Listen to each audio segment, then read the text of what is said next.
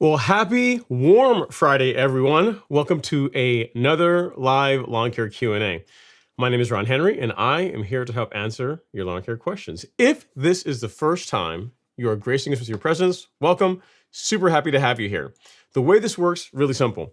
On your screen, you will see a chat box, and in that chat box, you can enter your question, concern, comment of the day, and I work through them in the order that they come in.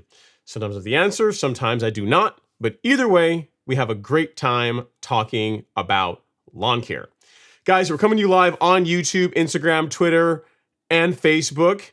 We see some guys here on Twitter, on Instagram starting to pop in now, so welcome as well. Guys, it's been a good week. Mother Nature's finally cooperating. The lawns are starting to green up. I was able to get out and do some fun stuff in the lawn this morning. I'm going to share that with you guys here in a little bit. And I think some other people have been doing the same thing. Some of the members of the Academy have been reaching out to me, and I've been checking in, and they all been following the calendar and getting their products down. So we are set to dominate the 2023 growing season. Hopefully you guys are all doing well. We got a new guide that was released this week, so you may have seen that if you're on my mailing list. If not, you'll see it as a pinned comment on your screen if you're on YouTube anyway, in the chat box. That is, you guys know we did the long comprehensive annual guide. That was last week, and this one is more focused on spring. So we're going to do the comprehensive one is just as it sounds. It's comprehensive, talks about an annual lawn care program, has a calendar, an application calendar at the very bottom of it, and then you're going to see one for spring, which is released today, or I was released a couple days ago, and then there's going to be one for summer that will be released soon. It's already written, it's already good to go. Guys in the Academy, guys and gals in the Academy have already seen it. That will be released here publicly to everyone else soon. And yeah. So hopefully you guys are getting some value out of all the written content as well as the YouTube content. All right, so let's see who we have in the show this evening. First of all, we got Mr. Richard Taylor. He says, "Good evening, Ron. I hope you had a good week." I did. Every couple of months, it's a busy time at work, so that is past. That's gone. So I can focus on other work for the next couple of months, which is nice. And yeah, it was a good week from a lawn care perspective. Got to get out and mow the lawn a little bit, and got to get some products down, got some stuff applied. Got to go see Lee at Real Rollers for a little bit today. So overall, very productive week. Very productive week, I have to say. Can't complain at all. All right, VMH is up next. He says, "Hey, Ron, happy Friday. Thanks a lot for the awesome detailed lawn calendar. You're very welcome." Yeah, so that took a lot of work to put that together, that post. If you guys don't know what he's talking about, let me actually pull it up here. I'll bring up the yearly application guide. I think I've got it on this one of the windows on this one. Yep, there it is. All right, so over the course of the past couple of months, we've been working really hard to get this finalized, and this is what VMH is referring to. So if you look here, if you're part of the mailing list, you've already seen it. But there's an annual application calendar, 365-day timeline, talks about spring lawn care, summer lawn care, fall lawn care, winter lawn care. And then the thing that a lot of you guys really wanted is item 5 on the table of contents, which is the month-by-month lawn care application schedule. So this is a breakdown as far as, what should I be doing in March, what should I be doing in April, May, all the way through to October. So if you want a very basic calendar, it's not as detailed as what we have in the Golf Course Lawn Academy, but it's enough to get you going.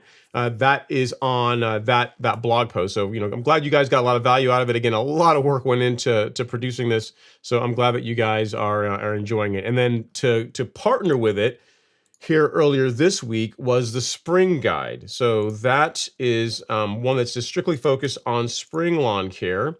So if we go, I'll drop it in right here. We can replace Humic Max. So this one is all about spring lawn care guide and tips. This one was released just a couple of days ago. I think Wednesday is when you guys were emailed about this one. So it talks about aeration, dethatching, and scalping. Here's the thing. I call it dethatching, but really what I'm really referring to is turf raking, because I put turf raking in there, no one's going to know what I'm talking about. Like, you guys know what the difference between turf raking and dethatching are, but the general population does not know. So, the content is written obviously for lawn care geeks like you guys, but also for a broader audience that might be discovering the Golf Course Lawn Store for the first time. And I want to make sure I use terminology that they will understand. But yeah, so hopefully you guys get some value out of this. Give me some feedback. If you like it, great. If you don't like it, tell me that too. If there's things that can be better about it, let me know. I'm always open to hearing from you guys what you guys want to see. So yeah, thanks so much, VMH. I'm glad that you found it useful. And again, there's a pinned comment at the top of the live stream if you're on YouTube that takes you that one. It takes you to the spring lawn care one, the one that was just recently released. All right, so I have a question here on Instagram. It's from Shauna. She says, Shauna553 says, "Do you know if Carbon Pro G attracts birds? It seems early in the season I have birds in the lawn, plus I did a treatment of Miramichi pest control." Yeah, so it doesn't attract birds that I'm aware of, Shauna, but what you might be finding is now that we are getting warmer weather and it's maybe getting some rain, worms tend to come near the surface, and the birds might be going after that. I notice on my lawn, after any kind of rainfall, the birds all congregate on the lawn. After I run irrigation, they must have bird chat where they're sitting there talking to each other, saying, "Hey man, guys, he ran irrigation. It's a code green. We can fly in. There's gonna be earthworms everywhere. We can go and dominate." So anytime there's moisture on the lawn, or that I found, that is when I see more bird activity on my lawn. So I don't think it's actually attributed to Carbon Pro G itself. It's more so, likely if you got some rain here recently, which we've all been getting, that is likely what is causing the birds to come out and get out there and get a snack. Maritime Lawn is saying, "Still snow here. Excited to see you guys getting at it already." Yeah, man. Yeah, it's been a good time. Good time. So the way I started out this morning, so here's the thing. According to the calendar, those of you guys that are in the Golf Course Lawn Academy, according to the calendar, April 1st, which is tomorrow, is when the big season, the big work kicks off. We've been doing our pre-immersion, our scalping, that kind of stuff, but really April 1st is go time. And unfortunately tomorrow it's supposed to rain. It's supposed to rain a lot of tomorrow, and instead of, getting out there when rainfall is coming down, and that might mess up my foliar app, what is one to do other than move the application up one day? So I'll show you guys early this morning. This is what I did on the lawn. So you'll notice here, I can pause it really quick. So you got Essential G, obviously a staple that goes on the beginning of every month. And then, as I've told you guys in the past, the Country Club 12024, that's what I'm starting out the season with. And I'm going to transition to Humic Max after that. Then I got my foliar sprays. So Release 901C, NutriKelp, Nutrisolve, BioSpectrum. And then that was really it for the morning. Then once the lawn dried, because I wanted the foliar products to dry on the lawn, and then I came back later on this afternoon and did Acelepryn G, which you can see hanging out there in the lower left-hand corner, right around 7 or 8 o'clock in that image. So all of that went down today. So it was a really busy time. A lot all went down today, and it was fun. It's fun getting out on the lawn, throwing some products down, having a good time, and getting the Acelepryn down. I got so my lawn is done. Alex's lawn is done. The neighbor next door, their lawn is also done with Acelepryn. So insect problems, grub control, check.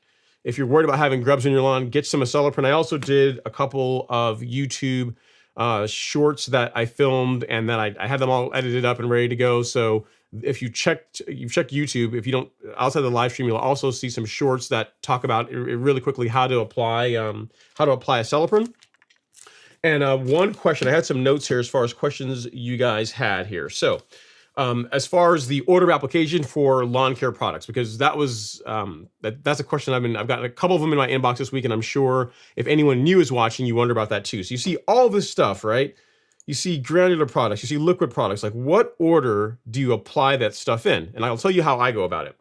What I like to do is apply the dry products first. So I start with Essential G. So I do Essential G first, and then I'll do my granular fertilizer. So Essential G, and then the 12024 went down. And then after that, I will spray my liquids. So the liquids that you saw in that image outside of Acelepryn, outside of the insecticide, are they don't have to be watered in.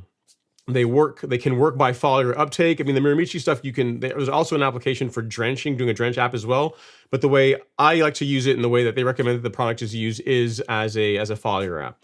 So spraying, actually I can talk about this, have it up here while I talk about it. So spraying the liquids you see there, Release 901C, NutriKelp, Nutrizolve, and BioSpectrum.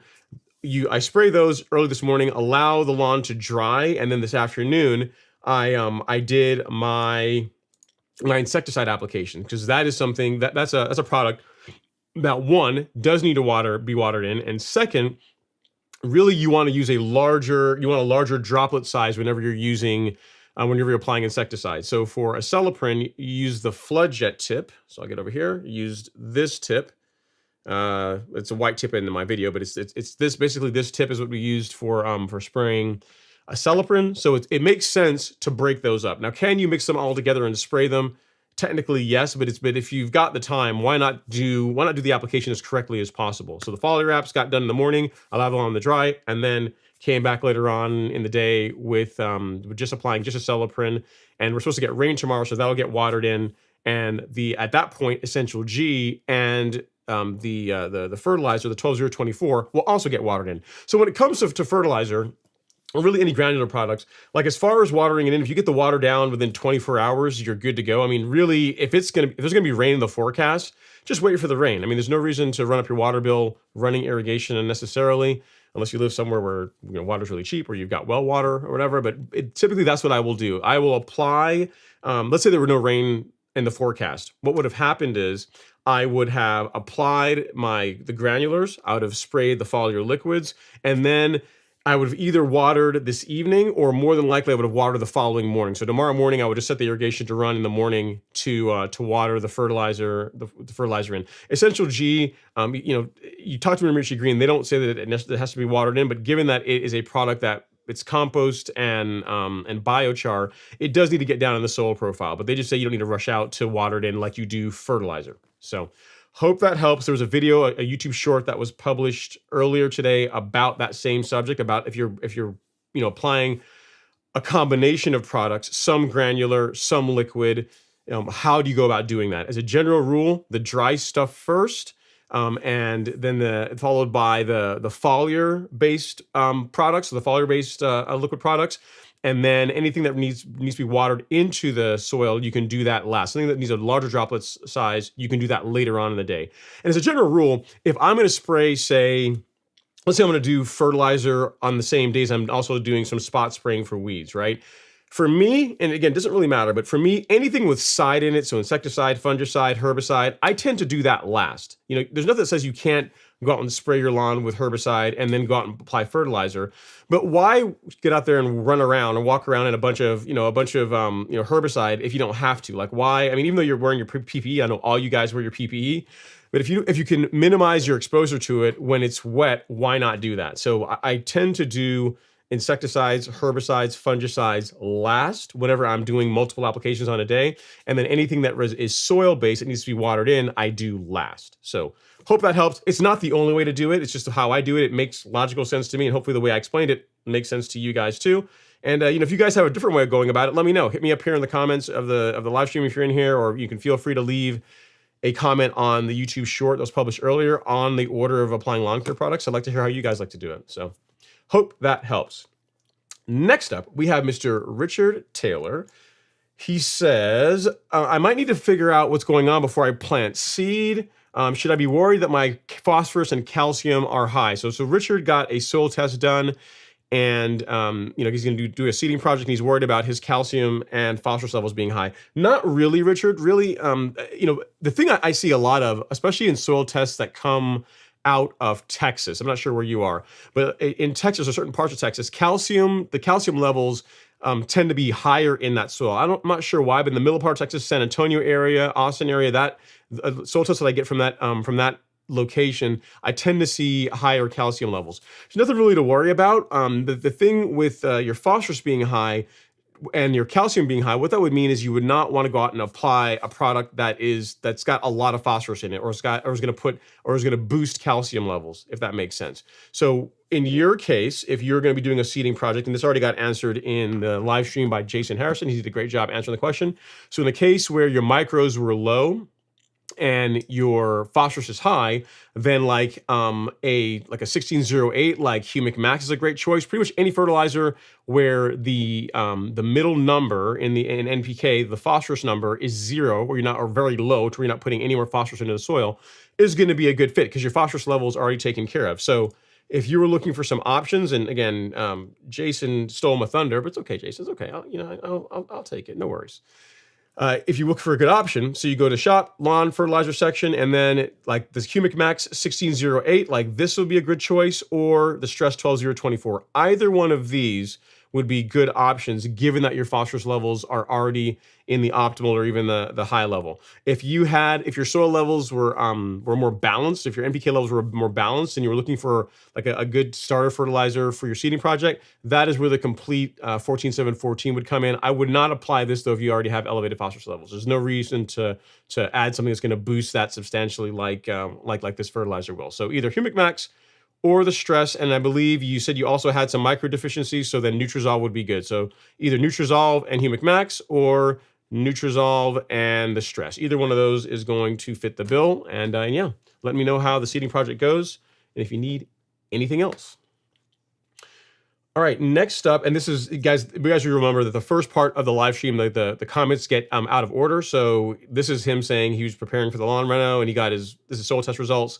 So his micros were low and phosphorus and calcium were high. So that's where the recommendation came from. I saw it before the show started. So even though the questions the first set of comments that come in get jumbled, I knew what he was asking. So there you go. Next up, we got Mr. Vince, the Longineer, dropping in. He says, dropping in just to say hello. I can't stay for the live, folks, but wishing everyone a good start to the season. Thanks, Vince. Appreciate you. I'm not sure if you're still here, but definitely appreciate you coming in just to grace us with your presence for a little bit. We really do appreciate that. And if you guys are enjoying the show, I know we're only 15 minutes in, but if you guys wouldn't mind hitting that like button ever so gently, it doesn't cost you guys anything. It's a free way to support the channel and the show. Sends good vibes to the YouTube algorithm and says more people should come over here and watch the Friday live lawn care Q&A. So if you guys would not mind doing that, I would really, really appreciate it. On the topic of awesome lawns, Robert Rainey, he is a member of the Golf Course Lawn Academy, and he sent me some pictures of his lawn.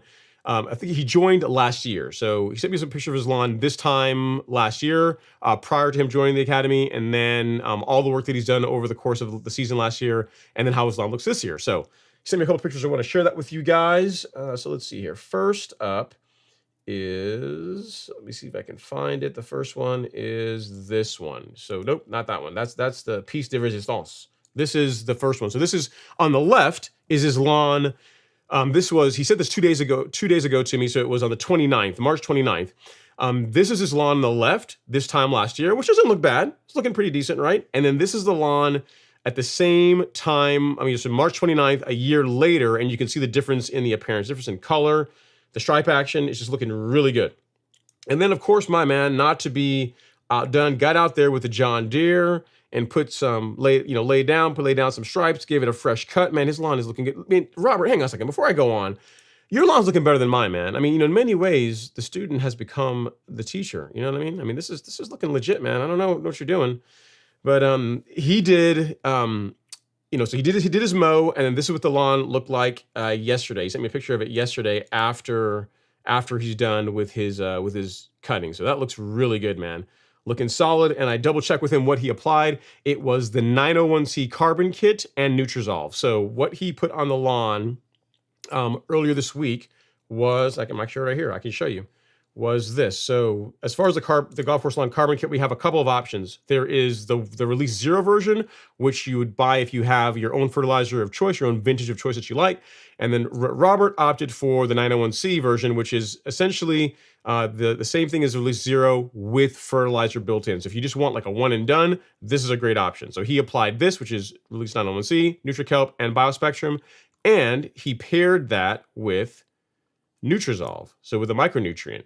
And just a couple of days later, as I was telling you, with liquids, you can expect to see results. I mean, they get taken up really quickly, and you're going to see visible results within a couple of days. So if you applied on a Monday, by Wednesday you should start seeing some results. And as is evidence in Robert's lawn, a really big difference. I mean, that looks really good, man. Especially given that we are really in only the end of March. Only now we're starting to get consistent temperature. Lawn is looking like fire. It's looking good, man. I got to step my game up, man. You're making me work. I'm a little nervous here. But it's good. Great work. Good job getting your mow done. And the lawn's looking awesome. You're definitely ahead of the curve compared to where you were last year. So this season's going to be awesome. And you already know everything to do as far as maintaining the turf and keeping it looking nice. So keep going, man. All right. We have Archie Amos is up next. He says, "Evening, young man. Just wanted to say hello." I appreciate that, Archie. He says, "My Essential G just arrived and I'm going to put it down before the rain hits. Check in again in an hour." How you know I'm going to be here in an hour? I might not be here in an hour. You never know. I mean, I've gone a little bit long, like all the shows prior to this one, but tonight might be the night. I might be only like a 30-minute show. 45-minute show. You never know. You might go out and do your Essential G app and you'll come back and I'll already have signed off. It might happen. Maybe not, but not tonight, but it could happen is what I'm trying to say. All right, well, enjoy that, Archie. I do not want to get between a man and his fertilizer and lawn applications, Essential G applications, so have fun, and I'll see you shortly once you get back. Vince is like, "Let's go." That's right. Let's go, man. It's a good time. It is a good time. Next up is Mr. Gary Keller Jr. He says, "Happy Friday, Ron. Starting to warm up here in Chicago." Glad to hear that, Gary. You guys have suffered from enough cold weather as it is, enough snow, so it'll be fun to get you guys out there with your cool season turf, get that looking right. Also, will be a good time. Then Mr. Gunny Grasshopper's up next. He says, "Hey, Ron and all my lawn products are down and ready for the rain tonight here in Georgia." Nice. Yeah, so you and I are thinking the same thing, Gunny. Really, I was planning tomorrow to do that, but given that we have rain in the forecast, I'm not going to get to do that tomorrow. So the plan for this weekend, though, outside of the applications to the lawn, was to also do the top dressing, just the compost top dressing, the carbonized PN top dressing of the front lawn. So I'm going to be filming that, make a video over that. You guys can check it out and watch me slave away out there on the front lawn on that slope with several bags of carbonized PN. So if you guys are interested in seeing that, definitely subscribe to the channel if you guys have not yet. And if you want to see what I did on the front lawn. So here's the thing. You guys saw that video, that little snippet earlier showing what I did on the back lawn, right? Which was all of this stuff, right? So the biostimulants, the 901C NutriKelp, Nutrizolve, and then Essential G, and then 12-0-24 fertilizer.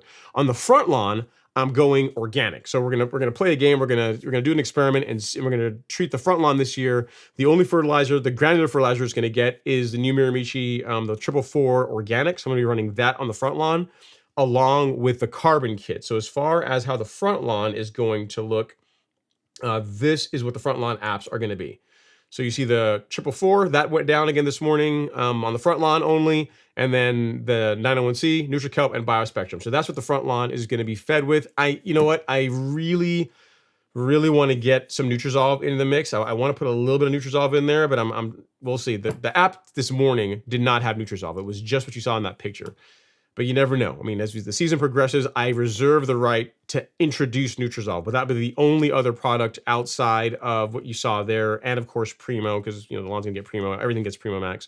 But the front lawn and vanity strips will be the 444 and the carbon kit, and then maybe some Nutrizolve. We'll see. So you guys will be able to compare the front to back. You guys will be able to tell me, hey man, the front looks just as good, or it looks better, or they look the same, or you'll be able to weigh in on what you guys think as far as the two different programs are going to be run on the back versus the front lawn.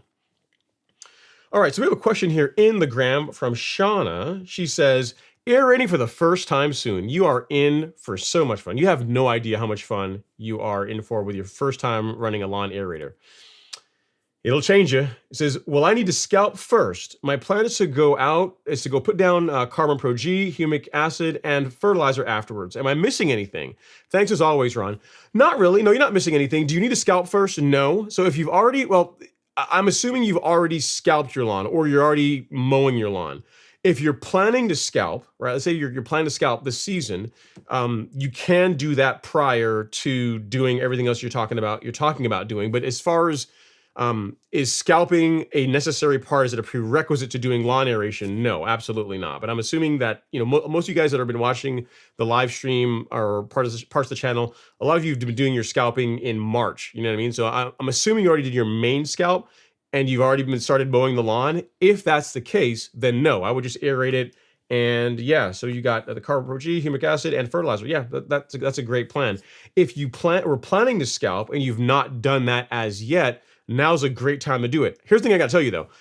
Running an aerator is, for lack of a better term, it's a workout. It's a lot of it's a workout is the best way to put it. So, if you can get some help with the scalping, I'm not sure how big your lawn is, that would be a good idea, because to do scalping and lawn aeration on the same day, that's a lot. I mean, you could do it, but it's a lot of work. So just something to keep in mind if you're, okay, you already done your scalp. She just replied, yeah. So you already did your scalp, good. You're good to go. So yeah, so in that case, just get your aerator, run the aerator, and then do your applications exactly as you have them there, and you are good to go. Yep, nothing that I would change about that at all. If you want to see some tips around how to run an aerator, or how I like to do it, that saves you time where you're not having to make a pass, pick it up, turn it around, and then make a pass the other way, I've got a video on lawn aeration that was shot last year that you might find useful. I can't link it really in Instagram, but if you want, I mean, I'll put the link in there, but I don't think it's gonna be clickable. But if you go over to my YouTube channel and just search like Ron Henry Aeration, this video of me holding up like a core from Aeration, it's got like a red arrow pointed to it. That's the one from last year that you should check out, and you'll get some good tips in there that will make the process less painful. So I hope that helps. And for those of you guys here on YouTube or in the gram, or our YouTube or Facebook, you guys can see the aeration video here. That was the one I just shared with Shauna. So cool. Thanks for the question, Shauna. All right. Next up, we have Jason Harrison. He is saying that the 1608 and release zero and Nutrizolve for, you said release zero. You went Nutrizolve for micronutrients. So yes. So I read your answer wrong, Jason. But yeah, the 1608 I agree with. Release zero, always great to apply. But as far as addressing the micronutrients, you're really going to want to use Nutrizolve for that, not release zero. So good stuff there. Appreciate you chiming in. All right, so we have our first super chat of the evening, and it was from Mr. Ben Raham. Super chat received. Thank you so much, Ben. Appreciate all the love and support. He says, happy Friday. Our record 2-year-old Blackjack is greening up faster than 1-year-old Maya. Maya is nicer, but both look good with plant growth regulator. Maya grow-in is slow. Cool. Thanks for the update there, Ben, as far as how your lawn is coming in. And given that you have dropped the first super chat, that makes you, sir, the show sponsor. So there you go. Your name in lights for whatever that means to you. I'm glad to hear that your lawn is greening up nicely. Good stuff, man. Really, really good. All right, so next up we have, and guys, if I make a mistake or I lose my place, just don't think I'm doing it on purpose. I'm not ignoring you guys on purpose. All right, next up is Matthew Blisky. He says, popping in before getting the kids off to bed. My new Yard Mastery sprayer is a game changer versus my old backpack. It is a pretty nice sprayer, I have to admit. I mean, I've used a lot of sprayers out there. The Flow Zone and the Typhoon 2 is also a great sprayer. The Yard Mastery, in my opinion, gets the nod because for what you pay, you get more with it. Like you get the adapter, you get the T-Jet tips already built in, or not built in, but included with it. So literally you'll buy that and you're good to go. You buy once, cry once. One thing you guys will notice too, guys, if you're on the live stream, beneath the show, you'll see a new shopping tab that's been added. So any of the products that I'm talking about, I tend to do links, but a lot of the more common ones that you guys are interested in, you can certainly just hit the right arrow and you can move over there and you'll see all the products that I typically talk about on the live stream. I've added them there as well. So if you want to go find them, you can do that, or you can just wait for me to drop a link. But either way, it's really convenient. Right underneath where I am jibber jabbering away, underneath the description, you'll see all the products that I'm referring to on the show tonight. So hope that helps. All right, next up is Papa Moslow. He says, happy Friday, Ron and everyone. Happy Friday, Papa Moslow. Thanks for coming to hang out. Hopefully your lawn is greening up and doing well.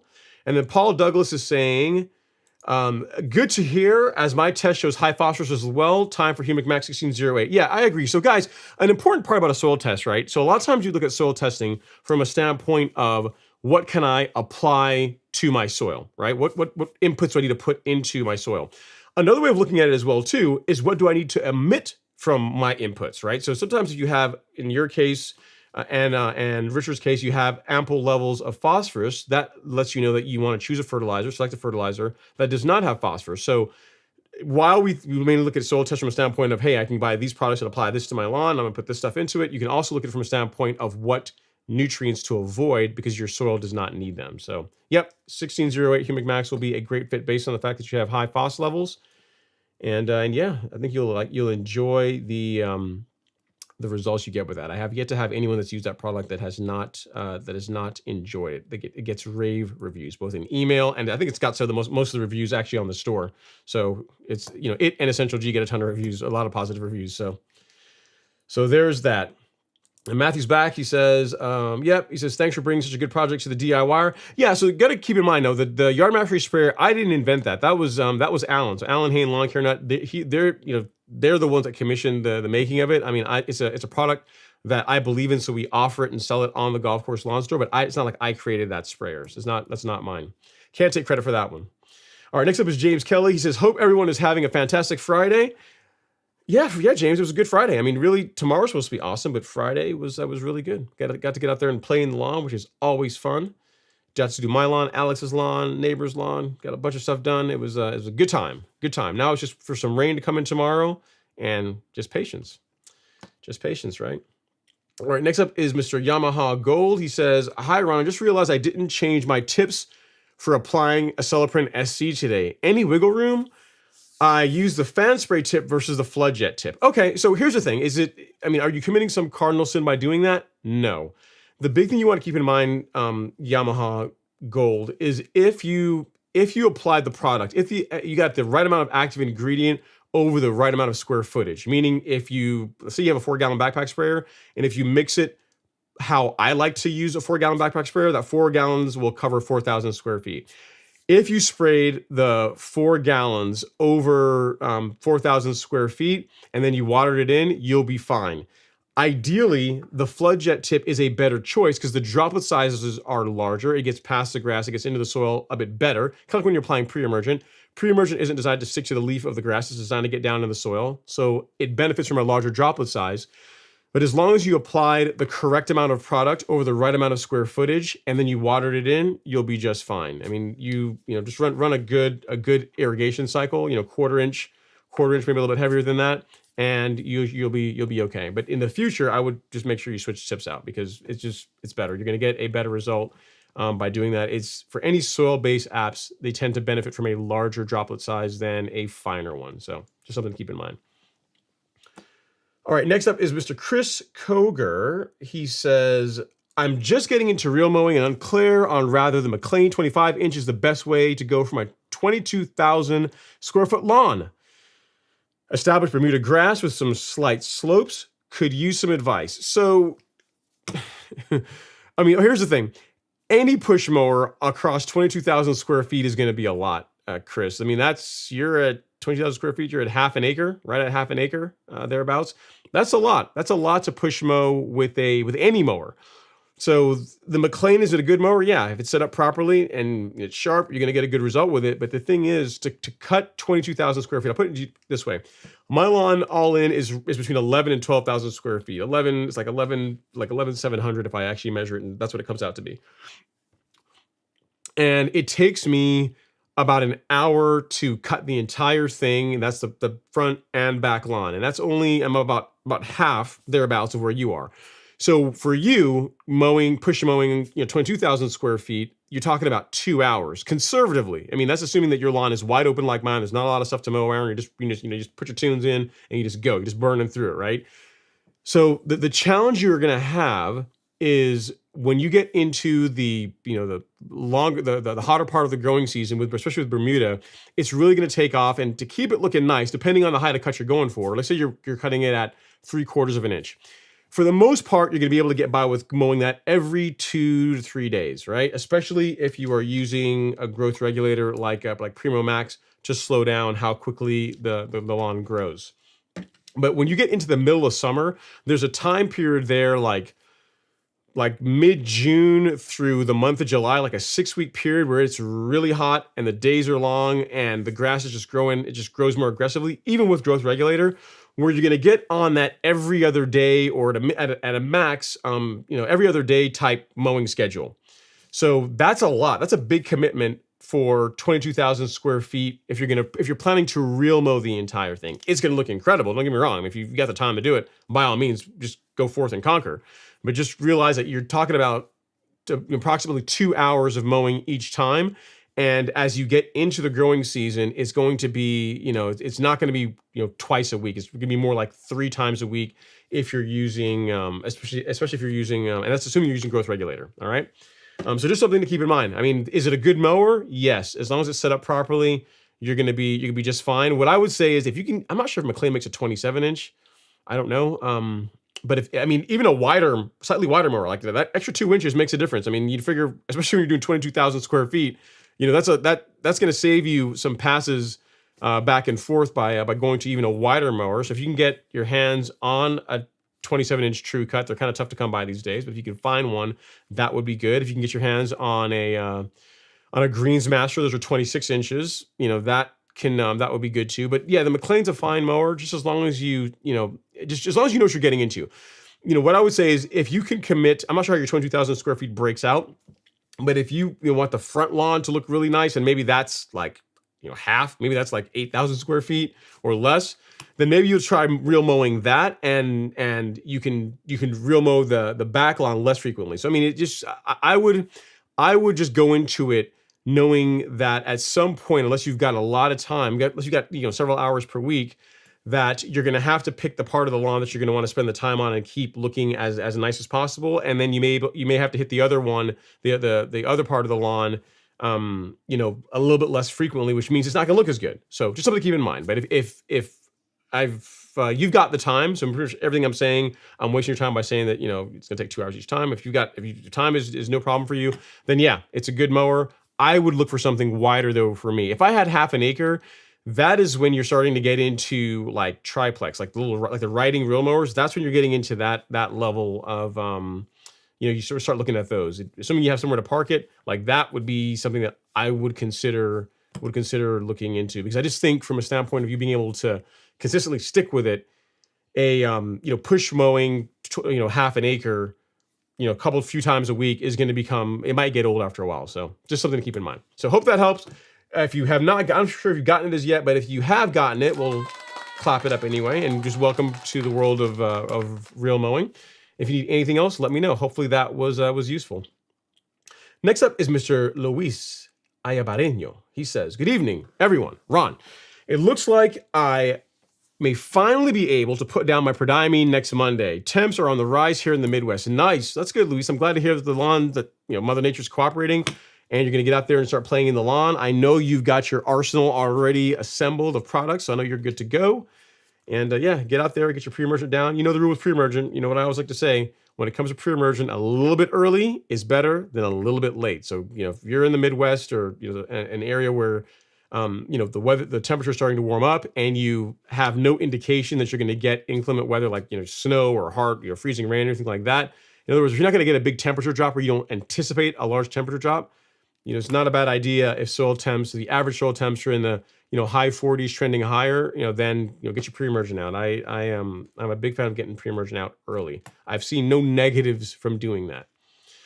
All right, next up is Tony Israel. He says, hey, Ron and company, my soil seems really hard and compacted. What's your opinion on aeration this early in the season? I think you can do it if you want. There's nothing wrong with that. If you were my neighbor here in Georgia and you wanted to get out and aerate your lawn, especially if you get compacted soil, nothing wrong with doing that, Tony.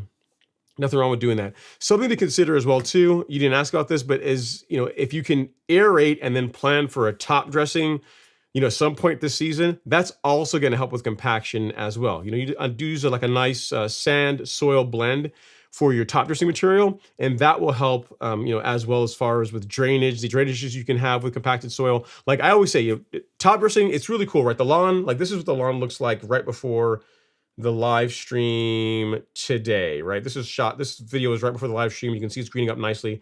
And yes, having a lawn that's nice and flat and pool table smooth is pretty. And it's cool to get your neighbors all jealous and say, oh, your lawn looks awesome. But the biggest benefit that I got received from top dressing is not the fact that the lawn is smooth. It's drainage. Like literally the lawn, when it rained, it would, you run irrigation too long and the water would sit in the lawn for hours and hours and hours. If you got a heavy rain, it would be on there an entire day and into the next day. The very first time I top dressed the lawn, it was a sand soil blend is what went down on that lawn, and it made a huge difference. Now it rains, like the entire lawn can turn into a lake if I get like a lot of heavy rain, and within hours it just pulls it away from the surface. So it's like I can't recommend top dressing enough, even if you're not real mowing, as a way to help improve drainage in your lawn. So just something to consider is in addition to aeration. All right, next up is Trilla. He says, happy Friday, Ron, and all lawn enthusiasts. I never thought I would enjoy turf raking the yard just as much as mowing. It's something about seeing the grass catcher full of all the dead debris. It is something you get into. Like at first you think, oh man, I like mowing, but I want to get out there, just be out there passing all over the lawn and raking up stuff. But it is nice. You keep going, and it's almost like a game. You want to get as much debris out as you can. So I completely get where you are coming from, Trilla. It's I completely understand it. Completely understand where you are, where your thought process is.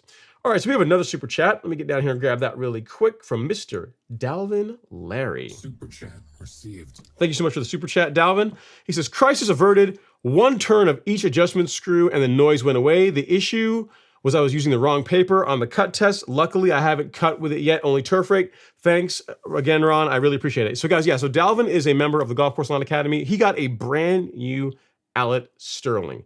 He got one of those new fancy mowers that is really tough for you guys to get your hands on. One that looks like, I'm not sure if I can do it. I can do it. Yeah, I can. This guy right here, he has one of these, not this particular one with the Union Jack livery on it, but he's got one of these, a Sterling. And he came into the Academy chat, into our private Facebook group and said, hey guys, so I got the mower and it's cutting paper, but when I put the cartridge in the mower, it's making a bit of noise. Like there's a bit of, you can hear like some contact between the reel and bed knife. And, I was telling him, I said, first of all, one, it should not do that. Like you want to back it off just a little bit to where there's not, it should be whisper quiet. It should almost be like a pair of scissors whenever the tolerance is set properly. But also when it comes to setting up I don't have a piece of paper to be able to show you. Whenever it comes to setting up the tolerance, your reel to bed knife tolerance, a lot of you guys will just take a single sheet of paper. I don't know if I've got one here that I can, well, no, I can't put that up. Yeah, if you take a single sheet of paper and you will use that, and you'll use that as a way for your paper cut test, and that's actually a little bit too thin. If you're going to use a piece of just regular printer paper, you need to take it and fold it in half, so double it, and then do your paper test with that. Because what can happen is if you use just a single piece of paper, you can end up setting your tolerances too tight, and that's just going to introduce heat. It's going to introduce excess wear, and you can end up damaging your brand new reel and or bed knife. So yes, it's important for the mower to cut paper all the way across. But another thing you can do is if you have, like for example, if you have one of our stickers. So if you order anything from the golf course lawn store, or most products, not everything, but a lot of the products like the herbicides, Primo Max, a lot of those come with a sticker.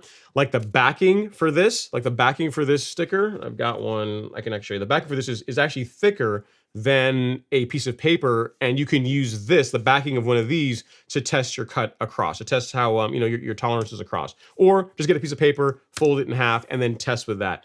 You don't, like, whenever the mower is set up properly, when you're running it, it should not be making a racket. There should not be a ton of noise where you can hear the reel and bed knife literally scraping against each other. I mean, very light contact to where almost like a like the sound that a pair of scissors makes, like that, like very, there's contact, but just very, very light. Nothing that sounds like metal on metal or anything aggressive is what you're going for. So long story short is that Dalvin came into the academy, the group, we all huddled together, listened to his mower. I said, dude, that's way too tight. You got to loosen that up a little bit. And looks like he got it set up properly and is good to go. So just friendly PSA for any of you guys that are getting into reel mowing. If you're a vet, you already know this, but anyone's getting into reel mowing, yes, you want your mower to, if it's freshly sharpened, it should be cutting paper. That's something you should be looking for. But be careful. You don't want to set that tolerance so tight that you're going to cause a lot of excess wear and damage, and potentially even damage your freshly ground reel and bed knife. So I take a piece of paper, fold it in half, or use the backing of like a sticker. That's thicker. You can use that for checking it across. So something to keep in mind if you are if you get your mower, if you're new to reel mowing, or if you get like a brand new mower like the Sterling, where the way they are shipped, the reel is backed away from the bed knife, so you have to set it yourself once you get it. All right, and thank you for the generous super chat there, Dalvin. And because of that, you are now the show's sponsor. Let me get you up here, Dalvin Larry. So your name, make sure I got it spelled right. Yep, your name in lights, for whatever that means to you. Appreciate all the support, sir. And if you need anything else, definitely let me know. I'd rather you ask a question than potentially ruin a brand new reel and bed knife on such a nice mower too. So glad we got you all squared away. Next up is Mr. Optic Cyclic. He says, does anyone use Scott's seed? Turf builder, awesome, or tough for children to play on? I do not. And I mean, the reviews that I've had, here's the thing. Most lawn enthusiasts, most people that are really into their lawns will use a seed for warm season grass, a seed from Pennington, or if you got cool season grass, a seed from Barenbrug. Like, those are good brands. I'm not saying that Scott's doesn't make decent grass seed. I've not used any of their seed in like forever. Like, so I mean, their new stuff might be good. But there's something to be said for a more, to use air quotes, more boutique seed shop like Pennington, like Barenbrug, like Pennington. Like that's like one of their bread and butter, right? Like that's what a lot of what they do. Same thing for Barenbrug. So if it were me, given the amount of money and time that goes into one preparing a lawn and getting a lawn to grow in from seed, I would go with a higher quality seed. So for warm season grass, I would pick something from Pennington. And if you're going with a cool season grass seed, then there's tons of good ones out there. But Barenbrug is one I always hear about and is always well received. You always hear good reviews about that particular grass seed. So those are my thoughts on the matter. Again, I'm not speaking from direct experience with Scott's, but I mean, Scott's has a lot of stuff. Like, they make fertilizer and herbicides and spreaders and apparently seed, and you do a bunch of things. And if you do a lot of different things, it's hard to be world class at any of them. Whereas you take a company like Pennington or a company like Barenbrug, where, I mean, Pennington does other things too, but their focus is really in those spaces. That is what I would I would lean more towards that than going with a jack of all trades type brand, if it were me. Especially given how much work goes into getting a lawn to establish some seed. So just my thoughts on the matter. Next up is Papa Moslow. He says, When I apply granular and spray at the first of the month, I leave footprints almost like I stepped in Roundup before walking on the grass. Only happens when I apply both. Thoughts on what causes this? Okay, so you apply a granular and a spray. On the first of the month, you leave footprints almost like I stepped in Roundup before walking on the grass. I don't know. So I don't get that, Papa Moslow. So are you saying are they colors of as like discolorations, like the grass turns like brown, like it looks almost like it's burnt wherever you were walking? I've not seen that. I've not seen that. To your point, the only time I ever really see that happening on people's lawns is whenever they are spraying like Roundup, some kind of non-selective herbicide, and they're walking through it. I've seen that cause it, but I've not seen, like I put a lot of granular fertilizer on my lawn and I sprayed a lot of liquid fertilizers on my lawn, and I've never quite seen that. If you can take a picture of it, you got my email address. Send me a picture of it. I'd like to see what you're talking about, because this is an interesting one. This is a case for us to get to the bottom of and solve, but I can't think that that it would do that. I mean, is it near the, like, say you're putting you're mixing the fertilizer on like a patio or on your driveway? Is it the first steps off the patio or off the driveway where it does it, or is it all throughout the lawn? Like everywhere you walk, you're seeing that? Because I don't have that. I've not seen that on my lawn. The only times I've seen situations like that where from viewers is whenever they are spraying like a non-selective herbicide like glyphosate. And they walk somewhere where they shouldn't. Like they're spraying in beds, and as they're walking through the beds, and then when they're done, they go and they walk on the lawn. Then that can cause the kind of damage that you're talking about. But send me a picture. Without pictures, it's hard to know for sure. Send me a picture. If you can't get one to me this week, send one during the week, and we will get to the bottom of it. That's an interesting one. I have not seen that one before, unfortunately. All right, next up is OK Lawn Guy says, hey, friend, what's going on, OK Lawn Guy? I'm guessing you're from Oklahoma based on the OU logo on your avatar. Hopefully you're doing well. Thanks for coming to hang out in the live stream. And then Mike D is saying, no questions for now, just here to say hi from Cancun. Whatever, Mike. So you're not in I think this is the Mike D from Martha's Vineyard, right? I think this is Martha's Vineyard, Mike D. So you're just trying to say maybe you're on spring break, or hanging out with the fam kids or whoever, or just you living your best life out in Cancun. And nice, man. Enjoy it. It's a great time of year to be out there. It's a good time to go out on vacation before it gets too hot and you really have to commit to the lawn, get your vacationing done. I get it. Next up is Miss Betty Comas. She says, hi, Ron. What's going on, Betty? Thanks for coming to hang out in the live stream. Appreciate you. I think you're a new viewer. So if you're new, I don't remember ever seeing your name before. So if you are new, welcome. Hopefully, we're providing some value for you, helping you get your lawn care questions answered. At a minimum, hopefully you can laugh at my corny jokes. Hopefully we're at least entertaining. There's that, right? So if you need anything, let me know. And then next up is OK. He says, fires in our state. Appreciate your prayers. Yeah, definitely OK, Lawn Guy. But is Oklahoma really dry this time of year? I'm not familiar with what your climate's like, but hopefully, given that it's a cool part of the year and tends to be a lot of rainfall, that it doesn't spread, and you guys or the firefighters are able to get it under control relatively quickly. So if you guys are enjoying the live stream, I know we got 135 people in here right now. If you guys would not mind hitting that like button ever so gently, I would really appreciate it.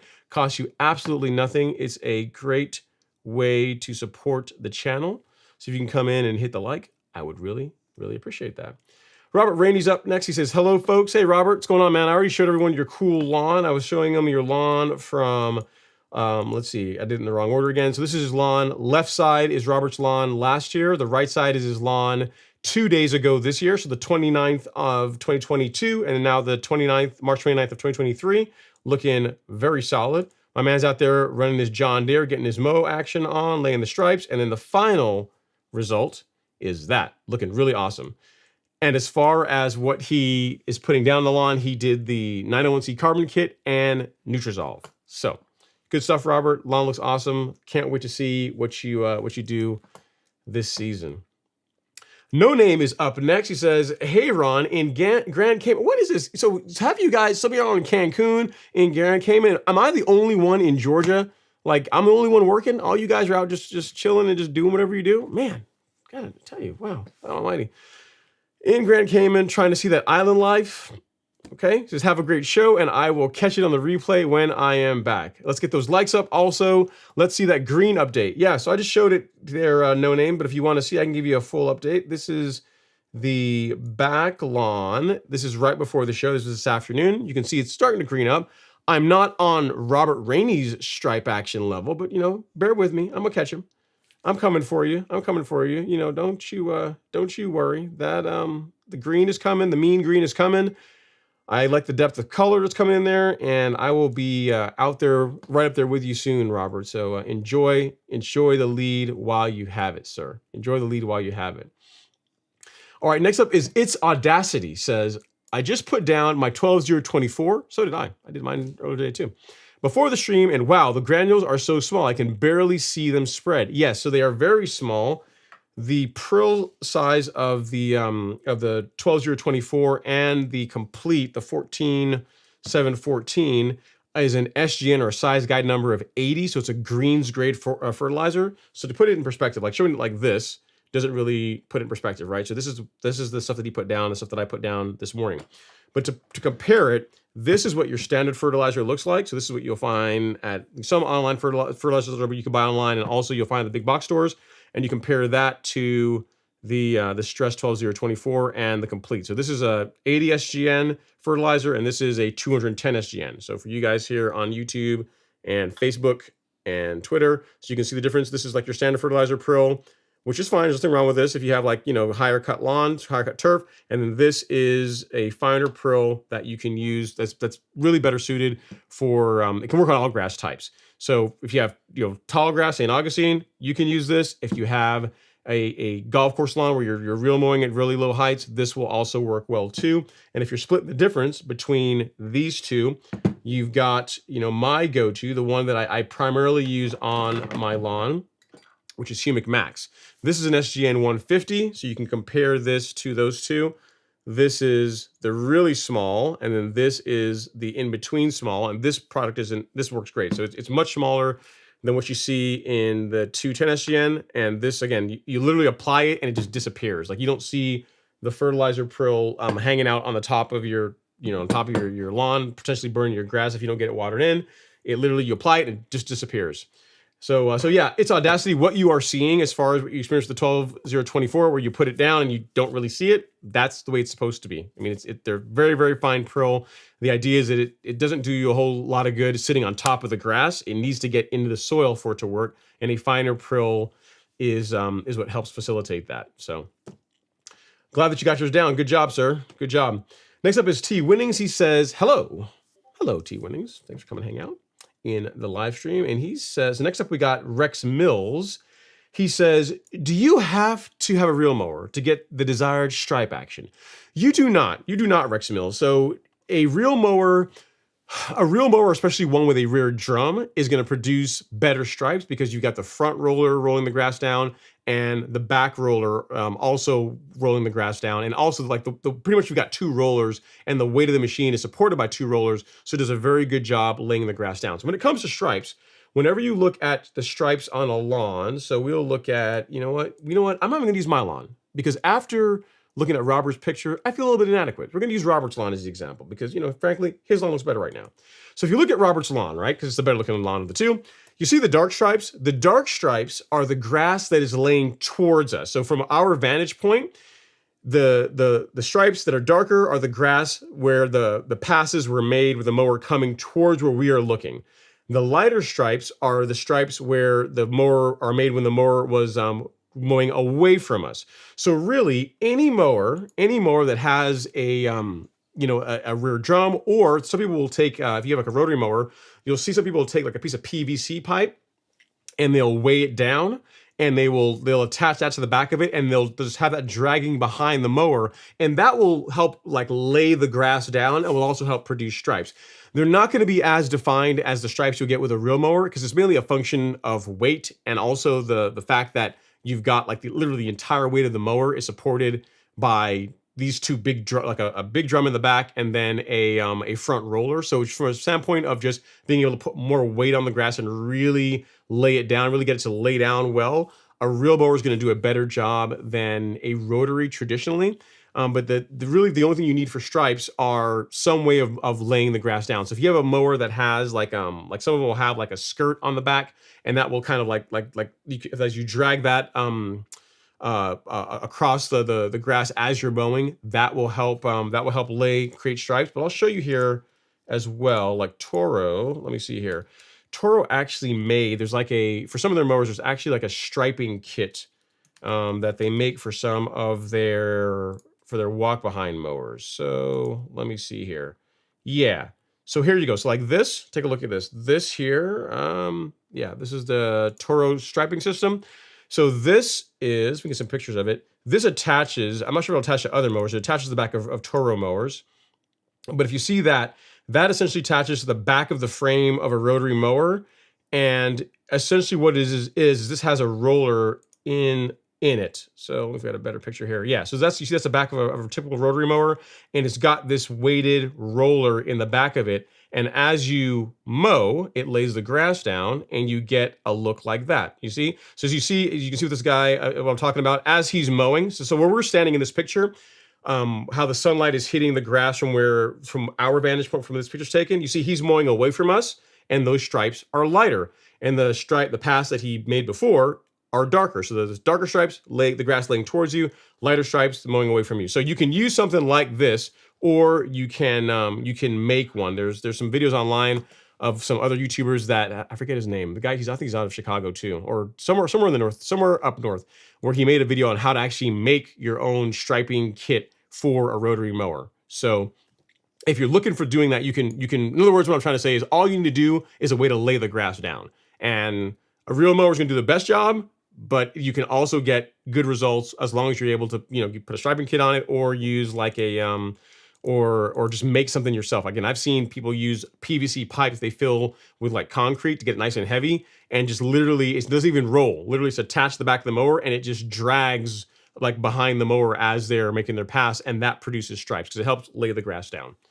So I hope that helps, Rex Mills. And if you have any other questions, let me know. And yeah, stripes are, pretty much any mower can stripe. Real mowers just do a better job of it due to their design and how they operate. All right, next up is Aaron Bowling. He says, "Evening, Ron. Appreciate the recent videos and information." You are very welcome. He says, "The last one on which fert to put down first, granular or liquid. Great stuff. Thanks for educating us." You're welcome. Anytime you guys see a YouTube short, what I'm tending to do is, right, as the channel's starting to grow and I'm starting to get more and more email. So instead of answering the same email over and over again, like if I get the same question more than twice in a week, I said, okay, time for a short. Because a short's like, a minute long. I can spend a little time writing it up and thinking about what I want to say in it, and I have a minute to get my point across. And you guys seem to be liking it. So it's a great way to answer like the viewer questions in a very concise, short way. And, given that this is the time of year where some of you guys that are super hardcore are going to be doing this kind of stuff, you're going to be laying down, your arsenal looks something like that. Your question might be, what should I apply and in what order? So that's hence that YouTube short that I posted earlier today that answers that very question. And if you guys have not seen it, one, how come? You should be subscribed to the channel. If you're not subscribed, definitely subscribe. Consider doing that. And if you want to see the short, it is this one right here. I'll actually link it in the chat. So you can put this on your watch list for after the live stream. Don't leave the show, but you can watch this one, later afterwards. Like what order to apply products. All right, right there, that YouTube short. It'll only take a minute of your time, literally a minute of your time to get the answer.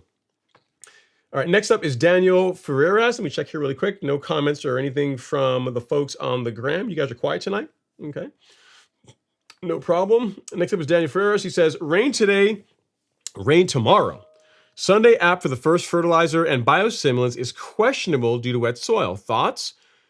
I mean, I don't know how much rain you're getting, Daniel. I'm not sure which part of the country you're in as far as like the amount of rainfall you're expecting. But if it's not, in other words, if you would go walk in the lawn, if you would, if it's not like so wet that, if you walk in it, you're going to be leaving boot prints and you're going to be like compressing the soil, like, you're going to be putting ruts in it, then get out there and get your application down. You know what I mean?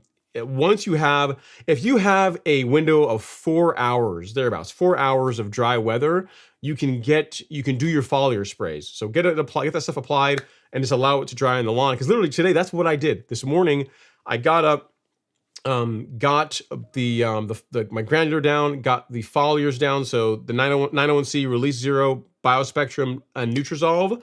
I got that done this morning, and then after lunchtime, after I got done with my last meeting, my last work meeting for the day, I went out there and I mixed up some Acelepryn because by then the lawn is dry. Everything I applied is already dried up really well, and then I mixed up a batch of Acelepryn, and then I sprayed my lawn and Alex's lawn and another neighbor's lawn. So if you have like a 4 hour window just where you can spray and where it's not going to rain like right after you apply it, go out and get it done.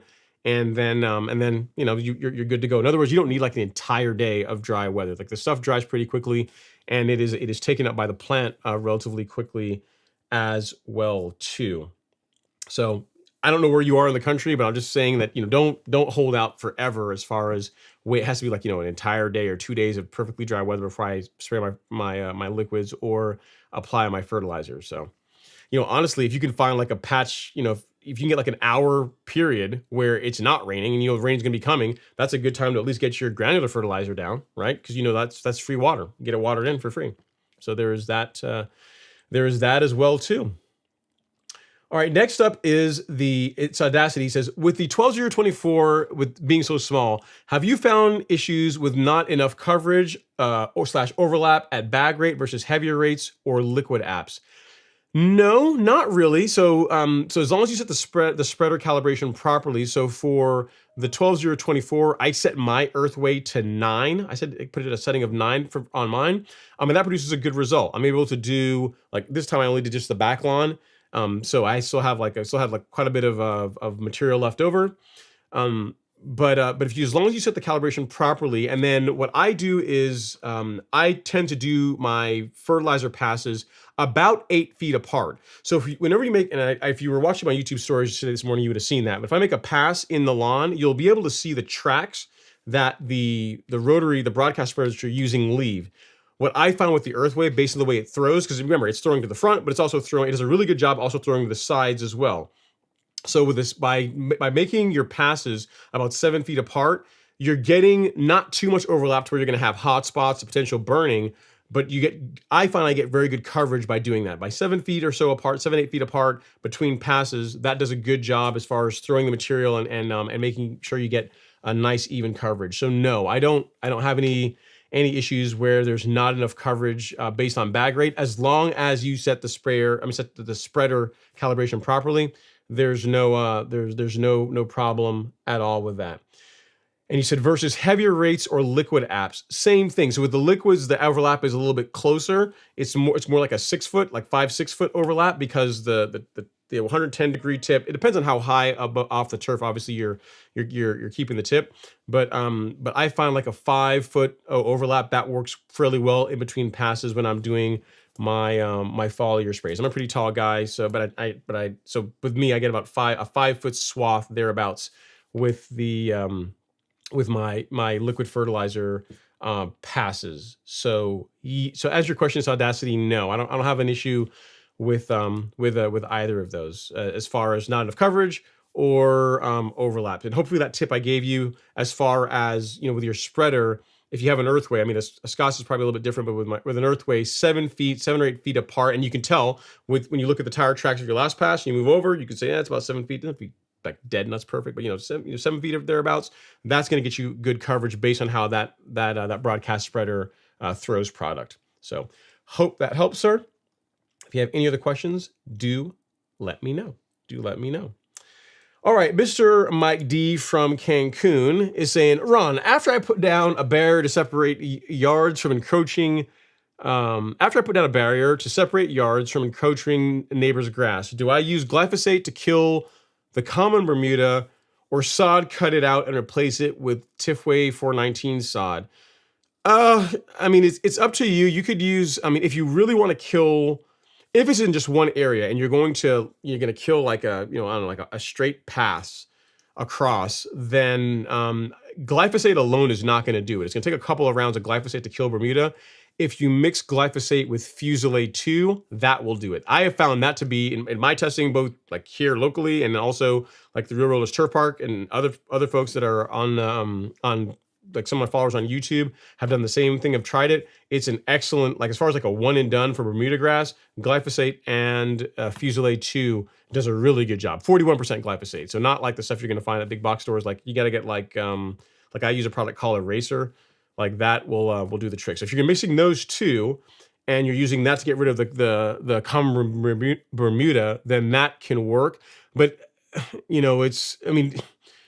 if the Bermuda is touching your existing 419, like it's unlikely that you're going to be able to kill only the common. You know what I'm saying? And so unless you're willing to also sacrifice some of the 419 to try and get rid of it, then that's going to be I don't know that it's necessarily worth the headache. It's up to you. If you want to spray it out, you can, but I would say mix Fusilade 2 with the glyphosate if you're going to go the chemical warfare route.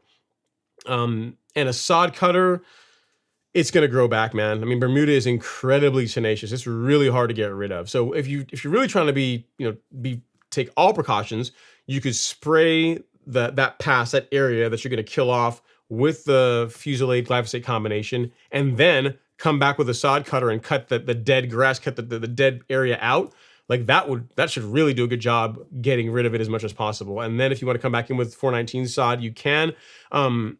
Bear in mind, not all 419 is 419, meaning I have seen 419 that from different places and they don't necessarily always match. So if you're someone that's a real stickler to your grass looking exactly the same, what you might do is kill off this area that you're trying to get rid of the common.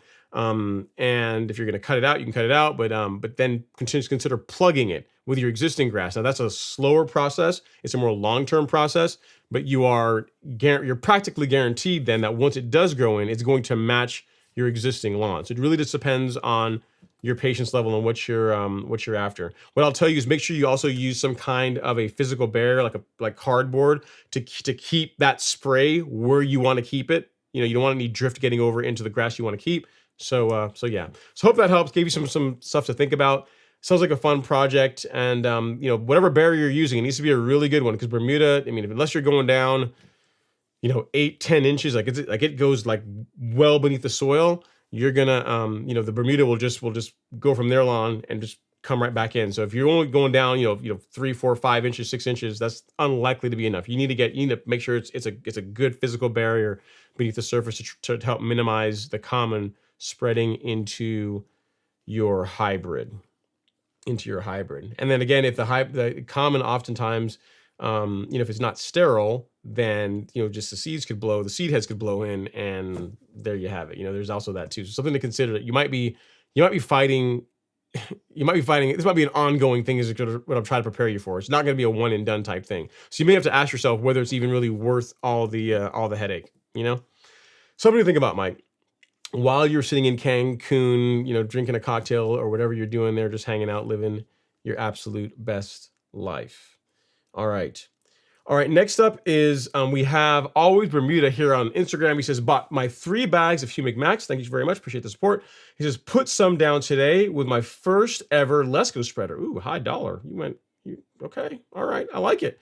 He says, different from using a Scott spreader. Yeah, it is. It's a big difference, man. I mean, you're talking about a spreader that's designed to just run and run and run and run. Okay, you think about like the Lesco spreaders, like those really heavy duty spreaders are like the real mowers or spreaders. They're really designed for professional applicators that are using them day in, day out, like all day, and they're designed just to hold up and last. So you'll likely not ever really replace that spreader as long as you take care of it. So yeah, there's going to be a big difference between the Lesco spreader and a Scott spreader, but there should be, because you paid. I mean, you may have gotten a good deal on it, but in the normal price point of a Lesco spreader versus a Scott spreader, it's a night and day difference, right? Like the difference between a greens mower and a regular rotary mower, or even like a true cut, there's a huge difference in price, and there's a huge difference in cut quality, right? So it should be better because you paid a whole lot more for it, right?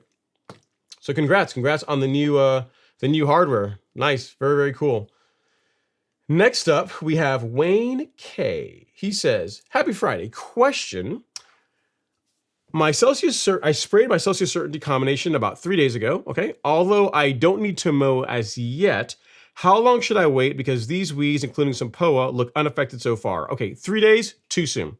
It's way too soon. So as far as when you can mow, if it's been 3 days since you have sprayed, you can mow your lawn if you want to. So if you want to give it longer, you can. But if you want, really, just after 2 days of after application, you can mow your lawn if you so desire. With Celsius Uncertainty, what you're going to find is that you're not going to see hardly anything for the first 7 to 10 days. And then you'll start to see the weeds begin to yellow, and then it will ramp up and the weeds will die off relatively quickly. That, unfortunately, is just a byproduct of the way those two herbicides work and the fact that you can spray them across a broad temperature range. There are herbicides you can spray, and literally like a day or two later, you can see the weeds already starting to yellow up and start to die off really quickly. However, those types of herbicides, you got to be very careful when it comes to temperatures. Once temperatures get above 75, approaching 80 degrees, you got to be careful. Definitely 85 degrees, a lot of them you can't use them anymore. Whereas Celsius Uncertainty can be sprayed across a very broad range. So with that, patience is just the order of the day. They tend to work a little bit slower, but they do work as long as you apply them at the correct rates.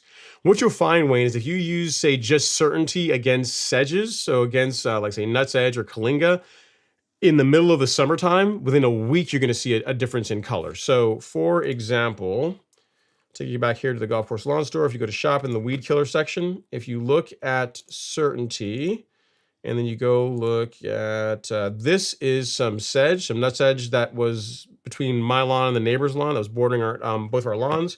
So this was sprayed with the Certainty Celsius Certainty combo, but you can use just Certainty by itself will do it.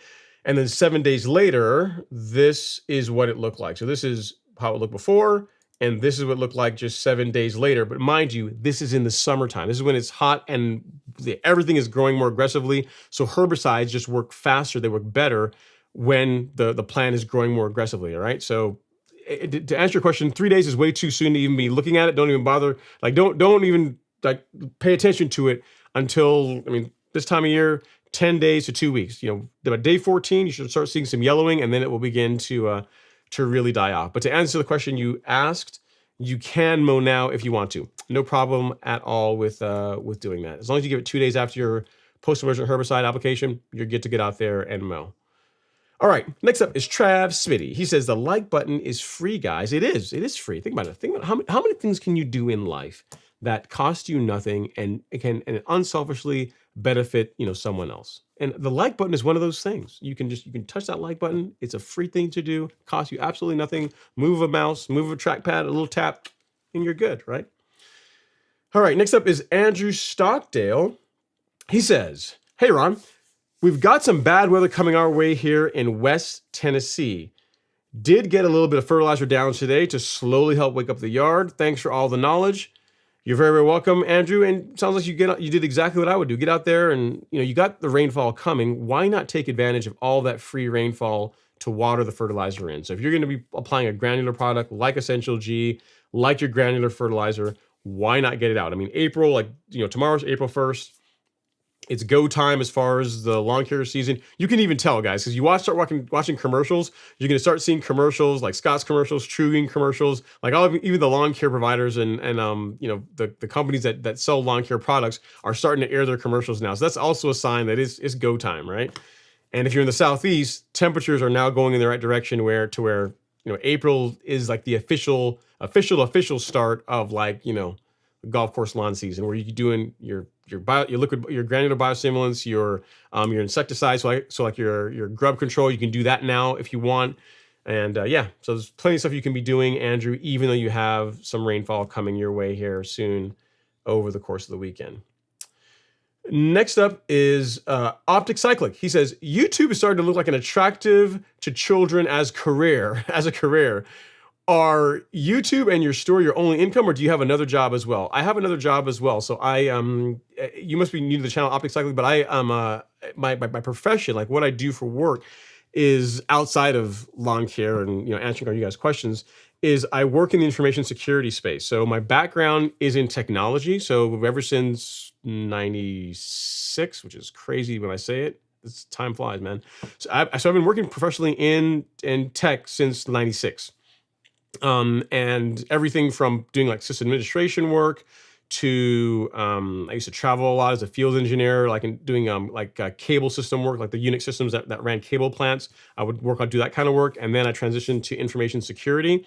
And in the information security space, I did what's called penetration testing. So what that essentially is a companies would pay the company that I worked for, would pay to have me break into their environments. In other words, I play the role of an attacker. So there's all kinds of NDAs and documents they got to sign that indemnify us, and you get to, it's one of the coolest jobs ever, right? You get to literally hack into systems for a living. So I got to do some stuff for in the commercial space, some stuff for government, which is a lot of fun, a lot of cool networks that I got to touch.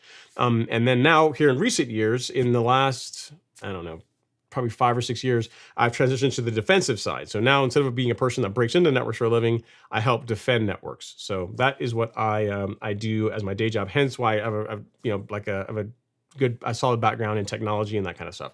I mean, YouTube as a career is definitely a thing. The thing that you have to realize, like any other career, right? And I'm wild for the next question. Like any other career, YouTube looks like it's really cool because it can be it can look glamorous, right? That, hey, I just turn on a camera and I just film, but it's actually a lot of work. It's like any job, like anything that you're good at, it takes a lot of time, a lot of energy, a lot of work to get good at it. Like, if you take like a video that I'm putting a lot of work into, that it will be like the top dressing video that I did a couple of years ago, like on how to fix the bumpy lawn, like that one that's got like, I don't know, I think over 700,000 views now, right? The one that's done really well.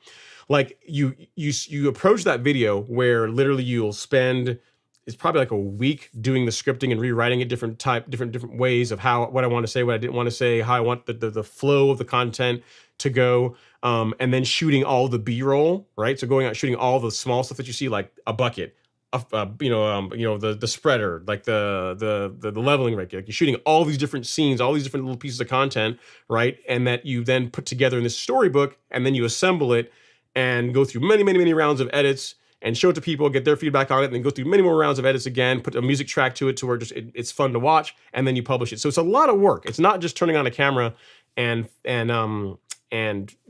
get tons of views and tons of followers. Not if you want to be good at it anyway, right? It's like anything else, it becomes a job, and it's a lot of work. And the more work and time you put into it, the better it gets. You know what I mean? You look at someone like Mr. Beast, who makes a lot of money on YouTube, but if he's also doing it, he was doing it now well over 10 years, right? So if you do anything, if you do anything for 10 years, like you're consistently working on one thing for like 10 years, it's really hard to not get good at it, right? So if YouTube it can be a career like anything else, but like anything else, you got to pay your dues. You got to work your way up, and big thing is just staying consistent and don't quit. All right, next up is Ramel Panagution. It's an interesting last name. I've never seen that last name before. I gotta find out where that's from. It's an interesting last name. He says, "Hey Ron, sorry I jumped in late, but do you usually do both in the same day?" I do. So if you're asking about biostimulants and fertilizer, so I'll show you. This is exactly what I did today, Ramel. So everything you see on that table is now on my lawn. So the order that I apply them are the bag in the back, the Essential G, the big lime green bag. That's the granular biostimulant. That's first. And then that is followed by the 12024 fertilizer. This is the fertilizer that I'm starting out the season with. And then I'll go to a different one called Humic Max 1608. But these two go down first. And then I follow that up with the big bottles that you see on the table there. Release 901C, the NutriKelp. These are all biostimulants and a little bit of fertilizer.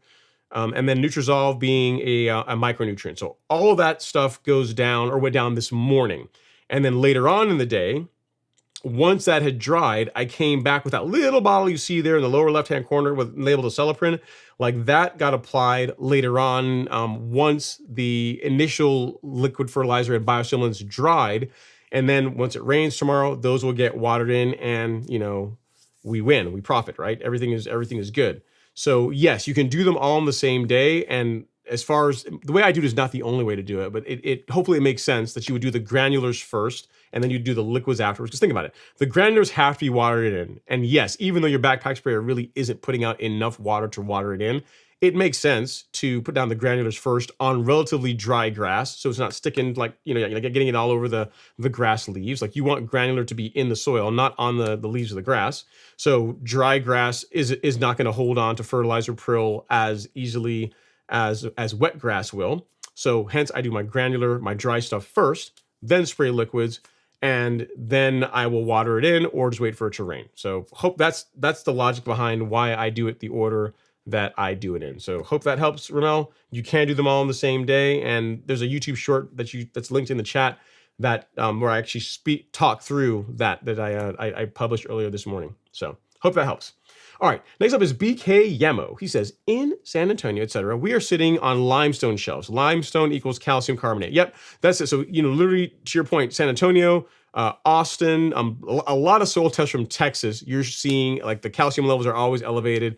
And, my answer is always like, don't worry about it. There's not a whole lot you can do about it anyway. Just don't go out and add. You don't need to add any more. You've won the calcium game. No need to add any calcium to your particular soil. Just, I really wouldn't worry about it. The thing that you would worry about are, like, if your phosphorus levels are high, that will let you know when I'm selecting fertilizers, I'm going to lean towards fertilizers that either have no phosphorus or have very small amounts of phosphorus in them. So thanks for that, BK Yama.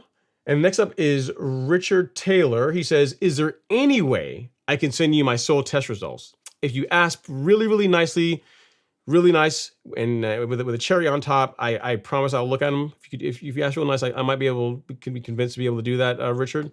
If you want to send them to me, you can send them to ron@golfcourselawn.com right there. That is my email address. If you send me your soil test results, I will take a look at them and I'll let you know what I think. It's likely going to be the same thing I just told you. However, if you just want to have peace of mind that I said, yeah, I looked at them, and like my advice still stands based on what I told you in the live stream, I am happy to do that. It does not take very long, and I will just send me an email, and at the end of the show tonight, I'll take a look and I will give you my thoughts on the matter. All right. Next up is Patrick Gates. He says, hey, Ron, what's your rule on how much green in the lawn before starting to put down some balanced granular fertilizer? I'm in North Carolina, and we were like 40 to 50% green where I am. Thanks, and have a great weekend. So if your lawn looks like this, less than this. If your lawn looks like, even if it's less green than that, then you're good to go. In other words, if there's more green on the lawn than there is like dormant grass, you can go ahead and get your fertilizer, put your granular fertilizer application out, right? If your lawn is largely still dormant, then I would not do it. Let me see if I have a video here from when my lawn was really dormant here. Let me see if I think I've got, so right here, like this is, I think, from a couple of weeks ago, what my lawn used to look like. So if your lawn looks like that, then it's a bit too early. I wouldn't do granular fertilizer if your lawn is still looking like this. If it looks like, you go out and look at your lawn and that's what you're looking at, then no, it's a bit too soon. But if it's not looking like that and it's looking more like the one I just showed earlier, where, it's more green than it's not green, even if it's not fully all deep green yet, but if it's more green than not green, then by all means get out there and get your fertilizer out. 40-50% green. If you want to go out and get your fertilizer out this weekend, by all means, go for it. It's only going to really accelerate now that we're getting warmer temperatures and the days are getting longer. So yeah, go out and get your granular fertilizer out. No problem with that at all. Next up is Justin Judkins. He says, first year reel mowing at 0.75 inches with a manual reel mower. Awesome. I like it. Good choice. Good height of cut choice, by the way.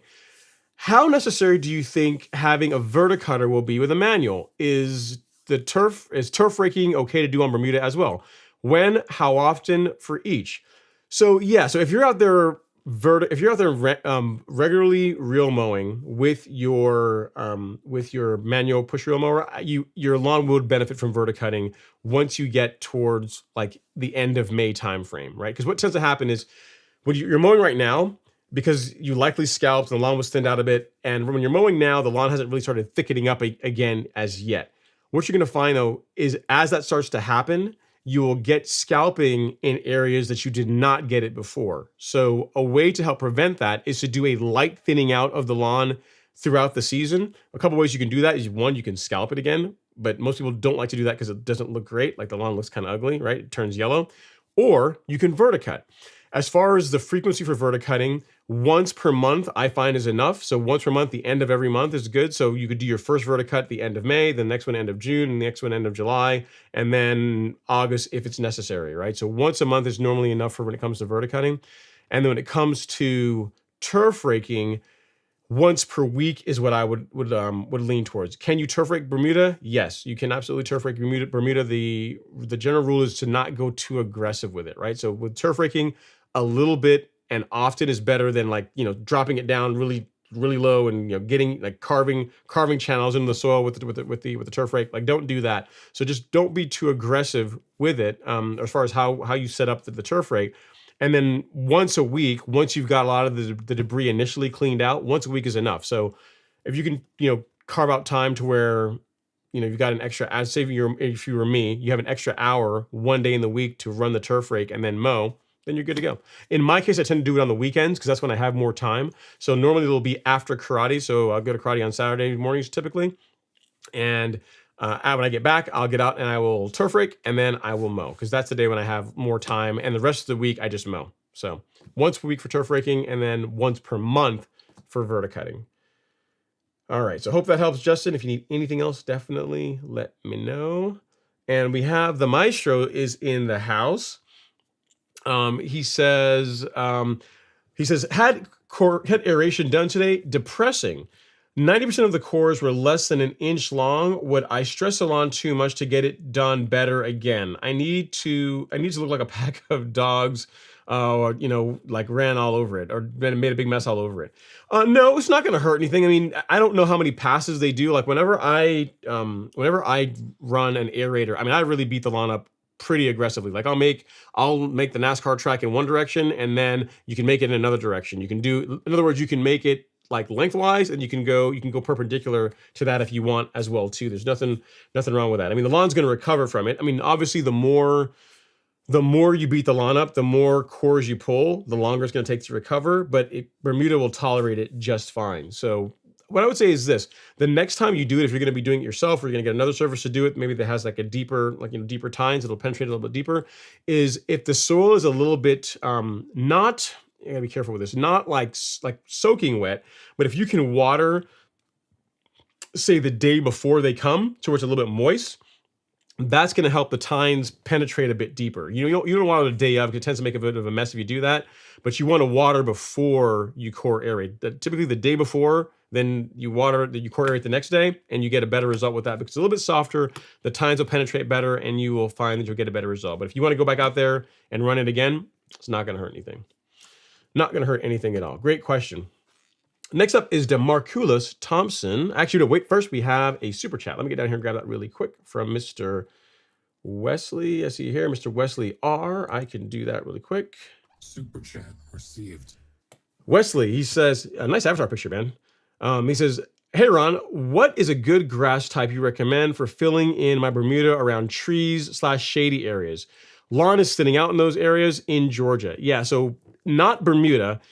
The answer to this question, the best answer, Wesley, unfortunately, is it depends. If you have a little bit more sun, if you have just a little bit more shade than the rest of the lawn that is doing well, you might be able to get by with zoysia.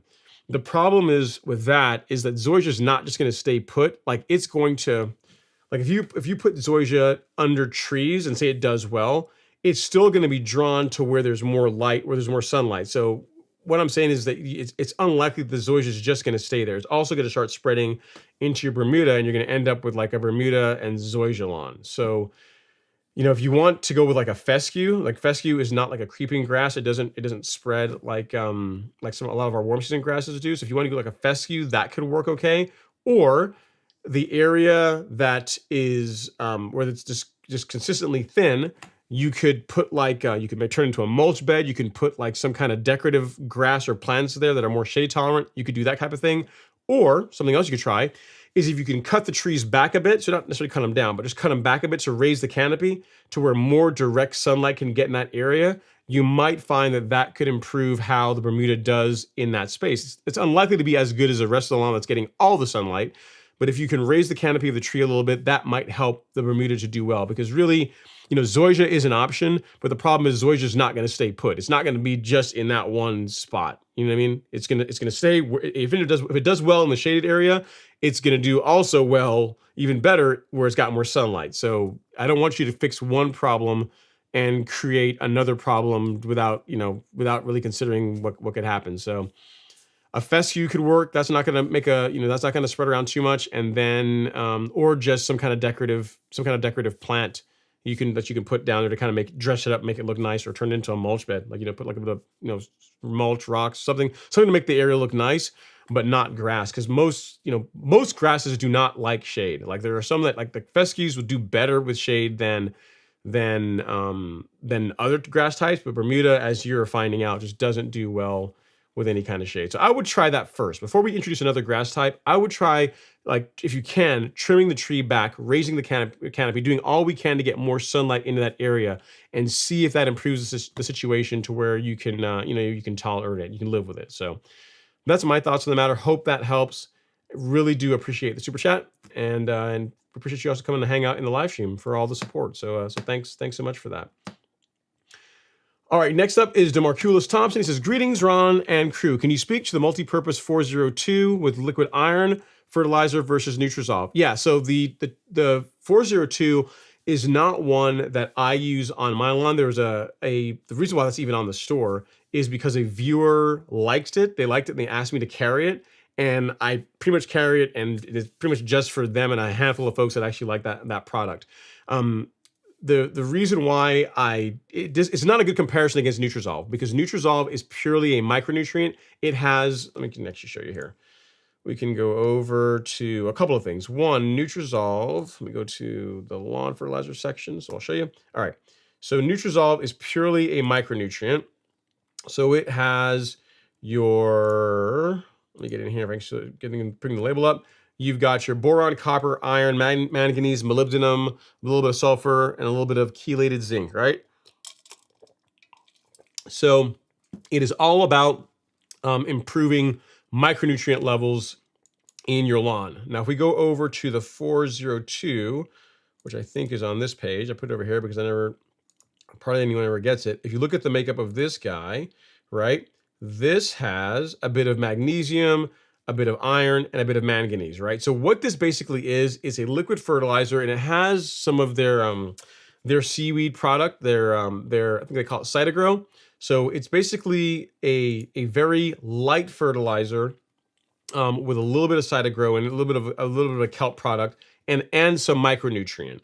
So you can think of this almost like a biostimulant, as a fertilizer with some biostimulants in it, sort of. That's a way to think of it. But it's not a good competitor to Nutrizolve, right? They're completely different products. You can think, if you look at the makeup of that compared to, say, Turfplex, right? Turfplex is very similar, except I don't think that Turfplex has any C extra in it. I don't think this has any of their kelp product. But if you look at Turfplex, it's got iron, manganese, and zinc. If you look at the 402, it's the same thing: iron, manganese, and zinc. But Turfplex by macro inputs is much higher. It's got a lot more nitrogen, a lot it's got a little bit of phosphorus in it, and also some more some potassium as well. So for spoon feeding, I am a fan of Turfplex more so than the 402. If you're going to compare any products, it would be like, that would be a better comparison. Comparing Turfplex to the 402 is a better comparison than comparing the 402 to Nutrizolve. Because again, Nutrizolve is strictly a micronutrient. There's no NPK in it. The makeup of the 402, the multi-purpose, is, again, think of it as like fertilizer with a bit of kelp and a few of the micronutrients. Turfplex is really just a straight fertilizer with a bit of micronutrient in it, right? So there's not any other C extra in that, I don't believe, and it's better for spoon feeding based on the amount of nitrogen you're able to put into the lawn at relatively low rates. So for those purposes, for that reason, I am a fan of using Turfplex instead of the 402. So as far as like my stack, Demarculus, I have two different liquid fertilizer stacks. I'll either use Release 901C, NutriKelp, and Nutrizolve, or I will use Turfplex, NutriKelp, and Nutrizolve. If I use Turfplex and Nutrizolve, I will back the rate down. So the rate for Nutrizolve on the label is like 6 ounces per thousand. If I'm mixing it with Turfplex, because Turfplex has some of the same micros in it, it's got some iron, the manganese, the zinc, I will back the rate of the Nutrizolve down I'll cut it in half. I'll pretty much apply it at like 3 ounces per thousand when I'm mixing it with Turfplex. When I mix it with 901C, I apply it at the full rate of 6 ounces per thousand. So for that, so hopefully that helps. I don't use the 402, and really the only reason why it even exists on the store is because a couple people really like it and they asked me to carry it, so I do. So hope that helps. If you have any other questions, let me know. All right, next up is Fran Petkiss. Fran, I think you're new to the live stream. You're tuning in from Facebook. We got someone new from Facebook. That's cool. Welcome. It says, I had the 419 laid last summer on a new build house. Do I need to aerate this spring? I would, yeah. I mean, aerating once per year is a great idea. It's a great way to relieve compaction in your soil. It's also a good way to, like, especially this time of year, right? You're going to start fertilizing, right? And maybe you'll be also doing like biostimulants like Essential G. You think about it, whenever you aerate the lawn and you remove cores, you're allowing air, water, and if you're applying fertilizer or biostimulants, you're allowing that to get down into the soil where they can really work well. So it's a great time post aeration to fertilize and or apply biostimulants to your lawn. So yeah, I'm a fan of it. I mean, yeah, absolutely. Every year, at least once per year. Like if I top dress, it'll happen more than once a year. So, because typically whenever I top dress, or at least the back lawn, the front lawn not so much, but the back lawn, if I do the back lawn, I will typically aerate as part of that process. I'm really going for, to get as good result as I can with like a leveling project. But yeah, to answer your question, yes. If you did your new lawn last year, by now it's definitely rooted in. It's nicely established. You can feel free to aerate with no concern whatsoever. Great question. And if you're looking for some content on lawn aeration, Fran, I've got a video that I linked earlier. You can see it here. You're on Facebook, so I will link it. I will link it to you here. I think I can link this on to Facebook. I think I can do that. So yeah. So what I'll do is, well, I'll just do it this way. It's this one. So hopefully it comes across to you. Fran, if you scroll to the very bottom, you should see that link that I just put in the chat. That will take you to that video that's all about lawn aeration, gives you some good tips on how to get a great result, assuming you're doing it yourself. I'm assuming you are. You might not be. You might be paying someone to do it, which is not a bad plan. All right, Cooper's dad is up next. He says, helping a friend in his Bermuda lawn. He only mows once per week. He just scalps. I am suggesting plant growth regulator to him. How soon can it go down? Really, as long as the lawn is greened up, you can apply PGR. So if by the middle of this month his lawn is fully green, he can apply growth regulator if he wants to.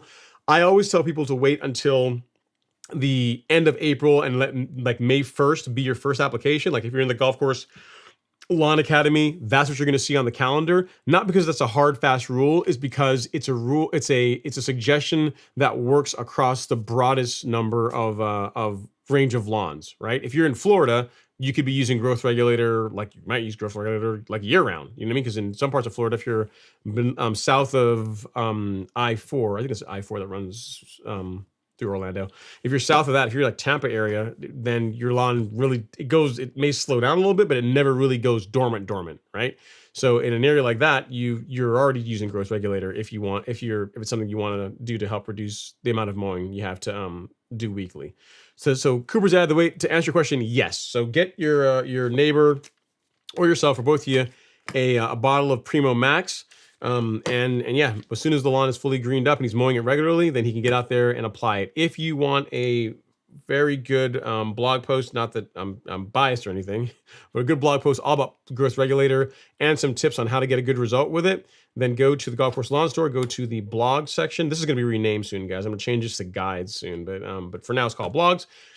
And then go to how plant growth regulation can make your lawn greener and thicker. So it talks all about PGR, what they are, the benefits of them, a couple of videos talking about how to get a good result using growth regulator, a a video that talks about a more advanced technique, which is to split the application rate or divide the monthly application rate in half and apply it once in the beginning of the month and again in the middle of the month.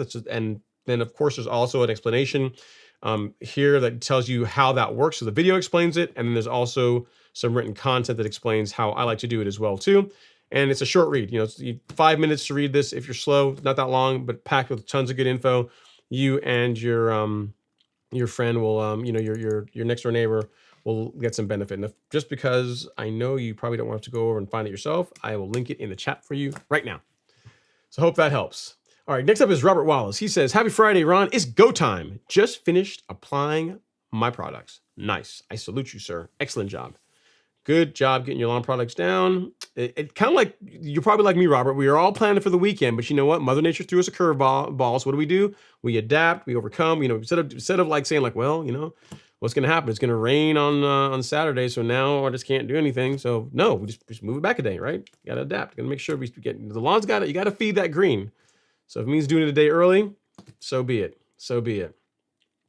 All right, next up is Ramal. He says, just checking, Ron, for fertilizer, do you apply both dry and wet on the same day? Yes, I do. I do the granular first, the dry fertilizer first, and then the liquid I will do after that. So here's the thing. So I've got a video on spoon feeding. So Ramal, just explain it really quickly, the reason why I do that. So I apply the granular fertilizer at low rates. So about 60%, 65% of the nutrient, like the nitrogen demands of my lawn come from the granular fertilizer. So I do that once per month at the beginning of the month. And then on the same day or the day after, it just depends, shortly within a day or two of the granular going down, but typically I do them on the same day. I will spray liquid fertilizers at low rates. So for example, Bermuda grass, if you listen to conventional wisdom, Bermuda grass needs about a pound of nitrogen per month whenever it's actively growing. So 4 to 5 pounds per year is what they say, but you need to give Bermuda, right? What I do is I apply a half a pound of nitrogen, approximately half a pound from the granular fertilizer. And then I spray a tenth of a pound. So I spray a little bit of liquid on the first, and then I spray another tenth of a pound on the 15th. So the total amount of nitrogen that I give my lawn throughout the growing season each month is around 7/10 of a pound of nitrogen. I'm able to get by with going below applying less fertilizer, like putting less fertilizer into my lawn, into my soil, because of all the biostimulants that I use as well that help enhance performance of the fertilizers that I apply. So I don't want you to get the idea that I'm applying like fertilizer at full rate and I'm also going to take liquid fertilizer and apply that at full rate, because that would be overdoing it. Like I've got videos on spoon feeding. I know I've got one from a couple years ago. Let me see if I can find. Here it is. Right here we go. This one right here. This video. Watch this one. This talks about the process. I mean, if you are a member of the Golf Course Lawn Academy, which is our paid course if you can find it on the at the Golf Course Lawn Store. In there, there's a really good explanation of it. There's also some more strategies that I share with the Academy members on this topic. But if you want a video that I've done that's free, that anyone can watch, you can check out this one. So let me see, at Ramel, I'm going to link it to you there. That video, assuming I copied the right one, is on the topic of spoon feeding. It shows how you can use granular fertilizer and liquid fertilizers together and get a great result. So again, the reason why I do it this way is because I'm able to put less nitrogen into my soil, and I'm also able to get more consistent color and growth, right? Because what you find with granulars is if you go heavy with a granular fertilization app, you'll find that you'll get a nice green up and you get a lot of growth, like a lot of quick growth, and then it will begin to fall off as the month progresses. By using a smaller amount of granular fertilizer, so using it to do a lot of the heavy lifting, but not all of it, and then supplementing that with liquids, you're able to get more consistent color and growth throughout the month. So I don't really have any growth spurts where parts of the month where my lawn grows faster than it otherwise would. You know what I mean? So it isn't like it goes faster at the beginning of the month and then it slows down and then it goes fast again at the beginning of the next month. I don't have any of that stuff. It stays fairly consistent. But what that does require is that you have to get out your lawn twice a month to do it, right? You got to, apply granular and liquids on the first and then do it again on the 15th. But if you're watching this live stream, you're probably someone who likes being in your lawn anyway, so it's not that big a deal. So watch that video. There's other content that I've also filmed as well too on this topic. I talk about it all the time. And if you have any questions, you can always just let me know. Just if you watch that video and you have any questions about the process, leave a comment in the video. I'll see it and I'll respond and answer any questions you might have. So hope that helps. All right, that crazy lawn guy says only 11 likes, folks. Come on, well we're doing higher. We're doing better than that now. But so it was a while back. But yeah, if anyone is new here in the live stream, if you just you just joined and you guys have not yet hit the like button as you sat down with your tasty beverage or whatever you're doing, eating dinner or whatever you're doing, then definitely hit the like button on your way in. It's a free way to support the channel, and Ron Henry would be most appreciative of it. All right, next up, we have Papa Moslow. He says, last year when I applied granular liquid products, okay, so we already answered this one, Papa Moslow. So yeah, you're gonna send me a picture of it as far as the footprints. I'm not sure what you're actually seeing. Because I've not experienced that before when on my lawn. All right, Jackie Bear saying, stop by to drop a like. Y'all have an excellent stream, gentlemen. Thanks so much, Jackie Bear. I appreciate it. The next up is Gary Freeman. He says, happy Friday, Ron, and hashtag Stripe Action Gang. I've been looking at True Cuts and was wondering which is the best to stripe, a wheel drive or a rear roller drive with the front roller. Okay, yeah, so I see what you're asking. So if you, well, True Cuts, I don't know, are there any True Cuts that have a rear drum? If there are, I'm not aware of any. I thought the True Cuts all have like the rubberized tires in the back. If you're asking the difference, what I would recommend from a stripe action standpoint between a True Cut, so a mower with rear drive wheels, or a drum style mower like the Owlet, or like a lot of any like a John Deere or any of like the Greensmore type mowers, then the drum, the ones that are propelled by the drum, are going to do a better job striping, and they're also not going to carve ruts in your lawn. You're not going to get like any hot spots in your lawn when you're using those type of mowers than you are with a True Cut, because if you think about it, like a True Cut mower weighs a couple hundred pounds, right? So that weight is distributed pretty much across 3 points. You got the front roller, and then you have the 2 drive wheels in the back. So when you're mowing, because physics, like the area that the wheels are rolling on, that's going to see more weight than the middle part that the wheels are not rolling on, right? So whenever you mow with the True Cut, like I can look at a lawn and I can tell you if it was mowed with a True Cut, because you'll see it striped nicely, but you'll also see the 2 stripes like on the outside, like the 2 deeper stripes on the outside edge of the main stripe, right? Now compare that to a drum style or drum propelled mower, like a Greensmore, like the Owlet, like any mower that's propelled with a drum. With that, the weight of the mower is distributed across a larger space, right? So it's more evenly distributed. You're not going to have nearly as pronounced a hot spot with a drum propulsion, and the stripes are going to be better, because with a True Cut, you're relying pretty much just on the front roller to do most of your striping work. With a drum style mower, you've got the front roller and you've got that big rear drum afterwards backing it up that are rolling over the grass again. So you got like the front roller rolling it, and then you got the rear drum rolling it again. So you're getting like 2 rolls, and it helps produce better stripes. So if stripe action is your only criteria, you got to go with a drum style mower. That said, a True Cut still stripes really well. You put a front roller on it, like a grooved roller or smooth, whatever, either one, like a grooved or smooth roller, still does a great job. It's still gonna look really awesome. But a mower that is propelled by a rear drum, like a greens mower, or something like a professional turf mower like the C27, like those are going to stripe better, just literally because of physics, because you've got a bigger drum, the weight is evenly distributed across that big drum, and the lawn is literally getting rolled twice instead of just once with like a True Cut. So hope that helps, Gary. Hope it makes sense, my explanation. Next up is Ricky Blackmon. He says, I'm tired of chasing ant beds all around my yard with the stuff from Home Depot and Lowe's. Will the Celeprint stop them? I don't know if ants are on the label for a Celeprint. I don't believe so. So for ants, what I like to use is, I do have one. So for ants, or for mainly fire ants anyway, but other types of ants as well too, what I use is this stuff, Advion Fire Ant Bait. This stuff I discovered 5 or 6 years ago. I made a video on it. It's a horrible video, so don't go watch it. But if you want to see how far back, like I've been using this product, if you look up like Ron Henry Advion or Ron Henry Ants, like one of my really old videos featuring this product will show up. This is an excellent product, not that expensive, and it's what I use on my lawn keep ants at bay. You can, and the thing is, it's got granules, right? And the way the bottle is made, it's kind of like a soft plastic, so you literally just open the. Hang on, I'm gonna show you here. Well, this one's sealed, but you can see. I'll show you real quick. It's got a cap like that, so you can see like that. So literally, you can walk around your lawn and like pulse it, and it will literally like just spray out like the little granules out when you're making your passes on the lawn. So it's a great product. I'll give you a link to it and also send you a video, Ricky. I really like Avion Fire Ant Bait. Also for ants, you can use, if you want like a non-toxic option, you can use the Miramichi Green pest control. So I don't know if I can get this focused, but this, like, ants are one of the things this takes care of. It takes care of ants, roaches, chinch bugs, no-see-ums, ticks, aphids, whiteflies, mosquitoes. That's nice. So when you have friends and family coming over to come hang out, you're not going to be getting eaten up by them. Ticks, fleas. Yeah, so lots of great stuff. So this is if you care about fire ants, if fire ants are your main concern, then Advion Fire Ant Bait is tough to beat. Like, this stuff is the bee's knees when it comes to fire ants.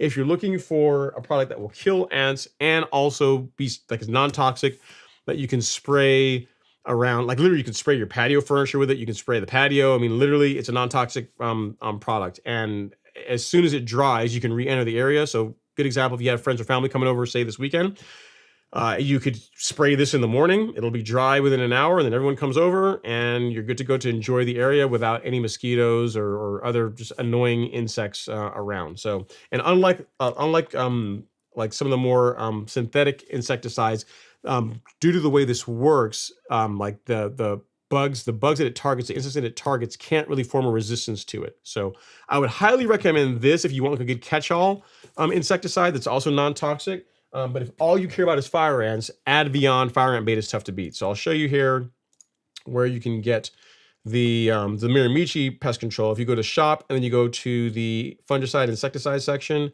you will see the Miramichi Green pest control right there. So this is great product. It goes a long way. You'll buy one bottle, you'll have it for a really long time. And then as far as the Advion, I'll put a link here in the chat for you for that. It's a great product. It comes like a 2-pound jug. I think it's like $50. I forget how much. I mean, the price has gone up a little bit, like everything, right? But it's a great product.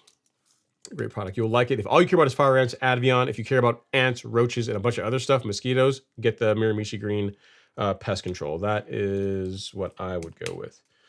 All right. So here you go, Ricky. It's in the chat now. I'm linking it to you at Ricky Blackmon. And this is the Advion. And this is the non-toxic. So you got both of them there because I know how demanding you are.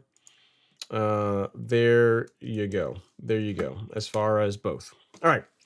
Next up is Mary J. She says, I sprayed a Acelepryn on my lawn a few days ago. Today I saw a dead grub on the surface and loads of army ants making work of him. Does Acelepryn make the grubs come to the surface in your experience? Yeah, so you will see that. So as they die, I'll see. I'm not sure if they're just trying to get away from it, but I don't have as many. I don't really have as much grub issues in my lawn as I do as I had in years gone by.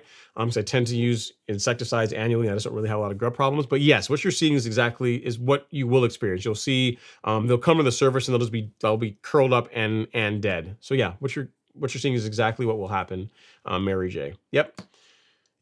Great product, man. Acelepryn is as far as like an insecticide that takes care of the lawn damaging stuff, but doesn't hurt the stuff that you care about. And as far as insecticides goes, is as safe as you can be for like a synthetic product. It's really hard to beat Acelepryn, and it's easy, right? As far as to apply it, like you get this one bottle at the rate that I recommend covers like 22,000 square feet.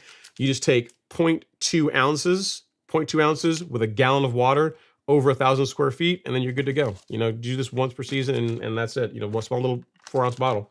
So hope that helps, Mary, and I'm glad that you are getting good results. That's working well for you. Sounds like it's doing what it's supposed to do. Next up is Papa Moslow. He says, at Dalvin Larry, you're really going to enjoy that mower. I love mine more each time I use it. Yep, I will hand it to you. Al, it does make a pretty good mower. Next up is Patrick Schultz. He says, sorry, I'm late. Happy Friday. Oh, better late than never, Patrick.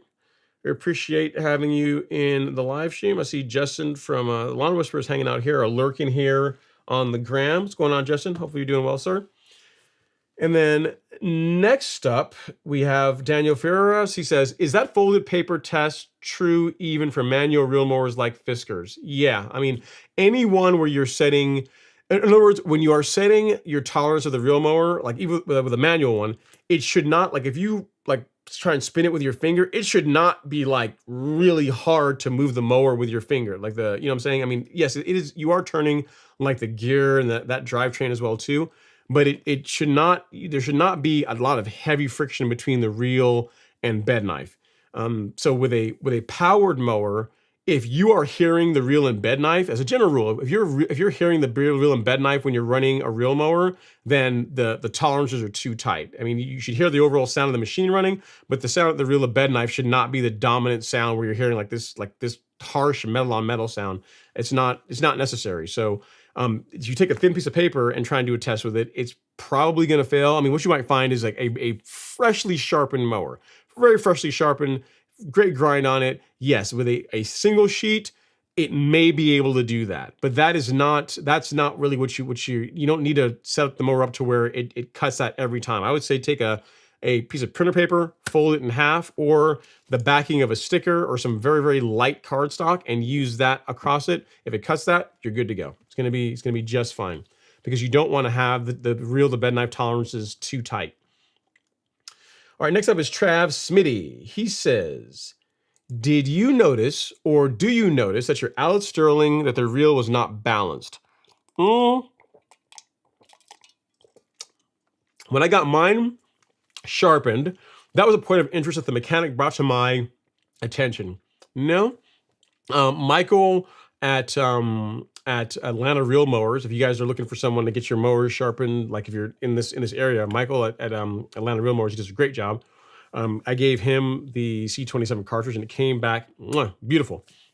And no, he didn't mention anything about the reel not being balanced or anything like that. No, he didn't. The one comment he made is that it was built like a tank, like that reel, like everything is really heavy duty. He did note that about it, but as far as anything being out of balance, no, he didn't.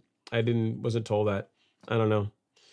Nope, and I've not heard that being a thing with the Allett mowers. I mean, you may have gotten a bad example. It's totally possible that maybe a manufacturing issue with your particular unit. But there's a problem, I would, especially if it's newer, I might bring it up, like call customer support, let them know what's going on with it, and see what they'll do for you. Because I know they want you to be happy with your equipment. So, but no, I have not seen that as a problem on my mower. It's not something that I've experienced. Off-Road NV says, happy Friday, Ron and everyone. What's going on Friday? Happy Off-Road NV. Thanks for coming and hang out. Appreciate you. Saying hey. All right, next up we have Mary J. She says, I was lucky enough to get one of the holographic golf course lawn stickers. Trophy smiling, yellow smiling. Yes, what she's talking about. If you're one of these people that just likes gaudy stuff, I mean, not gaudy, but it's just, you like your bling, right? And let's face it, I mean, we like our real mowers. I mean, if you're like, who was it last week that took the Greensmaster and repainted it like candy blue, like a candy cobalt blue? If you're one of those type guys or gals, and you like your mower to stand out, what Mary J is talking about is this. This is the holographic stickers. We only have a few of these. We don't send these out with everything. Typically, if you buy, not typically, if you buy, it comes with one. If you buy the Celsius Certainty Kit, this goes in the box for all of them. And then every now and then, if I feel like it on the live stream, I'll tell people that if you order like a Celiprin or Primo Max over the course of the weekend, then I will also throw one of these in. So do you guys say in the chat if you want me to do that or not? I mean, I'll let you guys decide. If this weekend, if someone orders a Celiprin or Primo, if you want one of these stickers, you can let me know, and I'll make sure one of these are thrown in there as well. I'll have them when they're packing them, that one of these goes in with you, if you like that. We also got the new ones. Some of you guys are probably seeing these already. We also got like the matte black ones, the matte black golf course lawn store sticker. It's kind of a love it or hate it type thing. Also like the kind of like the holographic. Some people don't like this, it's too blingy, too shiny. But then this is going in a lot of the stuff that's shipping now. So you'll see a lot of these out there. you will not see a ton of these because there's just not that many of them. So there you go. All right. Next up is Ben Raham. He says, I may have to look into that outlet just for noise. I love the trusty C25, but it's louder than a steel factory. I'm not sure what the TUI, I'm not sure what that is. Yeah, I mean, you're right. The True Cut is, if you're talking about the True Cut, the C25, it is loud. It is a loud mower. I mean, the True Cut is built, it's like the Harley Davidson of real mowers. I mean, it's the Honda engine is loud. The chain drive is loud. I mean, when a True Cut cranks up, you can hear it. Like I can tell whenever whenever Alex is mowing, or there's a neighbor all the way at the corner, the bottom of my street, that has a True Cut as well too. When he starts his up, if I'm here working, I can tell there's a True Cut. And if Alex starts his up, like Alex is mowing. It's a very distinct sound. So yeah, they are loud. They are loud, but I mean, they're also built like tanks. So, they last a long time if you take care of them. I mean, all mowers last a long time if you take care of them, but True Cuts are built very well. They're gonna last a long time if you maintain them well. All right, next up is JK. He says, I've been having problems with earthworms. I never minded it in the past, but now they're so pervasive that their castings are compromising my turf. I've tried 7 with no success. What can I use? I'll take a screenshot of this and look into it, JK. I am not one that really tries to get rid of earthworms, so they're like a sign of good stuff happening in your soil. And I do get worm castings, like you. I get worm castings throughout my lawn here and there, but I just one thing that really bothers me, and I mow frequently enough that the mower just knocks them down, and it's not that big a deal. Like in other words, like I get a lot of comments on whenever I post a video of my lawn. Some people will say, "Oh, the color looks this way," or the grass is really short. Like a comment, I don't think I've ever gotten a comment from anyone mentioning the worm castings. So, and I do have them. They are on my lawn. They're in Alex's lawn. They are a thing. But I just run over them, whenever I'm out mowing. So I will look into it. I don't know of. I've never looked into this because it's not something I really want to get rid of. Like earthworms are literally like nature's natural aeration, right? I mean, they're good to have. They're a good thing to have in your soil. I know the worm castings are not the prettiest, but as far as a lot of benefits just for your soil profile, it's really tough to beat having earthworms in there. So. There's that. I mean, but I'll look into it. I'll see what I can find. I don't know there's going to be a ton of products for consumers that are labeled for use on residential turf to target earthworms. Hopefully, I hope not, because really shouldn't be trying to get rid of them. They're good. All right, next up is Think Money. He says, I've been using a Field King backpack sprayer that costs $100 on Amazon. It lasted 2 years, but it's ready to retire. Looking to get a better backpack sprayer, trying to not break the bank. What's your recommendation? Okay, so I'll tell you, I've owned 3 sprayers. I've owned 3 backpack sprayers I've owned 3, and then I got to use 1 for a while and I didn't like it. So I've owned a Chapin, which is a good sprayer. It's an older design, but it's a decent sprayer. I've owned a Flowzone Typhoon 2, like the older one, not the 2.5, but the older one, which is just like the toggle switch, the high-low switch. And then I have a Yard Mastery backpack sprayer. So my Flowzone and the Yard Mastery are very similar in that they are just a simple toggle switch, which is a low pressure setting, high pressure setting. Those sprayers have been rock solid for me. I've run them and I run them on my lawn, on other lawns. I mean, they just work. They're a great sprayer. If you're gonna buy one, that's what I'm gonna really recommend. That's what I would say to go with. There's a sprayer that I tried from Flowzone at the time when I was waiting for my Typhoon 2 to show up to see if, maybe the Cyclone will be okay. I think it's called the Cyclone. It's the one that's a level below the Typhoon 2. And this was many years ago, so they may have improved it by now. So if it's better now, I can't say because I haven't tried a new one. But the one that they had a couple years ago, I did not like. Like the flow rates, the pressure was not very good. The flow rates were not very good. Like it was not a good sprayer. It was built really well. So it had the same like stainless steel wand, the same quick disconnect end on it. So that was cool about it. But as far as a good sprayer that you could actually use for applying lawn care products, unless I had a bad example, I didn't like it. So if you want my opinion on a backpack sprayer, which again, I'm an expert on my opinion, and it's not going to be super expensive. It's going to be more than $100. What I would say is to get this one. Get the Yard Mastery backpack sprayer. This price is shipped to your door. It is a lot more than $100. However, for that price, you get a backpack sprayer that you are unlikely to ever replace.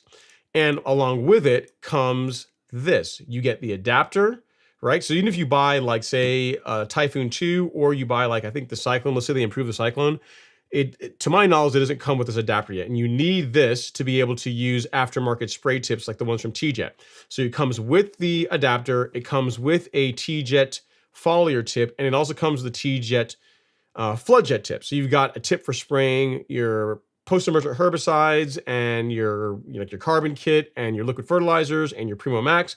And you got a spray tip for doing like your fungicides, your insecticides, and your pre-emergent. You get all this stuff, and the price of that sprayer, and with everything it includes, and also considering that price is shipped, is less than a flow zone. Like if you buy just the flow zone sprayer, because the price on their website is lower, but they charge for shipping. So once you get to the point where you're actually checking out, and you add on all these ancillaries, where you add like the adapter and then the two spray tips, you're well over the price of what a Yard Mastery sprayer costs. So if you want like a sprayer that's literally you're gonna buy once and cry once, like you buy it, you're not gonna have to worry about replacing it. And it's a sprayer that they're going to stand behind. Like if you have any kind of problems with it, you're going to get taken care of. Then that's the one that I would recommend. So it's going to be more expensive than $100, but you're not going to replace it. So it's kind of up to you which way you want to go. If you ask me which one I would use, I would recommend the one that I'm currently using, and I can use any sprayer that I want. That's the one that I like and I use. You know what I mean? So that one, or a flow zone with the adapter and the spray tips, but you're going to spend more money going that route than you will just buying the Yard Mastery. So it's your call. That is what I would recommend. Or check the reviews maybe of the new flow zone, the Cyclone, like the less expensive one, and see how that one is. There's also people that like. Let me give you some other options. The Ryobi. I think Ryobi released a sprayer last year that's people seem to be liking. I mean, again, I can't vouch for it because I've never used one myself. But I think BYD, Bermuda Grass Central, got one of those, and I think he likes it. So that could be an option too. But it just really depends. Like I know the sprayer that I recommend, the one I just linked to you in the chat, is one that's a very high quality unit. You're not going to replace it anytime soon, and it literally comes with everything you need. So that's why I would recommend that one if I'm going to buy one. All right, next up is Tavo M. He says, hello, Ron. I had a grub problems last year. I applied a Celebrant SC 3 weeks ago. How long does it take to work? Just a couple of days, a few days. I found a lot of them yesterday in part of my lawn. Should I hit it with another app? No, do not. You should not. No, you shouldn't have to. So if you applied it at the correct rate, so 0.2 ounces with a gallon of water over 1,000 square feet, and you watered it in, you should be good to go. So the ones that you saw, were they dead or were they still just alive, just munching away at your roots? Which was it? Because I mean, they within a few days, within a week or so, you should start seeing like what Mary J is showing. You'll see dead grubs. What I find on my lawn is the few grubs that may try and wander in and find their way into the lawn is throughout the season, I'll just see them dead, particularly in like the June timeframe. I'll see dead ones. Just like I'll be mowing and I'll see a dead grub on the top of the lawn, you know? So the product does work. It is working. You should not have to do another application, assuming that the first one was done correctly, was done properly, and was watered in. You shouldn't have to do another application. Certainly not 3 weeks later. I mean, there are some people that will do an app this time of year and they'll do another one like in August timeframe because they want to do another one just to close out the season. But there's some merit to that. But as far as like 3 weeks ago and then another one now, no, it's not. You shouldn't have to do that. You shouldn't have to do that. I've never had to do that. So again, the only caveat I'll say is as long as it was applied properly and you watered it in, you should be good to go. Should be good to go. All right, next up is Glenn Robinson. He's in Alabama. All right, I hear you, Glenn. Cool. We got Higgy Pop in the house. He says, happy Friday. And then aloha from Mark Romano. Mark, how's it going, man? Yeah, you and I were going back and forth a little bit. Thanks. I'm glad to see you're doing well. You're back. I haven't heard from you in a while. He's aloha from Kauai. Ron, rain, and more rain here. We're going to have that here tomorrow in Georgia for sure. Matt Whitson's in the house. He says, hey, Ron, what's going on, Matt Whitson? Hope you're doing well, sir. Then next up, we have Kenneth Sherrill. He says, hey, Ron, happy Friday. What percentage of soil sand do you recommend to top dress a cool season lawn? Same thing, 70-30. 70-30 blend if you can get it. So you want mostly sand, some and then some organic material if you can. That would be my recommendation. So the same thing, same recommendation for that I use on a Bermuda lawn is the same thing you would use on a cool season lawn. There are people that do 100% sand, but I am a fan of adding some organic material as part of the top dressing process. So 70-30 blend is what I would go with if you can find it in your area. If you can't find it in your area, what you can do is you can, and if you're doing top dressing the way that I would do it, or lawn leveling the way that I like to do it, you'll aerate prior to doing the leveling work. And then what you will do is you can, if you get 100% sand, you're like, you know what, I'm not about that life. I'm not going to go out here and mix up, manually mix compost in the sand that I bought. What you can do is simply get several bags of Essential G, like go heavy, like you go something like this, like Essential G, go very heavy. I mean, way over bag weight. You're not going to burn your lawn with this stuff. You apply a heavy layer of that first, and then put down your top dressing, your leveling sand.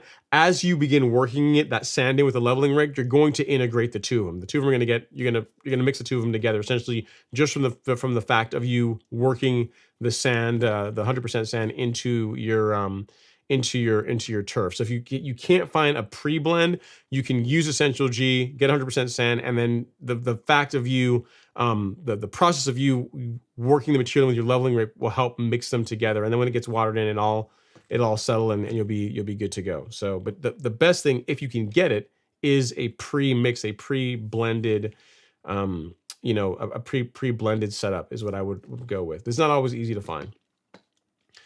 Next is Gary Freeman. He says, Ron, you just answered my question. Cool. I'm glad. It makes me happy when I answer a question because sometimes I can't and it makes me sad. So the opposite is a good thing. All right. Joe Wanja is up next. He says, happy Friday, Ron. He says, what's your opinion on a house, on a sprayer, I think a hose end sprayer, of a sprayer like the Chapin G390 as a budget-friendly way of getting into liquids? Let me look that up. I do not know what that is, but I think you're saying hose end sprayer. So for the products that we carry, let me look here. Chapin, yeah. So what you're referring to is this guy. Yeah. So for the products that we carry, they don't like the biostimulants, like not so. Release Zero you can apply in a drench. Biospectrum you can apply in a drench. But like any of the fertilizer products, so like Turfplex or Nutrizolve, like the rates that they are designed to be applied at, and the fact that they are foliar-based products, that they really work best when they are sprayed with a finer droplet, do not lend themselves well to using a hose end sprayer like this. What I would say, if you're looking to get into liquids, get a backpack sprayer. It doesn't have to be. I mean, the Yardmaster sprayer, the one that we carry, is a great sprayer. As far as in my opinion, there might be something better eventually, but as far as great value for money, it's really hard to beat. But if that's outside your budget, you can get another sprayer. You can get something like one of the ones from Ryobi. You can get a Chapin. You can get a backpack. You can get a sprayer, and you can do your lawn with that. When it comes to a backpack sprayer, a lot of people get wrapped around the axle behind a particular brand and how much it costs and this kind of thing. The big thing for me of why I like the high-end Flow Zone and why I like the Yard Mastery is because they're really well built and you typically don't have problems with them. And if you have a problem, they're going to take care of it. They're going to fix it, right?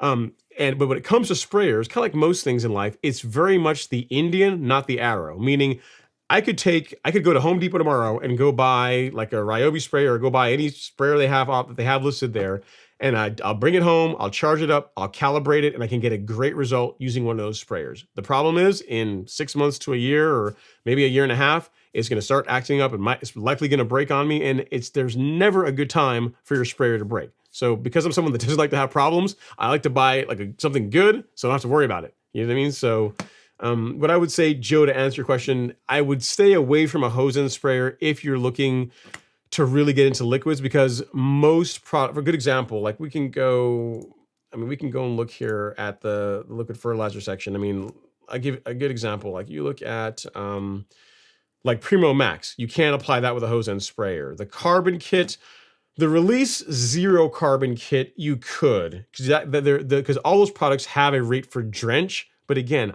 I would use a backpack sprayer. They're designed, they work better when you spray them with a foliar tip. Um, let's see here. The Nutrizolve, no. Turfplex, no. Bloomplex, no. Greens Plus, no. All those, the rates are like a couple of ounces, 6 ounces over 1,000 square feet. It's difficult to get that precise when you're using one of those hose end sprayers. They put a lot of water by volume. The droplet size is not big. Like you're literally, you're soaking the lawn. So I say all that to say that no, I would not.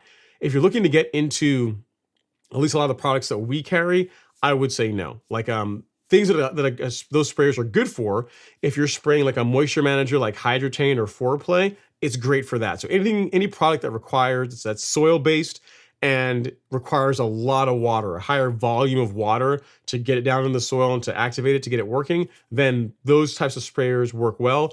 You can also find liquid fertilizers that will work well with hose end sprayers, but they tend to be a lot more diluted, meaning you're using a lot more of the stuff than what you'll find in the stuff that we carry on the golf course lawn store. So for those reasons, a hose end sprayer is just not going to be a great fit. So I personally wouldn't recommend one. And a backpack sprayer is not that hard to use. They're not difficult to learn how to use, and it opens up a huge world of options. As far as growth regulator, fungicides, insecticides, there's tons of cool stuff you can do once you have a backpack sprayer that you really can't do with a hose end sprayer. So for those reasons, I would go with like a backpack sprayer instead of a hose end. All right, next up is Greg Lyon. He says, hello, Ron, at Times Square in New York City, watching you right now. Have a great evening. I appreciate that, man. That's awesome. Thank you. Thanks for all the love and support. And then JK says, thoughts on using soluble urea versus something like Turfplex. It can work. I mean, the big thing with urea, you just got to be careful because you'll burn. I mean, urea can be a good fertilizer. I mean, it's inexpensive and it works quickly, but it tends to push growth relatively quickly, a lot faster than something like Turfplex. And if you're not careful, you can burn the lawn with it a lot easier than you can, say, something like Turfplex. So for those reasons, I don't carry it and I don't really recommend it. For someone that knows what they're doing, you can use urea, without an issue. But I don't recommend it for those reasons. I mean, the big benefits to urea or straight urea fertilizers are they're inexpensive, and if you want to get the grass to grow quickly, they're good for that. But I am more of a fan of get the grass to grow consistently than getting it to grow quickly. Like I don't there's not a time where I can think of I want like a huge flush of growth in my lawn. You know what I mean? I want it just to, even if it takes a little longer to come in, I want it just to grow in at a nice even pace and maintain that over the entire season versus hitting it with straight urea. So depends on what problem you're trying to solve. There are people that use it and have a great result with it, but I don't carry it and I don't typically recommend it, especially for people that are new to spraying liquid fertilizers, because it's very easy to burn your lawn with it if you're not careful.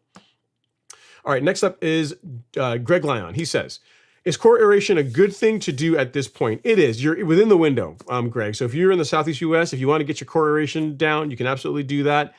This time of year, if you're up north, it's probably too soon. But this time of year, if you're in Georgia, South Carolina, North Carolina, Mississippi, Alabama, Texas, if you're along that band, along the Southeast United States, and you want to get your core aeration done, you can absolutely do that now. You can absolutely do it now. No worries at all. All right, next up is JT. He says, hello, Wilson, North Carolina in the house. Enjoy your videos. Thanks so much, JT. I appreciate that. Appreciate you saying that. Looks like you work in the healthcare field. Maybe a physician, perhaps? I can't tell. But I see your stethoscope on. But thanks for the kind words. I appreciate you watching the content. I know there's other things you could be doing on a Friday night, but yet you're here watching the live lawn care Q&A, and I appreciate it. So thank you so much for that. All right, next up is It's Audacity says, wanting to do more in the mornings this year. Is spraying any foliar products with dew on the lawn okay? Yes, it's fine. That's not a problem. Next up is flip-flops needed. Okay, it took me a while to figure out what it says. Flip-flops needed. He says, I wish I could send you my backyard picture. I'm struggling to get the grass to grow, and I live in Kansas. So if you're getting it to grow, I mean, I haven't seen the pictures of your lawn, but a couple things we can look at are, is there a shade problem, right? So is there your lawn heavily shaded? Because if that's the case, that will cause issues with grass growing well. Is there any debris in the lawn that you may not, that might be, may not know about? So if you have like one spot that is not doing well, it might be a debris issue. If across the entire lawn it's not doing well, and you don't have a lot of shades, it's wide open, then the way we diagnose that, and it's a relatively inexpensive way to diagnose a problem, is to get a soil test kit. So the one that we like and use is the one from My Soil. These cost like $30. If you get the one that that comes with the fancy dancy core extraction tool, this guy for pulling plugs, it's like $55, but you only have to buy this once, and then these are only $30 from there on out. So get a soil test done, and based on your soil test results, you'll find out what your nutrient levels are. You might find that your NPK, like your nitrogen, phosphorus, and potassium levels, are just very low, or there's something else going on. And by knowing what the deficiencies are, or what the challenges are with your soil, we can correct that, and then your grass will start to do better, assuming you're getting enough sunlight. Because the way you need to think about a great lawn, right? It's easy to look at a lawn and say, oh, to make my grass green, all I got to do is just throw fertilizer at it, right? And to an extent, that is somewhat true. But the problem is if you don't correct the underlying issues, in other words, if you don't look to get to create great soil that has the right amount of nutrients, kind of like your body, right? You want to make sure you have the right amount of vitamin C, the right amount of everything, right? The right nutrients in the right proportions. If you do that and you take care of yourself with a good diet and exercise, you're going to be relatively healthy, right? Your grass is the same way. So if you focus on creating great soil, and the way you know how to create great soil is based on the diagnosis, right? You get a soil test done, you can find out what's lacking or what's good or what's not so good about your soil. You correct those things, and then a great lawn is a byproduct of that. Like, you can't help but have great grass if you have great soil. You know what I mean? So that's what I'd say. If it's not a big shade problem and you just can't get the grass to grow, it's just not doing well, that is when I would say, you know what, let's get a soil test kit. Pull some cores. You'll send it out. It's really easy to do. Within a week, you should get an email from the nice folks at My Soil that says, hey, flip flops needed. Here's what's going on with your soil. And then based on that, you'll get a set of recommendations that will let you know how to correct the deficiencies in your lawn. So we can get a soil test kit. Go to the Golf Course Lawn Store, go to shop, and then to soil test kit and pH adjustment. And the one you're going to want to get, if you already have a way to get cores, if you don't need one of these, just get this one. It's like $30, not expensive. And if you don't have a way to get cores, then I would get this one just one time, and you get one soil test kit and the tool for pulling plugs, right, for pulling cores out. If you want to save a bit of money, you can get the Pro Pack, which comes with one of these and 2 test kits. So you can do your spring test, soil test, and you can do your fall soil test, and you save yourself a bit of money in the process. So just depends on which way you want to go. But I would, based on what you're describing, without seeing your lawn and you not giving more context, I'm going to say get a soil test done, and then based on that, we'll be able to figure out what your soil needs to get your grass looking its absolute best. Next up is Charles Westmoreland. He says, hello, Ron and Friday crew. Greetings from Northern Virginia. Temperatures are creeping up and the lawn is greening up nicely with the Yard Mastery Stress Blend. Nice. I like it. So temps are getting nice in Virginia. You got your fertilizer down. The Stress Blend, the 7020, is a good option. Like it. I like it. Very cool. All right, next up is Mark Houston. He says, any good suggestions for deterring and getting rid of moles? I know there's always the whack-a-mole. Yeah, Mark. So it's a multi-step process. So as far as getting rid of moles, you can the things to do are, one, you can reduce or eliminate their food source. So using a product like acelepryn will substantially reduce the grub population in your lawn, which is going to make it a lot less appealing for moles. So you're not going to have as much grubs and other lawn-damaging insects to eat on. So that's thing one. Other thing you can do to get rid of moles, or you can use poisons baits like Talprid or Tomcat. Those are options. I can put some links here in the chat for you for those. Let me see. I think I've got, this one. I think this link is so good. It is. Yep. So this is a something you can put in, like a poison that you can use, or a bait you can use in their tunnels that they'll eat, and that will get rid of them. Let me see. At Mark Houston. So that's an option as well. And then the other thing as well that people don't really consider is also be careful that you're not watering too much. So don't get too crazy on the amount of water that you are putting into your lawn, right? So like if the soil is too soft, like the soil is like too soft, that is also more appealing to moles. It's easier for them to burrow through it. So reduce their food source. Use baits, traps. You can use some actual physical traps. That there's ones you can put down in their tunnels, and when they walk through, they'll trip and it'll catch. It'll trap them, almost like a mouse trap for moles. You can use that, and then also don't overwater your lawn. So between that combination, you're going to make your lawn a lot less appealing, and they'll move on to somewhere else. So between the traps and the poisons, you should get rid of them. And then the acelepryn, while it's also going to help deter moles because they're not going to have as much food, it also gets rid of grubs, which you don't want really in your lawn anyway, because they're going to damage your. They can cause damage to your lawn. So I didn't give you a link to acelepryn SC, but I will put that in the chat for you as well now. So I'll make sure you're all good to go, and there we go. So you're all covered now, Mark Houston. Let me know if you need anything else. All right.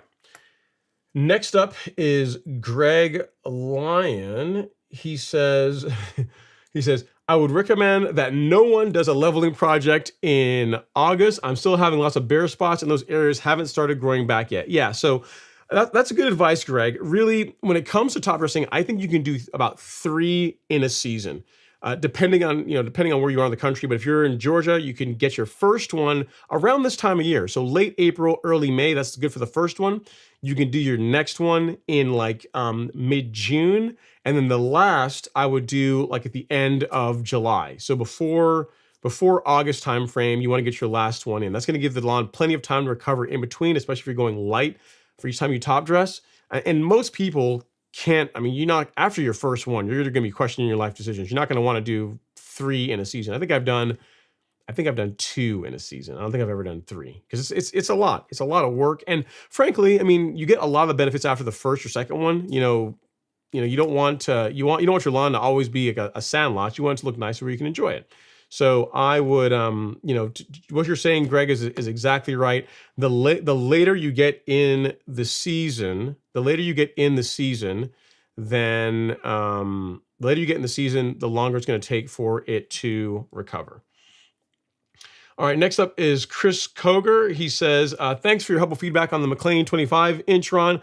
I do have a Spartan 48-inch riding mower that can cover the back 12,000 square feet, and I can use the McLean to cover the 10,000 front and the sides. Okay, Chris, you got, man, when you ask questions, you got to give me all the details, man. I need all the details. Help me help you. You gave me like half of it. I'm thinking, this man, here's the thing. I don't want to dissuade anybody from real mowing because real mowing is awesome. But I'm thinking, how do I tell this man that push mowing 22,000 square feet is going to ruin his life? How do I do this in a way that's not going to be too discouraging, but yet be realistic? And I tried my best, but now I'm finding out that you got like a riding mower to do the back lawn. And you're only going to do the front lawn, 10,000 square feet. Then you're good to go. Yeah. In that case, McLean's going to be perfect for that. So good. Enjoy it. Mow in good health. Send me pictures once you get it all cherried up and looking nice. Good stuff. You got to lead with that next time, man. Even if I know there's like a limit to how long the comment can be, but just do comments. Do one, do another one afterwards with all the details. All right. Well, at least we got that one sorted out. All right. Next up we have Cooper's dad. He says, with the Celsius Certainty combo, can it be mixed in a sprayer, say 2 gallons, and kept for spraying as needed, or must it be used right away? I am not a fan of storing herbicides for a long period of time, Cooper's dad. What I would do is mix what you intend to use. Now, if you're going to mix it and you're going to use it over the course of a few days, sure. If you stretch it to a week, fine. Not would be my first recommendation, but I would not go and mix it up like a batch of Celsius Uncertainty at the beginning of the season and just have it hanging around in your garage just for spot spraying whenever you. I wouldn't do that. I would mix what you're intending to use in a relatively short time period. You know what I mean? I would not. So yeah, to answer your question, for a short period of time, sure, but I would not like mix a batch at the beginning of the season and just have that hanging out in your garage all season long. I wouldn't do that. And here's the reason I can't do that, because think about it. Like, I use the same sprayer, the same one that I use for spraying insecticides, for spraying herbicides, is the same one that I use for spraying the carbon kit, like my biostimulants and fertilizer and Primo. So I need that sprayer I need it for other stuff, right? So literally I mix what I'm going to use. I spray it, I clean the sprayer out, and then when I put it back in the garage, it's good to go. The only thing in that sprayer when I'm finished with it is water. That's it. I don't leave any products in it. You don't need that stuff just staying in the lines, and just if you can clean out your sprayer after each use if you can. All right, next up is Mary J. She says, love the advice to younger ones about YouTube. Yeah, Mary J. Yeah, I think it's good advice. But it's good advice for everything, right? Like anybody,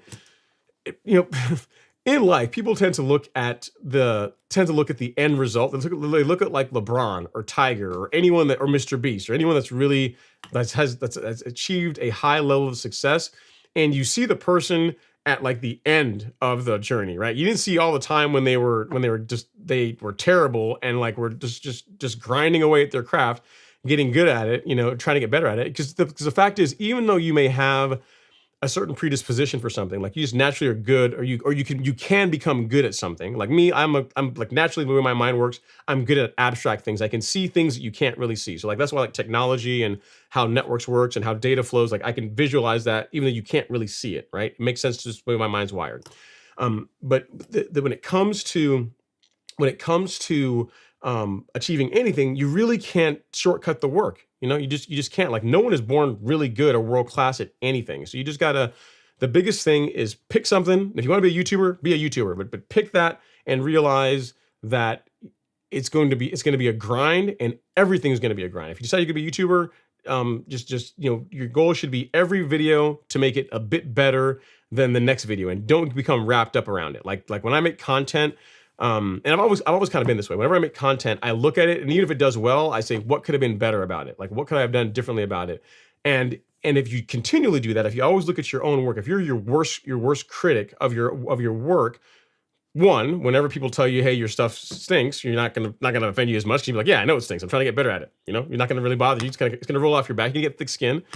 And then second, if you're always looking at whatever you're doing from a standpoint of improving it, it's very difficult. It's unreasonable for you to not get better. You know what I mean? If you approach anything from a standpoint that I am going to get good at this, and I'm going to work on it, and I'm going to to continue to get better at it, even though I'm not doing it great now, and you do that over a period of time, 5 to 10 years, not like 1 or 2 years, like 5 to 10 years, it is unreasonable for you to not be good at it. You know what I mean? Like there's a saying, they say, how does it go? It's something like an amateur does something until they get it right. A professional does something until they can't get it wrong. You know what I mean? So to where like getting it, like for example, like a technology problem for me, it's easy for me because I've just done it so much. You know what I mean? It's easy, it's like my mind just works that way. So it's very easy to solve security problems, where someone that's new, they're more likely to make mistakes that I, as someone that's done it for a long time, would not make. And same thing when it comes to lawn care. Like I've learned a ton over the years, because every season, I always look to try and make things better. I try and look at like what I did on my lawn. How can I make the program better? How can I make what I'm doing better? And if you approach whatever you're doing from that perspective, to where you are not the end all be all, that you can always learn something from everybody, and that there's always room for improvement. If you can really internalize that, it's tough to not get good at stuff. It's really hard to not get good at stuff if you are genuinely that kind of person. So cool stuff, Mary. Okay, next up we got Mark Hewson. He says, I've overseeded zoysia with annual rye. Okay, all right, we'll take that. He says, I sprayed it with certainty in Celsius. What do you recommend next? Eastern North Carolina, zone 8A, sandy soil. Need to get some organic matter into the yard with some compost. I have just the thing for you, Mark.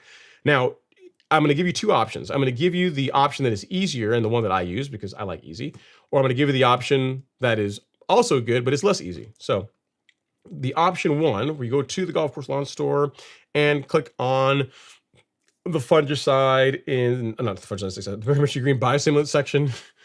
So as far as a product that is easy to spread, Essential G is what I would say to go with. If you're looking to increase the amount of organic material in your soil, as well as add some biochar, add some humate, a little bit of silica. So just in general, just like a nutrient package for your soil is really tough to beat Essential G. And the nice thing about Essential G is that it can be spread using your standard broadcast spreader, right? Which is kind of cool. Makes it easy to apply it. Now, another option, if you're going to go really heavy and you're doing like a top dressing, but like a top dressing with like just compost, like some of the like richest stuff you can use, like really really high quality stuff. It's really tough to beat carbonized PN. So carbonized PN is basically two ingredients. It is a less complicated, it's a less complex formulation than Essential G, because carbonized PN is essentially biochar and compost. So it's biochar, pinewood biochar, and compost is basically it's two products, two different ingredients make up this product. So I will use this typically when I'm doing top dressing work. So this weekend, if Sunday permits, if the weather permits on Sunday, I will be top dressing my front lawn with carbonized PN. Actually, this video, this like all that you see there is from a video that I did a couple years ago where I did the front lawn. If I can get here, if I can get to scroll over, where I did the front lawn with carbonized PN. You see I'm holding a bag of it there and I'm working it in, and that's the lawn after doing it. And then this is how it looked after 10 days later. It was an amazing kind of green. So I want that green again.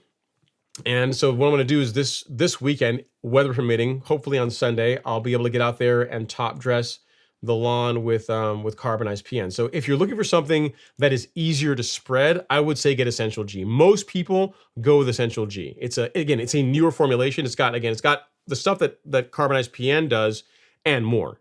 And you can put it down with you can apply it with a broadcast spreader, whereas carbonized PN, you need like either like an like a specialized type of top dressing machine that can throw the material, or you're just going to pour a bag out and you're going to manually spread it. You know what I mean? So it's more work, and it's better suited for top dressing type work than it is for like regular addition of organic material. So I would go with Essential G if it were me. All right, next up is Doug 350Z Twin Turbo. He says, thumbs up. What's going on, Doug? Thanks for that. And then next up is Optic Cycle. He says, interesting. You mentioned pen testing. I was just doing some cross-site scripting test on an app. So XSS stands for cross-site scripting, because we're like, hackers are just lazy. We have to have acronyms for everything.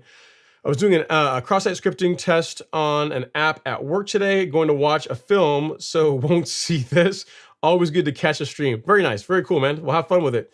So what do you use for a lot of your web app testing? You use Burp Suite, or what tools do you use for your web app testing? It'd be interesting to find out. Optic Cyclic. Burp Suite is my jam. That's my go-to for web app testing anyway. All right, next up is Marshall Anderson. He says, actually, you know what? I have a super chat here. Let me get that really quick before I get your question, Marshall. Let me get down here. I see one. Don't want to miss it, from Mr. Lance F. He says, Super chat. He says, if you have moles, who are you going to call? Ron Henry, you better call Alex. That's true. I mean, I may identify him, but Alex is the muscle. Alex is the muscle. He's, he's like, man, look, man, wrong long. He's like, wrong long, cuz, got to, put the beat down. Had to take out that mole. He doesn't believe it. He doesn't, he's a monster. You know what I mean? He's a monster. Good guys. Good buddy of mine. Thanks for the super chat, Lance. I really do appreciate all the love and support. And let me get up to where I left off, which was Marshall. All right. Marshall says, I have a Bermuda lawn in Texas. Interested in Essential G, but a bit concerned about raising my pH in clay soil. Do the benefits outweigh the possible pH increase? Yeah. So what Essential G is a pH optimizer. I would not use Essential G with the goal of raising your pH. If you want to raise your pH, use lime. If you want to lower your pH, use a sulfate. So as far as you applying large amounts of Essential G and your pH skyrocketing, that's just not a thing. Like, I mean, I don't want to say I've applied more Essential G than most of you guys on the show. I mean, I put a lot of the stuff down, and my pH is still it's still in the mid sixes. And over the year, it tends to trend down a little bit lower. And I put lime in the fall, and it comes right back up. So I apply a ton of Essential G, and it's not causing my pH to in other words, it's not taking my my optimal soil and making it more alkaline. So that's not really a thing. There's nothing to worry about. It's a pH optimizer. So it can help. It can help draw more alkaline soils towards the mid sixes. It can take more acidic soils and draw them also towards the mid sixes. But that is not what it's really designed for. It's designed to add organic material. It's designed to add biochar, which helps enhance the benefits that you get out of fertilizers and any other products that you apply to your soil. So there's nothing to worry about as far as it you're applying that and it's going to, your pH is going to skyrocket. It's just not a thing. All right, next up, we have Tony Israel. He says, Ron, what is the best product to eliminate moss in sandy soil? So there's a couple of different products. There's a couple of different ways you can use for eliminating moss. We actually got a blog post on it that I'll refer you to. But one thing I'll tell you is, before taking the approach of like throwing products at moss, let's try and figure out why you have the problem with moss in the first place. Moss tends to do better in damp, very damp areas. So parts of your lawn that get wet and they don't drain well, parts of the area that are more shaded, so it doesn't get a lot of sunlight, and then also more acidic soil. Moss tends to do better in that than it does in soil that are more neutral, a little bit more in the mid sixes time frame, in mid sixes area.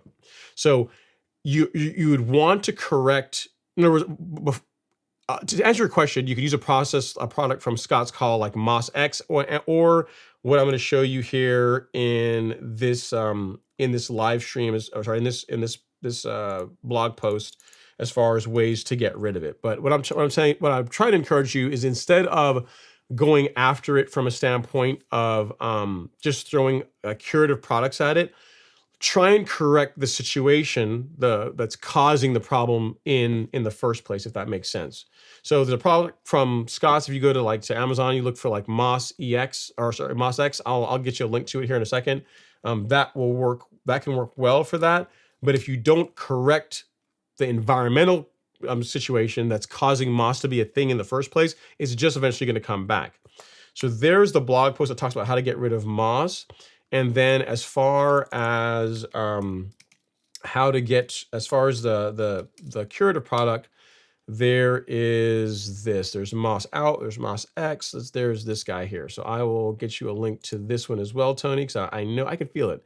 Even though I'm gonna tell you, hey, you need to fix the environmental stuff, you want something that you can also throw down on the moss and burn it out, right, to get rid of it. So there is at Tony Moss X. So there is that. So both of that will work, but I'd also encourage you to read that blog post and fix the conditions that are causing moss to be a problem in the first place. So hope that helps. We have a super chat from Mr. Archie Amos. Thank you so much, Archie. Super chat received. He said, "Come on, LG, let's go." LG is quiet tonight. I don't see LG in the live stream. So Archie hath thrown down the gauntlet, and for that, Archie is now the show sponsor. So there you go, Archie. Your name in lights for whatever that means to you. Thank you so much for the super chat. Appreciate all the love and support. You're calling out LG. I don't know if I would do that. You don't want to awaken the LG, man. You know how he is. He's a beast. He don't like losing. But we'll see. He's quiet tonight. Maybe he's out. One of you guys are in like Cancun. Another one's in like Grand Cayman. Who knows? He's probably out vacationing somewhere too. I'm the one here on the live stream. I'm the one here working, right? And you guys are out just partying and living it up. All right, next up is the Speezy, the Speezy 99. He says, any tips for front yard? Ooh, I can tell right now where this is going. I'm not going to be a good one for this one. He says, any tips for front yard edge decor, flowers? Kind of hard to explain. I like my lawn as a lawn, but towards the end of my driveway, towards the street edge, either needs flowers or something, etc. I'm not a good one to help with this, man. I don't have any shrubs or any kind of decorative plants. I mean, people like, there's a lot of people in the neighborhood that have azaleas and they really like them. Those look really nice. But as far as decorative plants, I am not going to be a whole lot of help on this one, unfortunately. The Speezy 99. I am sorry. I'm the shrubs. You know what though? I'm going to do better. You know what? I talk about always improving. This is an area for me to improve because I've gotten this question last week. I got it this week, and just because I am not into shrubs and flowers and decorative stuff doesn't mean that you guys are not. So I should at least have an answer for you. So I'm going to do some digging into this. I have a buddy that owns a landscaping business here in Gainesville who actually, believe it or not, always tries to get me to plant trees in my backyard and shrubs. He says, "Man, your backyard looks really great, but I could put like some trees around the rocks and give it a nice feature to look awesome. Put like a Japanese maple back there, it'll look great." So I'll ask him about what he thinks to use as a decorative flower. I think he's mentioned like knockout roses. He's mentioned that before in the past. But I'll ask him. I'll take your question into consideration and I'll get an answer for you this Speezy. All right, next up is Rio the Hitman. He says, "Ron, when do you plan on turning on the sprinklers?" maybe the middle of this month, depending on how depending on how the rainfall goes. I mean, I have run irrigation for like watering products in when I need to do that, but I mean, as far as running it regularly, it's not hot enough yet. You know what I mean? And we're getting enough rain regularly that it's just not super necessary. Like you don't have to. You're getting more than an inch of water per week here in Georgia, so I haven't had the need to run my normal irrigation cycle. So not yet, but maybe towards the middle of this month. Worst case, May timeframe is when I will likely turn it on. Just depends on rainfall. Just really depends on rainfall.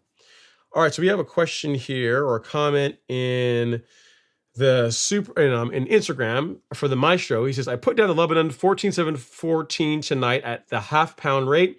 What's a good, preferably cheap liquid fertilizer to supplement it with? It depends what you define as cheap.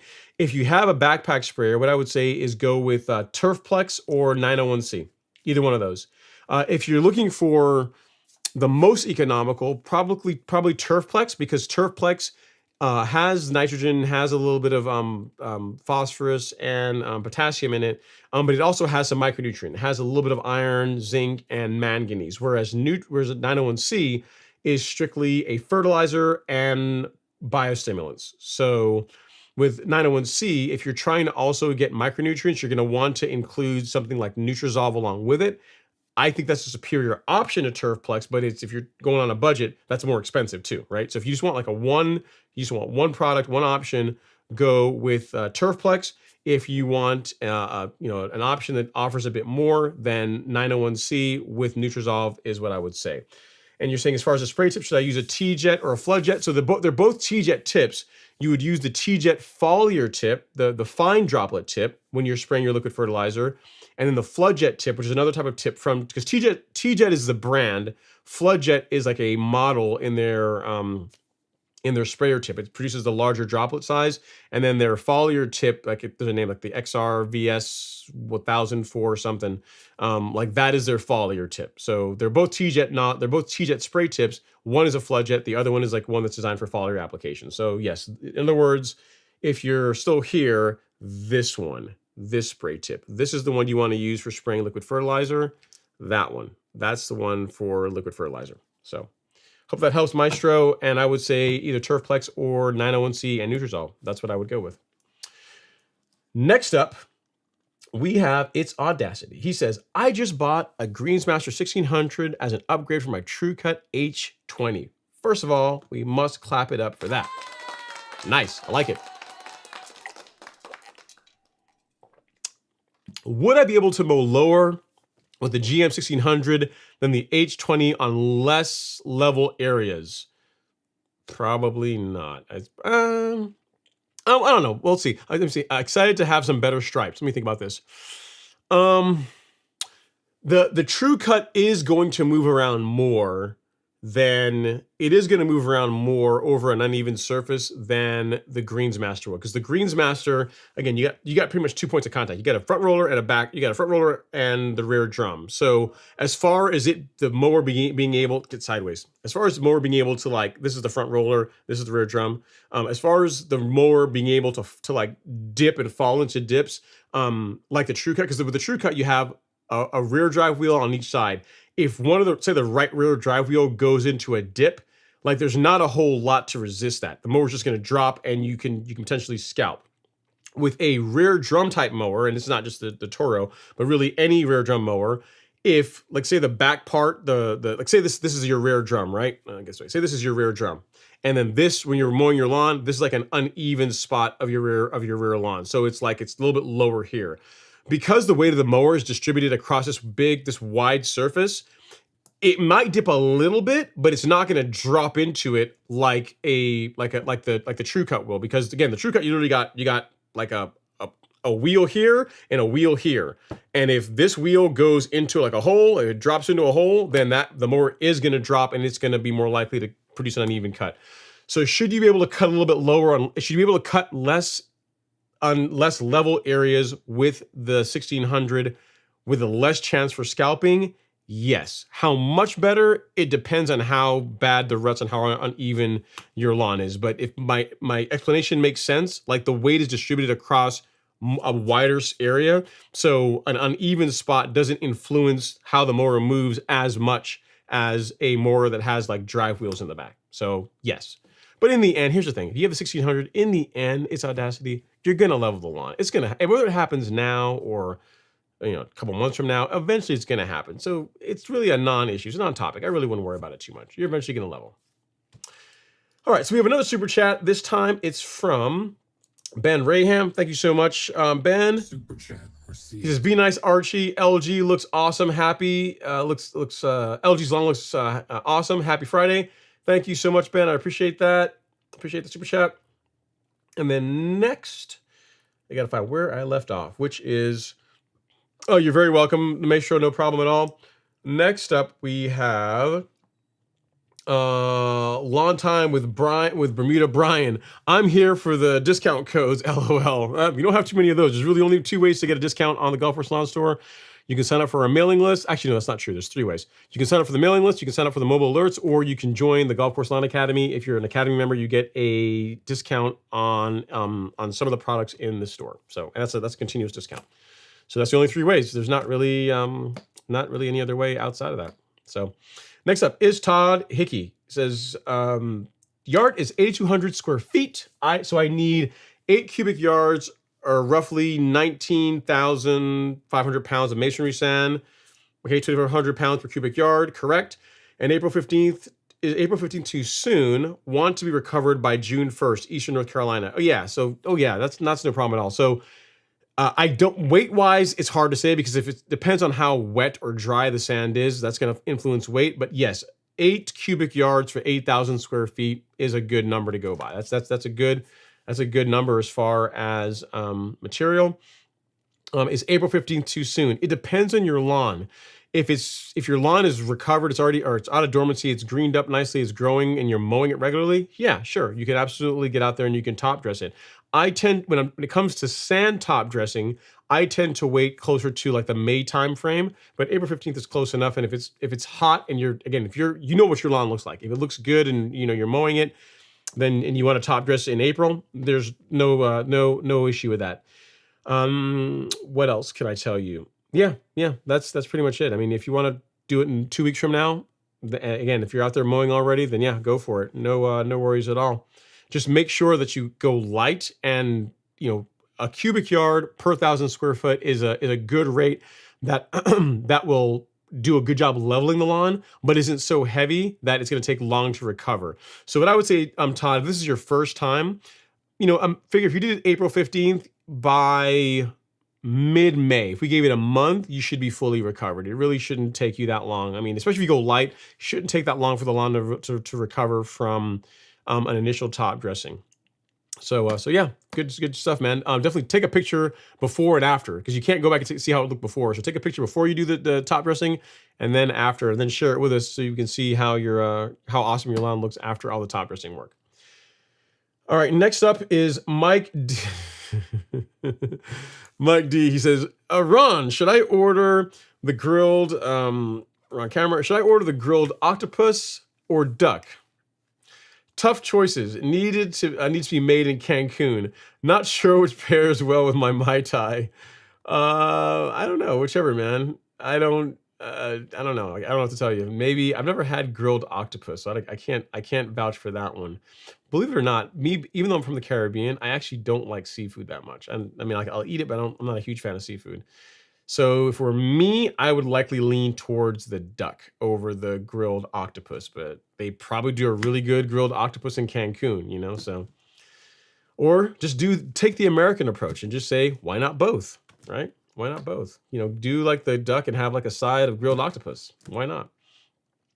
All right, next up is DeMarculus Thompson. He is back. He says, thanks for the info, Ron. Did you speak to Miramichi about rebranded M-Pro? Is it the Essential G rebrand? Yes, I did. So actually, they sent me a link here. I'll send it to you. So what M-Pro is, it is so kind of like how Carbon Pro G is a formulation that Miramichi did for Site 1. Empro is a formulation that they did for Ewing. So it's not the same thing as Carbon Pro G. Like I can pull it up here. They gave me a link here. I can pull it up and show you guys. I believe it's on the store now. But the formulation, I mean, but it's similar. It's similar. Like there's no reclaimed coffee grounds in Empro, but it does have. Actually, I'm talking like you guys can actually see my screen, which you can't right now, right? So let me get this up here so you can actually see it. Yep. So that one. Yep. Okay. So what this has is you'll see it in Ewing. So you're not going to be able to find this online. But as far as the makeup, you've got activated biochar, sunflower ash, humate, and then silicon, a bit of silicon. So whereas Essential G has reclaimed coffee grounds, they went with sunflower ash, hull ash instead of that in this product. So it's similar. I mean, they're play cousins, kind of like, they're all made by Miramichi Green, so they're all related. But as far as it being the same thing as Essential G, just simply rebranded, it is not. It's a different formulation. So, and it's one that they make specifically for Ewing. So you'll only find it in Ewings. You're not going to find it online. You're not going to be able to buy it anywhere else. Kind of like Carbon Pro G, you'll only find that in Site 1. So hope that helps, Demarculus. I did look into that. I did ask them, and they gave me the answer. This is yes. They told me all about it. So, and now you guys can find it on their website if you're so interested. All right, next up is Shifty Carmack. He says, I already put down pre-immersion in Northern Ohio. I found some POA. Can I break the barrier and spring seed in those spots? Okay, so can you, I mean, here's the thing. You can try it. You can try it, Shifty Carmack, but I don't know how good germination you're going to get if you've already applied pre-emergent. It's not going to hurt. I mean, all you're going to lose is just some grass seed, right? So if you try it and it grows in, great. If you try it and it germinates and then dies shortly thereafter, then right? But in general, you want to wait 4 months, really 4 months after doing pre-emergent before you do any kind of seeding work. But if you want to give it a shot, you can. I mean, even if you can try heavily raking that area and seeing if that'll help. But what I think you're going to find is you're still not going to get great germination in the area in the lawn if you've already applied pre-emergent. Again, you can try it. The only thing you're going to lose is some grass seed, right? So it's not going to really hurt anything but the cost of seed and your time. But as a general rule, seed does not do well in a lawn that has recently had pre-emergent applied to it. All right, next up is Dan the Man. Dan the Man. He says, hey, Ron, hope all is well. Question, sidebar. When did you decide to get a fence around your property in the back installed? I know I'm late to the party because I'm just noticing it. So, Dan the Man, I actually did not have the fence installed. So the fence if you're looking at the patio, so we can do this. We can do it right now because I've got a video. Me talking is worth one thing, but video is even better. Okay, so as we come around, as the camera pans around to the back lawn, we're going to pause right, not yet. Okay, right here. Boom. Okay, so what you'll see is there are two fences. There's one on the right to our right, and there's one all the way at the back lawn, like you noticed. The one at the back lawn was put in by the neighbor, by the house that you see there in the back, that's in the background, because they had a pool installed last year, and for safety reasons, the HOA requires that if you have a pool, you must your lawn has to be fenced in, so kids or animals can't just wander into your lawn and fall in the pool, and just for safety reasons, you got to have your lawn fenced in. So that's thing one. And then the neighbor to the right that moved in, maybe not last year, it might have been last year or the year before. It's hard to know. It all runs together now. They have a dog, and so they fenced in that side. They put that fence in there so they can let their dogs run around in their lawn, right? So I did not install any fences. The neighbor that has the pool installed the fence, and the one to the right in that video installed the fence because they want to have their dogs to be able to run around there. So that's why there are fences there. I didn't do it; they did it. All right. Did you have a discrepancy with your neighbors? Inquiring mind wants to know. Yeah, we had a huge fight over it. It was not good. We're still not on speaking terms. It was horrible. No, it was fine. I mean, here's the thing.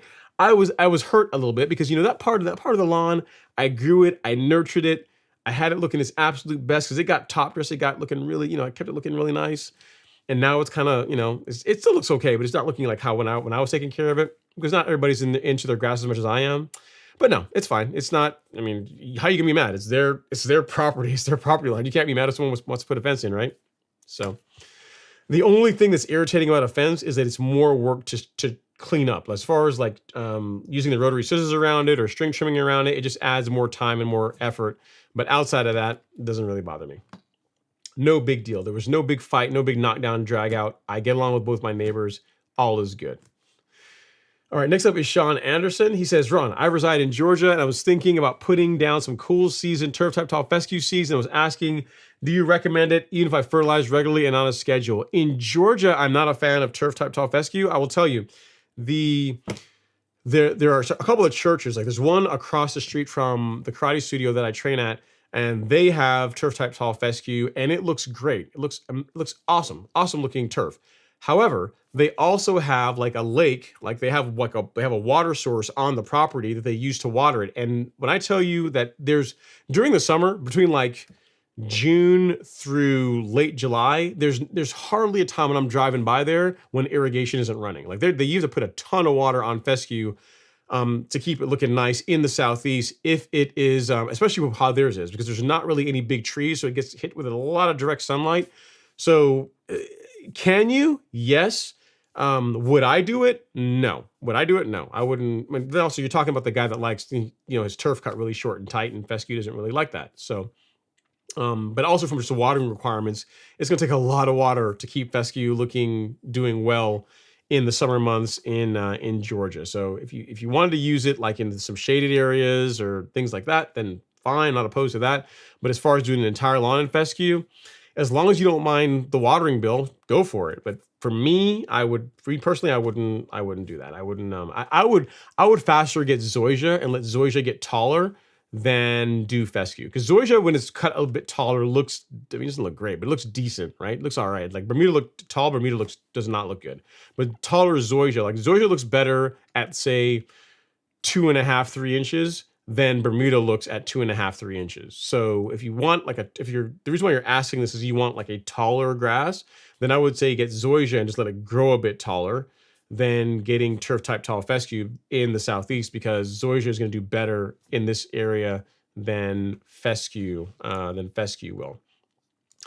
On this topic, Sean, on the topic of different grass types, you're not going to believe this. But on the Golf Course Lawn Store, we have in the blog section, we have a video, or not, I keep saying video, we have a blog post titled, Which Grass is Best Suited for My Area? And it talks about grasses by the Northeast, the Midwest, the Pacific Northwest, Southeast, Deep South, and the Gulf Coast. So I'm going to take this link, I'm going to post it in the chat for you so you can take a look at that. It talks about the pros and cons of different grass types and where they tend to do best depending on where in the country you live. But to just answer your question, if you don't feel like reading it, no, I would not use turf type tall fescue in Georgia unless you don't mind paying a lot of money for water. That's me. But check out that blog post and you can form your opinion. All right. Bang Bang Brandon says, would you recommend using Michigan State's growing degree days tracker? If you want to track growing degree days, sure. I don't do it, but if you want to do that, yeah, any of the trackers, there's a few of them. There's like the Greens, it's called the Greenskeeper app. There's a couple of them online that you can use. And if you want to do that, if you want to nerd out and do that, by all means, go for it. I just apply growth regulator every 2 weeks, 1st and the 15th, and that works for me. So I don't get into tracking growing degree days, but if you want to, you can. I can't recommend that one because I've never used it, but I mean, it's a university and I'm sure that the people that put it together know what they're doing. So it's probably fine. But I've never used it to be able to say, yeah, I used this. This was awesome, and you're gonna get a great, it's easy to use and it's intuitive and it's easy to make use of. So it's probably fine, but I've never used it to be able to say, yes, I endorse and wholeheartedly recommend that one because I don't track growing degree days. All right, next up is Mr. says, hey Ron, how about a short vid or short explanation more of how to determine how much fertilizer to put down for the newer members to lawn care? Excited for another season with the Golf Course Lawn Fam. Let's go. All right, cool. Yeah, so I can do, that's probably not going to be able to do in a short. I'm trying to think. Can I do that in a short? Yeah, I mean, you can. So here's the thing. So when you take a fertilizer like, say like Humic Max, right? Which I recommend, if you're doing it the way that I recommend applying it, you apply that at 3 pounds per 1,000 square feet. So the question you might ask yourself as a new person is, how do I know how much 3 pounds per 1,000 square feet is. Now, on the label, and also within the product description, if you have like a Scotch spreader, we have calibrations. So I'll show you, for example, we can do this right now. We can do this live here. It's kind of a fun question, but I don't think I can do it in a minute in a short, but we'll see.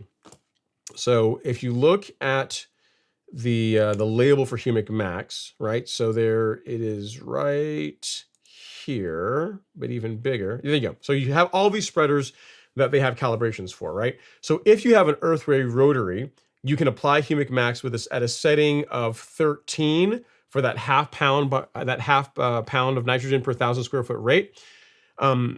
And that's a pretty good general ballpark. So somewhere in that range, 12 to 13 is gonna apply the right amount of product to put down about half a pound of nitrogen.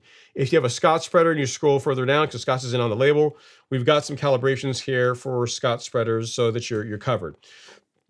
But if it's the first time you're applying a fertilizer, here's what I would recommend doing. And you really only have to do this once. So let's say you have, I'm gonna make the math easy. So say you have a 5,000 square foot lawn, right? So to make my life easy here. So you have a 5,000 square foot lawn, which that equates to 15 pounds of fertilizer, 3 times 5, is that right? So 15 pounds of fertilizer. So for your 5,000 square foot lawn, you would, even though your spreader calibration, the setting on the bag says for your Earthway spreader, for your Scotch spreader, use a setting of this, which is, again, it's supposed to be pretty close. It's gonna get you in the ballpark. But it might be a bit heavy, it might not be heavy enough. What you can do is you can take, because you have a 5,000 square foot lawn, you know that for that lawn, you will need about 15 pounds of product. What you can do is you can take a bucket and you can measure out, say, 15 and a half or 16 pounds of product. So you take a bucket, put it on a scale, zero it out, pour 15 and a half, 16 pounds of product in there, and then put that amount in your spreader. Right? So that way, I've got like what's in the spreader should be enough to cover my lawn. And what you can do is about how big your lawn is. And as you're making your passes at the recommended setting, and as you're walking your lawn, you get about halfway through and you look down at your spreader, you say, that looks like I'm using up way more. Like I'm not going to have enough to finish. So that even though the bag says a setting of 13 is right, maybe on your case with your particular spreader, maybe a setting of 12 is more correct. So you can make that adjustment. And really, you should only have to do that one time to figure out, what spreader setting you need based on your walking pace to apply the right amount of product to your lawn. And that's a good way, a good safe way to go for someone that's new versus taking a spreader. So you have a 5,000 square foot lawn, right? A one bag of Humic Max at that 3 pound rate will cover 15,000 square feet. So you only got a 5,000 square foot lawn, you take the entire bag or like half the bag, and you pour the bag in, right? So you put the entire bag in the spreader, you pour the entire thing in there. It's really difficult for you to know if you've put down too much or too little. And as a newbie, if you have a spill, it's gonna be a lot worse. But as a newbie, if you're really trying to get your calibration correct to where you're putting the right amount of pounds of product to the ground, then using that approach of using a bucket, let's take a bucket, put it like on your bathroom scale, zero it out, and putting in like a pound, just 1 pound over what you should be using on your lawn. The reason why I say a pound over is because if you put the exact amount, like as broadcast spreaders get towards empty, they don't tend to flow as well, right? So having a pound over, that's going to have enough material in there to where it should flow properly. But if you did it right, if the calibration on the bag is correct, you'll get all the way done and you have like a little bit of product left and you'll be like, yay, you know what? The calibration, this recommended setting for my sprayer was correct. And if the calibration is off, or you're walking too slow, or you're walking too quickly, you're learning with like a fixed amount of fertilizer versus an entire bag of fertilizer in the hopper, if that makes sense. So that's what I recommend as far as someone that's new. I can't think of any other tips. Minimize overlaps. So with the Earthway, I tend to make my passes about 7 to 8 feet apart. That's a good distance for me based on how that spreader throws product, because it throws product to the front and to the sides. That's make my passes about 7 or 8 feet apart creates good coverage without the overlaps being too heavy. So it's just something you have to learn over time, mister, but hopefully that helps. I mean, that's enough to get you on the right track. Again, just the first time, weigh it out. Weigh out and how much you should need and add 1 pound more, just so you have a little extra in there. And then you just kind of gauge it as you're making your passes, like how much is left in the hopper When you get to be halfway done, you should have about halfway, should be about half the fertilizer left in the hopper. If it's like a lot less, then too heavy. If it's a lot more, not heavy enough. You know what I mean? So that's a way for you to learn the first 1 or 2 times, get your calibration dialed into what it needs to be for that fertilizer, with that spreader, with your walking pace, and then you'll get a good result. So hope that helps. I think that's pretty much what you would need to know from a newbie standpoint as far as using a granular fertilizer on your lawn. For liquids, there's an entire video I have on sprayer calibration. I'll link that in the chat for you here in a second of how that would work. But it's the big thing is just ensuring you're putting the correct amount of product over the correct square footage. So for liquid products, you're going to see on the label something like 6 ounces per 1,000 square feet. By calibrating your backpack sprayer, that's going to ensure that you figure out what your walking pace needs to be to put down 1 gallon of product mixed with whatever the amount of active ingredient is over 1,000 square feet. So it's not hard, but it's just something you just have to, it's like anything else, you just got to learn how to do it. It's not difficult though. But I'll link in the chat here how I would go about doing a backpack sprayer. And I just explained to you how I would do a broadcast spreader, like a granular spreader. All right, nothing else here on Instagram. You guys are quiet on Instagram tonight. All right, people must be off on spring break. Must be like in Cancun and Grand Cayman and wherever else you guys are, right? All right, next up, Ben Raham, he says, got to order a seller print? Yes, I need to add a holographic sticker to my truck. I got you, Ben. Yeah, if you, if your name is Ben Raham, like if it's going to come across as Ben Raham in the orders, I will have... when it's being packed up, I'll make sure that whenever they're packing the acelepryn, I'll just put a note and make sure that Ben, that you get one of the fancy holographic fancy stickers. So if that's your jam, I got you covered. Get your acelepryn order in over this weekend, and I'll make sure that one gets in there for you. All right, next up is Ed Bonnet. He says, how long does fungicide last? How often should it be applied? Thanks. Great question. That's an excellent question. So most fungicides will last for about 28 days. 3 to 4 weeks is about what you get out of a fungicide app. So if you're applying a fungicide as a preventative, that's why I will say do it in the May timeframe. So the end, well, we're not April yet, but like the first part of May, that's when the window really opens for doing a preventative fungicide app. So you can do one app, and that's likely good. If you want to do a second one in June, you can, but just a single fungicide app in May is from a preventative standpoint, is usually all you need. Now, if you have an active problem in your lawn, an active disease in your lawn, let's say you got some large patch or brown patch in your lawn, you're going to want to do 2 fungicide applications. So say you woke up this morning and you look out in your lawn, you're like saying, man, I'm seeing these weird rings in my lawn. That's not good. So what you could do is you could go out, you could do an application of Headway G, apply that on your lawn, and then 3 weeks later, do another application of Headway G, and then that's going to ensure that you fully get rid of it. So to answer your question, 3 to 4 weeks as a preventative, 1 application, assuming you don't have a history of problems with disease in your lawn. And you're keeping your mowing equipment sharp to where you're not causing undue injury to the turf to where you're more likely to have disease problems. Like 1 in the May-June timeframe is good. If you want to do 1 in May, 1 in June, even better. But if you have an active problem in your lawn that you're trying to correct, then I would say 2 applications: one initial, and then another one 3 weeks afterwards, just to make sure that that you're fully good to go. That you've taken care of you've arrested the spread of the disease that's causing the problem in your lawn. So hope that helps, Ed. Good question. Appreciate that. Next up is Demarculis. He's back. He says, hey, Ron, one more question. One more question. You always say that. It's never just one more question, but one more question for this minute. How about that, right?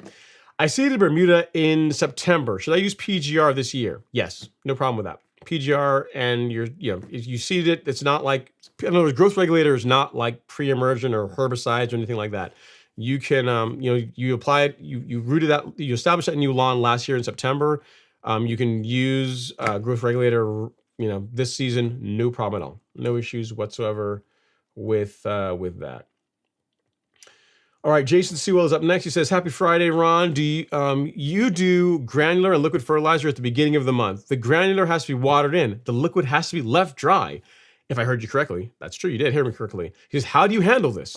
So what I do is I will do the granular first. I will do the liquid afterwards. And here's the thing, guys: the granular, yes, it needs to be watered in, but it doesn't have to be watered in right away. Like you don't have to put down granular fertilizer and within the hour you water in the granular fertilizer. If you water it in later on that afternoon, if you water it in the next day, it's just fine. It's gonna work just as good.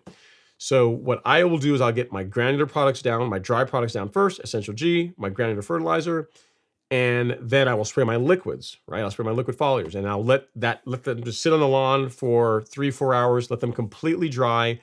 And then if I'm spraying liquids that need to get into the soil, like a celloprene, I'll do that.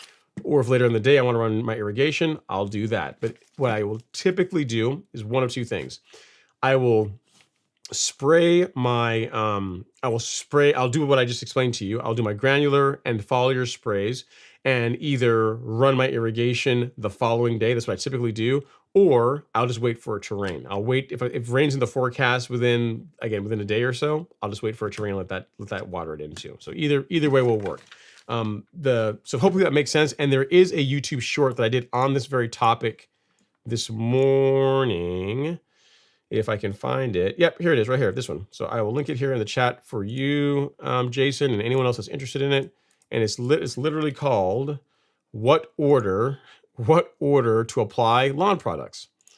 And so here, at Jason, nope, that's the wrong Jason. That's Jason Harrison. We need Jason Sewell, that one. That video right there, that's short. So take a look at that, and I explain it in that video in 1 minute, so it won't take too much of your time, but pretty much what I just said. All right, let's see here. Next up is Lej. He says, do you have any experience with using a tackifier when seeding for helping with washout? I have not. No, I guess is that something to make the seeds more tacky or sticky to where they kind of stay in place? I've never used anything like that, Lej, so I can't comment on it. All right. Next up is Ben Raham. He says, grubs stay and live underground. If you see them on the surface after the application, the treatment is working. Yep, they come up and because when they pop up on my lawn, they're dead. They're dead or they are dying when you see them on the surface. Whenever it will happen. I did a celloprene today. When I'll see grubs is like in May, June time frame. You'll see, I'll be out there mowing and I'll just see one, they're all curled up and shriveled, begging for mercy, but it's too late then. Next up is Jason Harrison. He says, if you are invested in the Ryobi system, their backpack sprayer works well.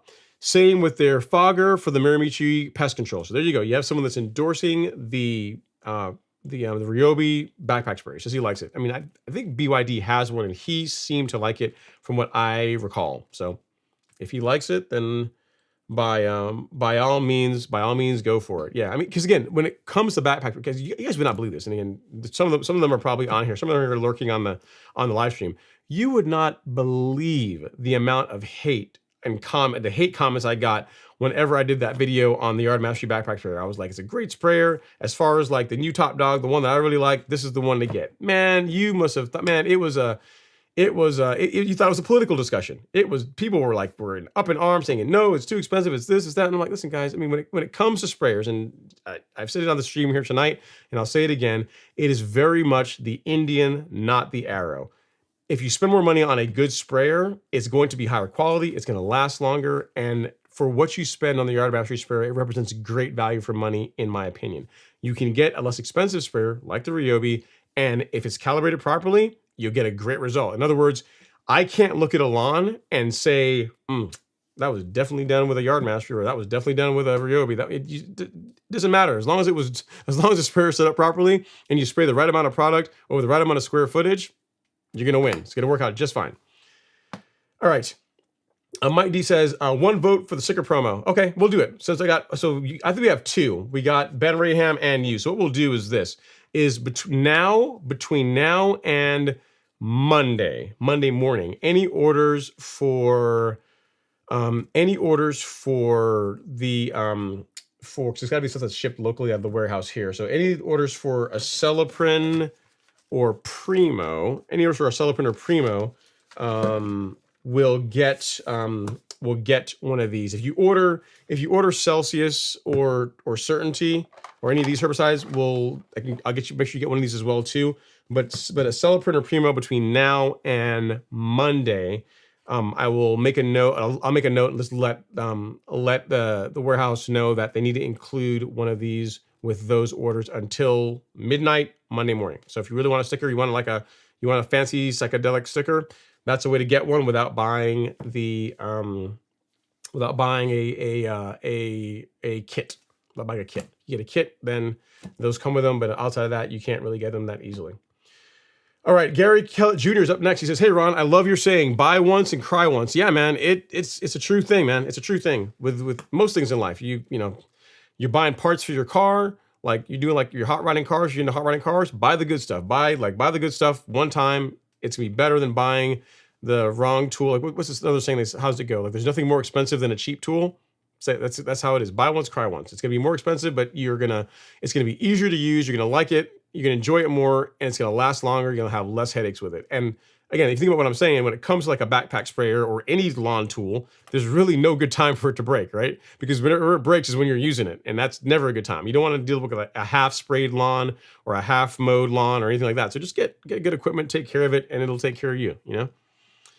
All right, 1-2 is up next. He says, "I've been a friend forever." Nice, thanks. He says, "A Spectracide pre-emergent did not work well on POA in my backyard. Here in eastern Georgia, Conclorac kills POA in the front lawn." Okay, I didn't know that is labeled for POA, but it's spotty. What a pain.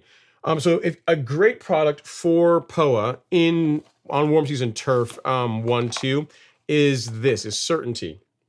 So if you combine Certainty at the higher rates, again, I got to say that again, at the higher rates, at the rates on the label that are recommended for POA, which means at least one large scoop with a gallon of water over 1,000 square feet, and you combine it with surfactant. So you use these two together. Like this by itself is pretty good against sedges and Kalinga. Works better with surfactant. This by itself against POA, it works great. It works well, but it works really well if you apply some surfactant, a spreader sticker with it. This stuff is cheap. It's like $20 a bottle. This stuff is not that expensive. You might be able to find it locally if you don't want to get it from me for even less than that. Because you're paying to ship it. But if this stuff combined with this is a great combination for getting rid of POA in your lawn. Don't just get Certainty. Get some surfactant to use along with it. Well, it really does make a difference and how well herbicides work. All right, next up is No Name.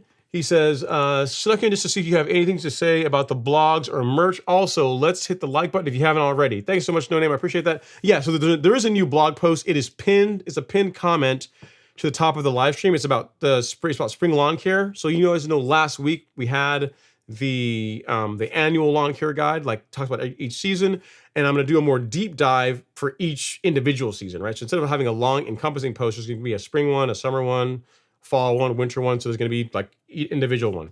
So the spring one is now released. The summer one's already done and it's actually posted already, but you can't, it's not linked anywhere. So if you find it, you find it. If you don't, I'll link it in a live stream here at a later time. Again, the folks in the Academy have already seen it.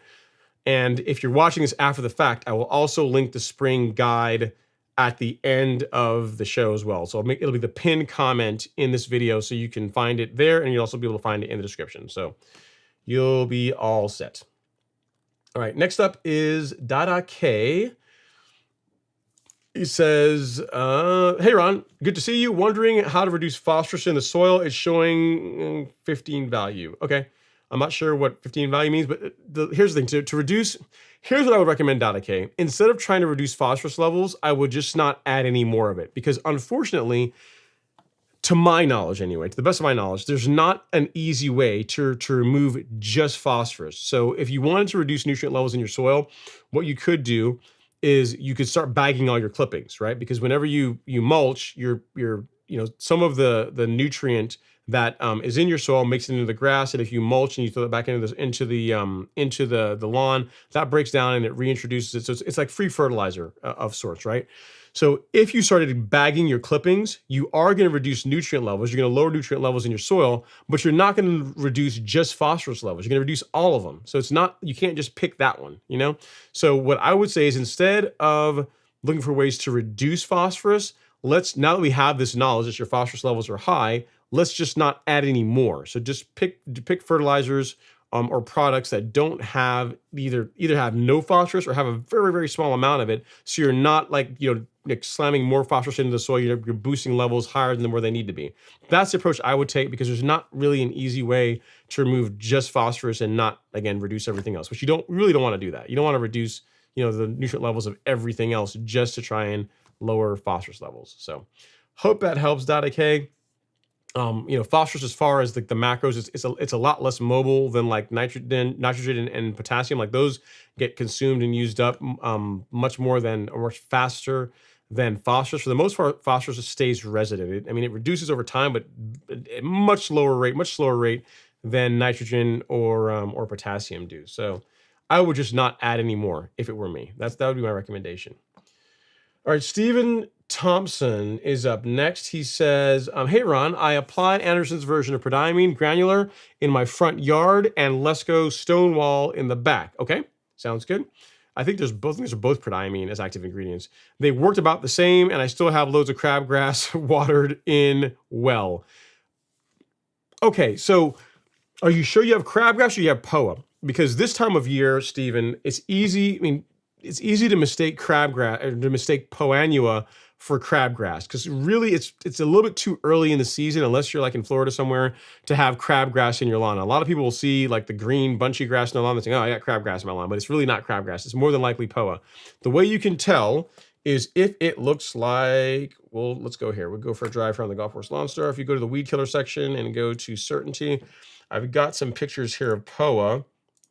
Okay, yeah. So if you see here, you see how in the middle of Poanua, you've got these like white flowers in the middle. You see that right there? Like that, like it looks like that. If it looks like this, you can mistake this for crabgrass, but it's not crabgrass, it's Poanua. And a way you can tell is it has like those white flowering seed heads. That's another way you can tell that it's POA. So it's more than likely that. And if it is POA, which is what I think it is, the pre-emergent application that you did like last month or this month or whenever you did it is not going to do anything against POA. You have to prevent it. You have to prevent POA in the fall, not now. So if you have, you can tell me what kind of grass you have. If assuming you have warm season turf, the best pre-emergent, the pre-emergent that I like that works very well against Poanua is a product called Spectacle Flow. Another option is to use prodiamine, simazine, and imazaquin. Again, if you have warm season turf, and that combination works very well as two for keeping Poanua out of your lawn. So what you're seeing in your lawn right now is it's highly unlikely that it's actually crabgrass. It's more than likely to be Poanua, and you're just thinking it's crabgrass. So if you want to get rid of it, what you can use is a post-emergent herbicide called Certainty. I just said this, but not to be a dead record, is if you're going to get this, get the spreader sticker, get surfactant with it. This is not that expensive. The herbicide is much more expensive than the surfactant, and this really makes a big difference in how well the Certainty works. So you more than likely have Poanua in your lawn this time of year, not crabgrass. All right, you said Dallas-Fort Worth area applies at heavy rate in mid-February. Yes, it's more than likely. It's more than likely POA, man. I don't think it's not. I don't think it's hot enough in DFWs yet to where you're going to have crabgrass just yet, and definitely not to the point where you're going to see it all over the place. If it looks like that, what I showed you there, it's more than likely POA. All right, next up is CR. Let me see what everyone else says. So CR is saying, so CR says, hey Ron, how is the Yard Mastery spray been holding up for you? Would you prefer the Yard Mastery over the Flow Zone Typhoon 2.5? They are both great sprayers. Either one of them can work well. If you, for value for money and just for hassle factor, the Yard Mastery is a better purchase in my opinion, because you buy the sprayer and it comes with all the spray tips you need, and it comes with the adapter, right? The Flow Zone Typhoon 2, unless they've changed it, the 2.5, I don't believe they include it now. Maybe they do, and I'm fine to be corrected if they do it now. But with that one, you have to buy the sprayer, and you have to buy the adapter, which they sell on their website, and then you still have to go out and go buy the foliar tip and the flood jet tip. And when you add all that up, plus the cost of shipping, it's much more. It's a bit more expensive. It's not like a ton more, but it's like $30 more, maybe $40 more expensive than the Yard Mastery sprayer. And from a standpoint of like the results, build quality, they're equivalent. Let me think. The padding on the back of the flow zone is nicer than the padding on the back of the yard mastery. But where the battery compartment is on the yard mastery is better than where the battery compartment is on the flow zone. Because the battery compartment on the yard mastery is on the back of the sprayer, so like it's where your back is. So as far as they're getting any, and it is weather sealed, and as far as any like product or anything getting down in there and potentially ruining the terminals or ruining the battery, like highly unlikely to happen. The flow zone is a great sprayer too, and it is weather sealed, but it's on the back of the tank. So it's not in as good a place than, in my opinion, than where Yard Mastery puts it. So it's like splitting hairs. They're both excellent sprayers. They're both high quality sprayers. You get a great result with either one of them. The Typhoon 2.5, once you add everything up, is more expensive than the Yard Mastery. So I see no reason to spend a lot more money for essentially the same product. All right, next up is Speezy's Fit 99 saying, Mr. Beast came out of nowhere. I don't believe him. No. Okay, so you may notice him, so meaning he might start, and that's the way it works. Once he starts blowing up, where he becomes, when people start noticing it, you think, oh man, this guy came out of nowhere. But he was making content for a long time, making content for years and years. I mean, he's been at it at least a decade at this point, if I'm not mistaken. He's been at it for 10 years. He's been in it for a while. And it's only in the last, I don't know. I mean, he's been a thing for a while, but I mean, yes, he's blown up now, but it's only in recent years that he's really gotten a lot of the huge success that he's seen. So for many years when he first starting out, he was not doing, he was doing well, but he wasn't doing like how he's doing now. So like everything, he's a 10-year overnight success. That's what Mr. Beast is. Just like Tiger was. Tiger was he's an overnight success. All those years hitting golf balls and no one was really paying a ton of attention. No one saw that. So LeBron, when he was out there grinding, when Kobe was out there grinding, just dribbling, and no one was there, no one sees that. You only see it when he's out, throwing down and making everybody else look bad. So like it doesn't matter. There's no shortcutting the grind. There's no shortcutting that. No shortcutting the work. You got to do the work. All right, next up we have Brew Cruise Fishing. Ooh, he says, I just picked up an Outlet Buffalo. Bills 27, what a machine. Let's clap it up for that. We got to do that. Congrats on that is a beast of a computer. I'm thinking about computers. That's a beast of a mower. Let me see if I can find that guy. That one doesn't have the interchangeable, does it? The Buffalo. Let's see if I got a picture of it here. Where is the Buffalo? I've seen when I was getting my C27, I was looking at all the videos of Outlet mowers. I'm trying to find the Buffalo. Do they not make it anymore? Oh yeah, there we go. Here we go. Yeah, this is it right here. The Outlet Buffalo. Look at this. Look at this mamma jamma. So here's the thing. Whenever you buy a mower and it comes, the C27, mine also comes in a 34 inch, but whenever you go and you buy a mower and it comes by default in a 34 inch with a cut option, you're dealing with something serious. So it starts at 34 inches and goes down to 20, which is kind of cool. But it looks like really the 27 and 34, you got to pre-order them. But yeah, but that's a massive piece of equipment, man. They got their videos on it. You got the big heavy duty grass catcher. Look at those stripes, looking legit. That looks good, man. I like it. Nice mower. And does it have interchangeable cartridges? Let me see. Or is it just a mower? It might not have the interchangeable cartridges. I don't think so. Let me look here. Yeah, I don't think so. So this is just a straight, I say just a mower, but it's still an awesome just a mower. Let me look. Let me get a close up here. Yeah, I don't think that comes out. No, yeah, this is just a cutting unit, which is sweet. Nice. Very, very cool, man. Very cool. I don't think this one has the interchangeable cartridge system that the other, like the C series mowers have, but that's a massive piece of equipment, man. Congrats. Nice pickup. Nice choice. Good choice. I like it. I dig it. Did we clap it up as yet? We'll do it again.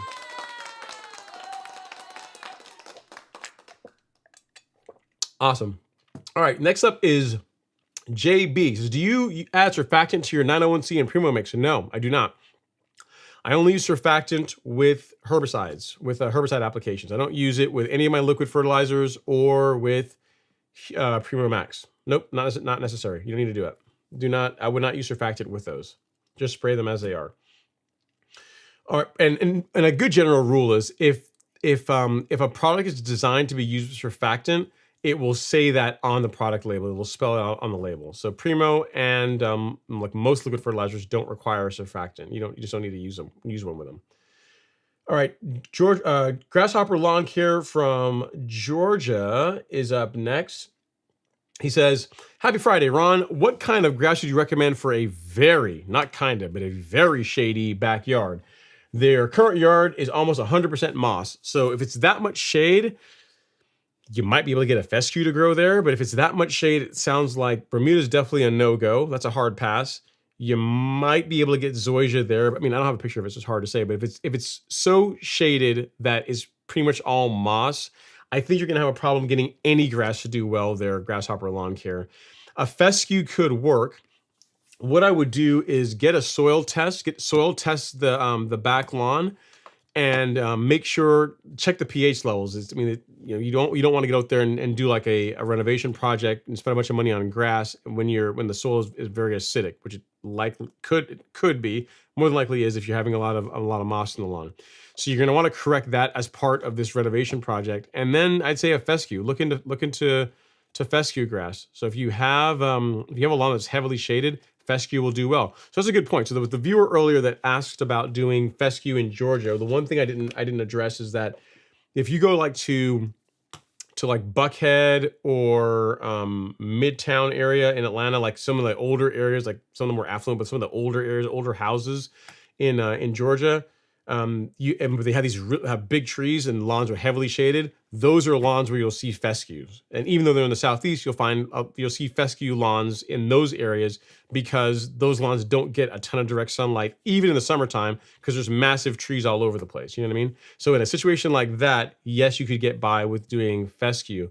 But if you have like a lawn like mine, where it's like tons of sunlight and it's set up to get all the sunlight, I would not do fescue because you're gonna spend way too much money on irrigation. So hope that helps, Grasshopper Lawn Care. Fescue would be the one that I would try, assuming any grass will grow there at all. Before you take on that project, get a soil test done, and then correct any pH imbalances, any of your nutrient problems that the soil might have, and then look into a fescue. So hope that helps. Antoine says, "I just put down some triple tan fertilizer, and today suggestions on how I should apply this fertilizer." But you already did it. You said, I put down some triple tan fertilizer today and suggestions on how I should apply. If you already applied it, then no, I don't really have any suggestions. If you've not applied it yet, then let me do some quick math here. Yeah, so then what I would say is applying it at a rate of, here's the thing, I don't know what kind of fertilizer it is as far as like how the nitrogen makeup is, but as a general rule, I would say for triple tan, 5 pounds per 1,000 square feet, that's going to put half a pound of nitrogen into your soil, which is going to still leave you some headroom for spraying liquids. So that's without knowing the fertilizer that you actually have. But if, as a general rule, if the triple 10 were like Humic Max, like it had the same nitrogen makeup as Humic Max, I would say 5 pounds per 1,000. That's going to work out to half a pound of a fertilizer of nitrogen per 1,000. And then again, you can spray liquids if you still want to on top of that. Lance F says, can you use PGR when plugging random spots in the lawn? Yes, you can. No problems with that. Next up is the Solo Asylum. It says you could not see. It says you could not give me a Ryobi tool. I use tools to make a living. So yes, it depends. So there you go. So. And again, I'm not using this. If anyone from Ryobi is watching this, I'm not bashing you. I'm not saying anything bad about your brand. But the thing is, you have to look at what the tool is designed for and who it's designed for. Case in point, right? Like you look at like what's the brand of tools from like Home Depot. Like they have their own. I can see the name. They have like their own. Like is it Husky? Okay, like they have their own brand of tools, right? Of like wrenches and screwdrivers. I think it's Huskies. Or is there like their brand of tools, right? And for a person that uses a screwdriver or uses a wrench, once a year, twice a year, not that big a deal. But if you're a mechanic, like you can ask a mechanic to go use those tools versus going out and buying a set of Snap-on tools. And yes, Snap-on tools are very expensive. But if you ask some, like I have a lot of friends that are mechanics, and yes, while they are, the price of the tools is higher than what you would pay for other tools. What they'll tell you is they've had that same wrench for like 15 years and it's consistent. And it hasn't worn out. It hasn't spread. It still works the exact same way, works as good as the day they first bought it. So when it comes to tools, I think Ryobi is a great choice for like the DIY or someone that's out there every now and then, spraying their lawn. But for professional, someone that's spraying lawns every single day and is, hard on their equipment, it gets banged around a bit. That's where you want to start getting into like the stills, right? Still or steel or however you pronounce it, right? Like you get into steel, like steel makes a backpack sprayer and it's going to be a lot more expensive than a Ryobi sprayer, but it's also going to be a much better build. It's going to last longer. The construction is going to be better done. It's just going to, in general, going to hold up better. Because what it's designed for, like who it's designed for, like that's what they expect. Like those guys, like if you're using a steel string trimmer, they will expect it to start, quickly. They expect it to be consistent. They expect it just to work for, without any issues. And that's what you get when you buy in most cases, a higher quality tool. Is that overkill for a DIYer? Maybe. It depends on how much money, or how much you value your time. Like if buying a new sprayer every couple of years is not that big a deal to you, then you can go with a less expensive one. But if you just don't want to have to worry about it, like you just want to buy it and not have to worry about it again, then buy something. Or first way, if you just want to buy something and really all you're going to be doing is maintaining it, you may have like a switch that might wear out and you have to replace that. You know what I mean? To where like the parts on it are replaceable versus the entire sprayer being like a throwaway item, then that's what you get in better equipment is what you tend to find versus less expensive equipment. And as you can tell, the Solo Asylum, he's like, nope, I wouldn't use one at all because I use my tools to make my money, so I can't do it. It's kind of like me, right? Whenever I buy a computer, like there are some people that are really into computers, like they go and spend a bunch of money on like gaming computers, and they really nerd out on the specs. Like whenever I go buy a computer, like I'm a Mac guy, right? I use a lot of Apple equipment. Mainly because it's like the best combination of like a decent UI and it's like Unix underneath. So it's like I can actually do real work with it. But whenever I go buy a computer, which is not very often, if I buy a computer, literally I go there and I go to the sliders and I just slide all the sliders to the right, and that's what I buy. Like I max out the RAM, max out the CPU, because I use this professionally. Like I need it. I mean, I can't like saving $100 or $200 on getting like a slightly cheaper one for someone that makes their money using a computer is just not worth it. You know what I mean? So I tend to get like better equipment that a person who just uses a computer casually or just uses it for browsing the internet or doing whatever they're doing wouldn't make sense for them, because for them a computer is like it's like something to play games on, or something just to write email on or browse the web on. But for me, it's a tool. It's something that I rely on. Like I need it to work. You know what I mean? I can't if it's broken or if it crashes, that's a huge problem for me. That ruins like a week of my life of having to go and rebuild it and redo stuff. So I tend to get like good quality equipment because I just don't want to have problems with it. So it's the same thing if you're a person that does lawn care for a living, or you're a mechanic. They will spend more money than the average person on their equipment, because that is what they rely on for their work. So I totally get it.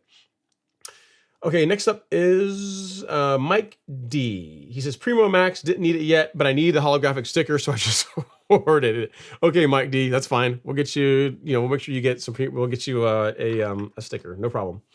And as long as your name is Mike D, I got to be able to tell that it's you. So if you can, email me. What is my email address?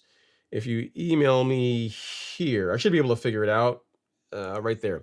Ron@golfcourselawn.com, and just say, hey, Mike D, this is this is who I am, or let me know what your email address is going to be, so I can make a note so that whenever they're packing the order, they make sure they put the sticker in there. So heaven will have no, I'll have all kinds of fury if you guys get you get your Primo Max and there's no sticker in there. So there you go. We'll make sure you get taken care of. All right, next up is, I missed JC. I got it. So JC105 has a question. It says, hey, Ron, I have bad sprayer anxiety. Okay. Yesterday, I mixed up 1 large scoop of Certainty, okay, and 1 individual pack of Celsius to 2 gallons and sprayed over 2,000 square feet, spraying out rye and some nutsedge. It sounds like you did it exactly right to me. Yeah, for nutsedge, yes. For nutsedge, that's fine. If you're spraying POA, you went a bit light, because for POA, it's 1 large scoop per 1,000 square feet. So if you're blanket spraying a lawn that's covered in POA, you actually want to go a little bit heavier on certainty for that. But for Celsius, you're good, and for nut sedge, you're also good. So yeah, you're good. If you're spraying sedges and some broadleafs and some ryegrass, that concoction will work well. It would be a little bit light on the certainty for Poanua, but if you didn't say POA, you said ryegrass and some sedge, so should work out just well. I didn't hear surfactant in there, so I guess we'll see. But yeah, you should get a good result. JC 105 should get a great result. No reason to have sprayer anxiety. Okilon says I have POA in my cool season grass. That is not fun. That is not fun.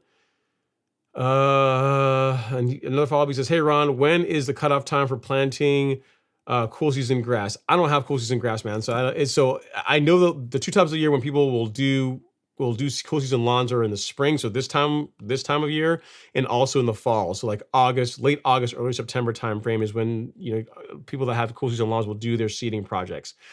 So when it stops, I do not know. I've never seeded a cool season lawn this time of year.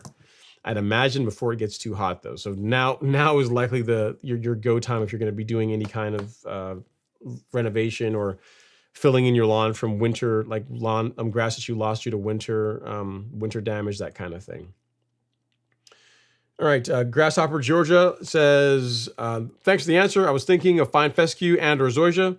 I am sure I'll have to just experiment. Yeah, I mean, of the two, the fine fescue is going to do better, is going to be more shade tolerant than the zoysia. If you can do zoysia and the zoysia will work well, zoysia is a great looking grass. So that would, you're asking me, I would lean more towards the zoysia than the fescue, mainly because you can cut it shorter and it looks sweet. But it also needs more sunlight than fine fescue does. So there is that. Juggernaut says rigid. Okay, yeah, I think that's the name. That is the name of one of their brands. So rigid, but isn't there like a husky too? Maybe I'm wrong. But rigid is not their name for everything. They have another brand as well too for like their hand tools. Not like their wrenches and screwdrivers and stuff. It's like red. The labeling is red. I can see it, but I don't. I wonder if I have something here from maybe not. Not that important. All right. Next up is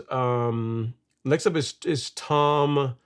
Let's see. Tom Bongi. He says, rather than delivering an imperfect survey, I don't respond at all if the service was less than expected. That's fair.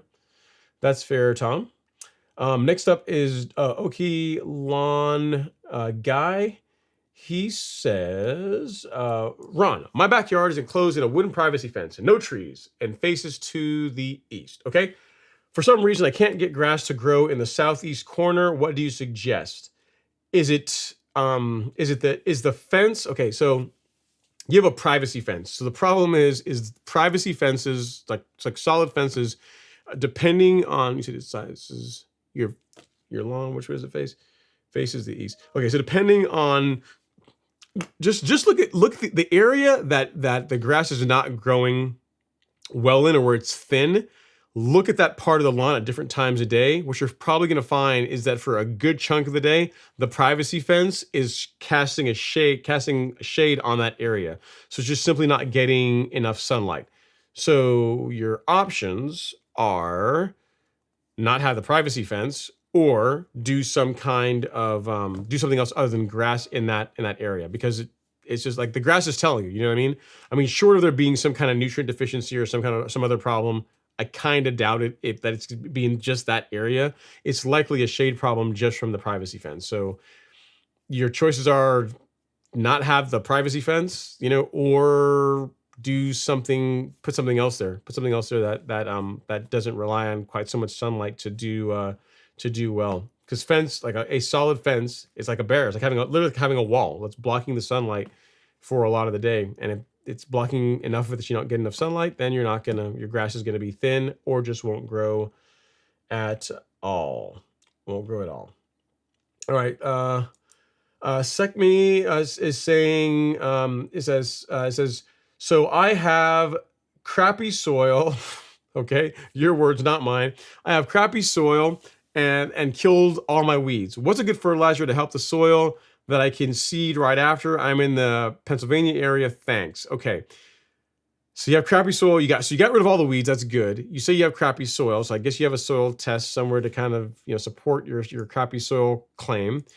If you're going to be doing a seeding project, and what I'd say is use some kind of a balanced fertilizer. So a fertilizer that has some nitrogen, phosphorus, and potassium. So a good option is if you go to the golf course lawn store, go to the lawn fertilizer section, go to shop, the lawn fertilizer, then like the complete 14-7-14, this is a good option because you've got a bit of everything, nitrogen, phosphorus. So nitrogen for the top growth, phosphorus for the root growth, and then potassium for overall plant health, as well as some humic acid, a little bit of kelp. Also got some iron. I think there's also some manganese in here. I don't want to lie to you. Let me see here. Yeah, so magnesium. Yeah, so you got the macros, iron, manganese, and magnesium. So you got a bit of everything as far as hence the name complete. Bit of everything to help improve soil quality. This would be a good option for your lawn seeding project. Sexy Me. That will help. That's a good option. If you have a soil test, you want to send the results to me, I'll take a look at them. My email is this right here, ron@golfcourselawn.com. Feel free to email them there. But I'm assuming since you said you have crappy soil that you have soil test results to help support that claim. And a good product for a seeding project is a starter fertilizer like that one I just linked to you in the chat. So actually, or the one I just showed, I will link it to you in the chat now, so you will have it. Let's see, there we go. There you go, you're all set. Hope that works well. Be sure to take before and after pictures so we can see how the lawn does. Let me see if there's any comments here from the Instagram. There are not. We are doing good, guys. We might get out of here in less than 4 hours. Wow, that'd be nice. Then I'll shut down Instagram, right? Maybe. All right, next up is JC. She says, yes, on the surfactant and blue dye. So you did Celsius, you did Certainty, you did dye and the surfactant, you did all of them. It almost sounds like, JC, it almost sounds like you did not the kit, but you did like a variation on the kit. So you went to the golf course lawn store, you got your Certainty, you got your marker dye, you got your surfactants, you got this one, and Certainty. And then for Celsius, instead of going with the big one, you got the packet. You got the single-use packet instead of the 10 ounce. Oh, okay, cool. I dig it. That works. Works for me. Next up is Bruce. He says, can I just spray surfactant on my lawn versus a wetting agent versus baby shampoo and dish detergent? I wouldn't. What are you trying to solve with just spraying surfactant, Bruce? I would not spray this. I would not use the spreader sticker for that purpose. No, so to answer your question, no. I would use something that's designed, I would use a moisture manager that's designed for that purpose. You can use dish soap. That they say that's something that can help with penetration. It can help with can help, but you'd be better off using an actual product that's designed for the purpose for the problem that you're trying to solve. Okay, Lana says, thanks for the advice. And then pampas grass. Do not know what pampas grass is. Pampas grass. Why not? I don't know what that. Ooh, yeah, that could work. You call it grass. It's like a I don't know. It's like a fluffy bunny tail on a stalk grass kind of. It's cool. It's a nice decorative grass. It's nice. I think that. It looks. I could see using that as as a border. Actually, you know what? We can do it like this. I can show you guys because some of you guys are probably like, "Hey, man, Ron, you talking does us no good without seeing what you're referring to." So that is pampas grass. Hang on, let me get to right there. That's it right there. Yeah, that along a fence line, it could look nice. It's not bad. It's not grass, but it could be okay. That could do okay. Yeah. It's better than having your lawn look all thin and gross looking, right? Being all, being thin and just not great. I would opt for something like that, something decorative like that versus having my lawn look poor. No problem. Thanks for that. I'll take a look at it and I'll get you an answer. No problem at all. Happy to help out. And then our last comment of the evening, guys, is Brett P. He says, Ron, I sprayed a lot of post-emergent weed killer this year because I want my Bermuda to spread and thicken. Okay, but I mean that's real. It's more for getting rid of weeds, but fine. Okay, so no pre-emergent. I think I studied my green up. I'm behind my neighbors. Any advice? Okay, so what I would say is this: post-emergent herbicides do not really help Bermuda spread and thicken up. Like that's not like the way to help Bermuda spread and thicken up is to keep it healthy. So like to mow it frequently and with sharp equipment, and then make sure it has the soil is in good shape, so you have enough nutrient in the soil. That is how you keep Bermuda looking good, and you encourage it to spread. So let's lay off the pre-emergence. No more pre-emergence. Now, as far as stunning your green up, you may have, depending on how heavy you went on the post-emergent herbicides, it could slow down your green up. I mean, the lawn is going to green up, but let's not add any more to it. So no more post-emergent herbicides. Let's just stop with that. As far as pre-emergent, I would do that. I mean, even though it's late, you're a little bit behind the late 8 ball. You're a little bit late on your pre-emergent app for at least if you're in the Southeast anyway. I would still apply it because you're not gonna like how your lawn's gonna look, come June time frame if you don't put any pre-emergent down, because crabgrass, spurge, they're gonna be all over the place. They're gonna run rampant if you don't use pre-emergent. So even though it's a bit late, still apply pre-emergent, but no more post-emergent herbicides. As far as how to get the lawn, to do well and look great, what I would say is look into get a soil test done. Like the one I recommend is the one from My Soil. Based on that, you're going to get some recommendations for nutrients for for a nutrient program, like what kind of fertilizer is the best fit for your particular soil. And then apply fertilizer, mow your lawn, and it's going to thicken up just by doing that. Post-emergent herbicides are not going to help with that. So fertilize the lawn based on your soil test results, mow it regularly, and that's going to help it thicken up. Another thing you can do as well is to incorporate growth regulators or Primo Max. I've got blog posts on how to use this, videos on how to use this. If you go to the golf course lawn store, let me get to this, get this off. If you go to the golf course lawn store to the lawn fertilizer section, so shop lawn fertilizer, and you click on Primo Max, in here, there is a video that shows how to apply it, how I like to apply it anyway. And then there's also a blog post that also talks all about plant growth regulator as well, and also gives you some tips on how to apply it. So you got two different options. I've got probably half a dozen videos on YouTube that I've done on the subject of growth regulator and how I like to use it and how I like to apply it. So you're covered from that standpoint. Growth regulator is going to encourage your lawn to grow more laterally than up, because it allows for more leaf growth, because it's not growing as much stalk.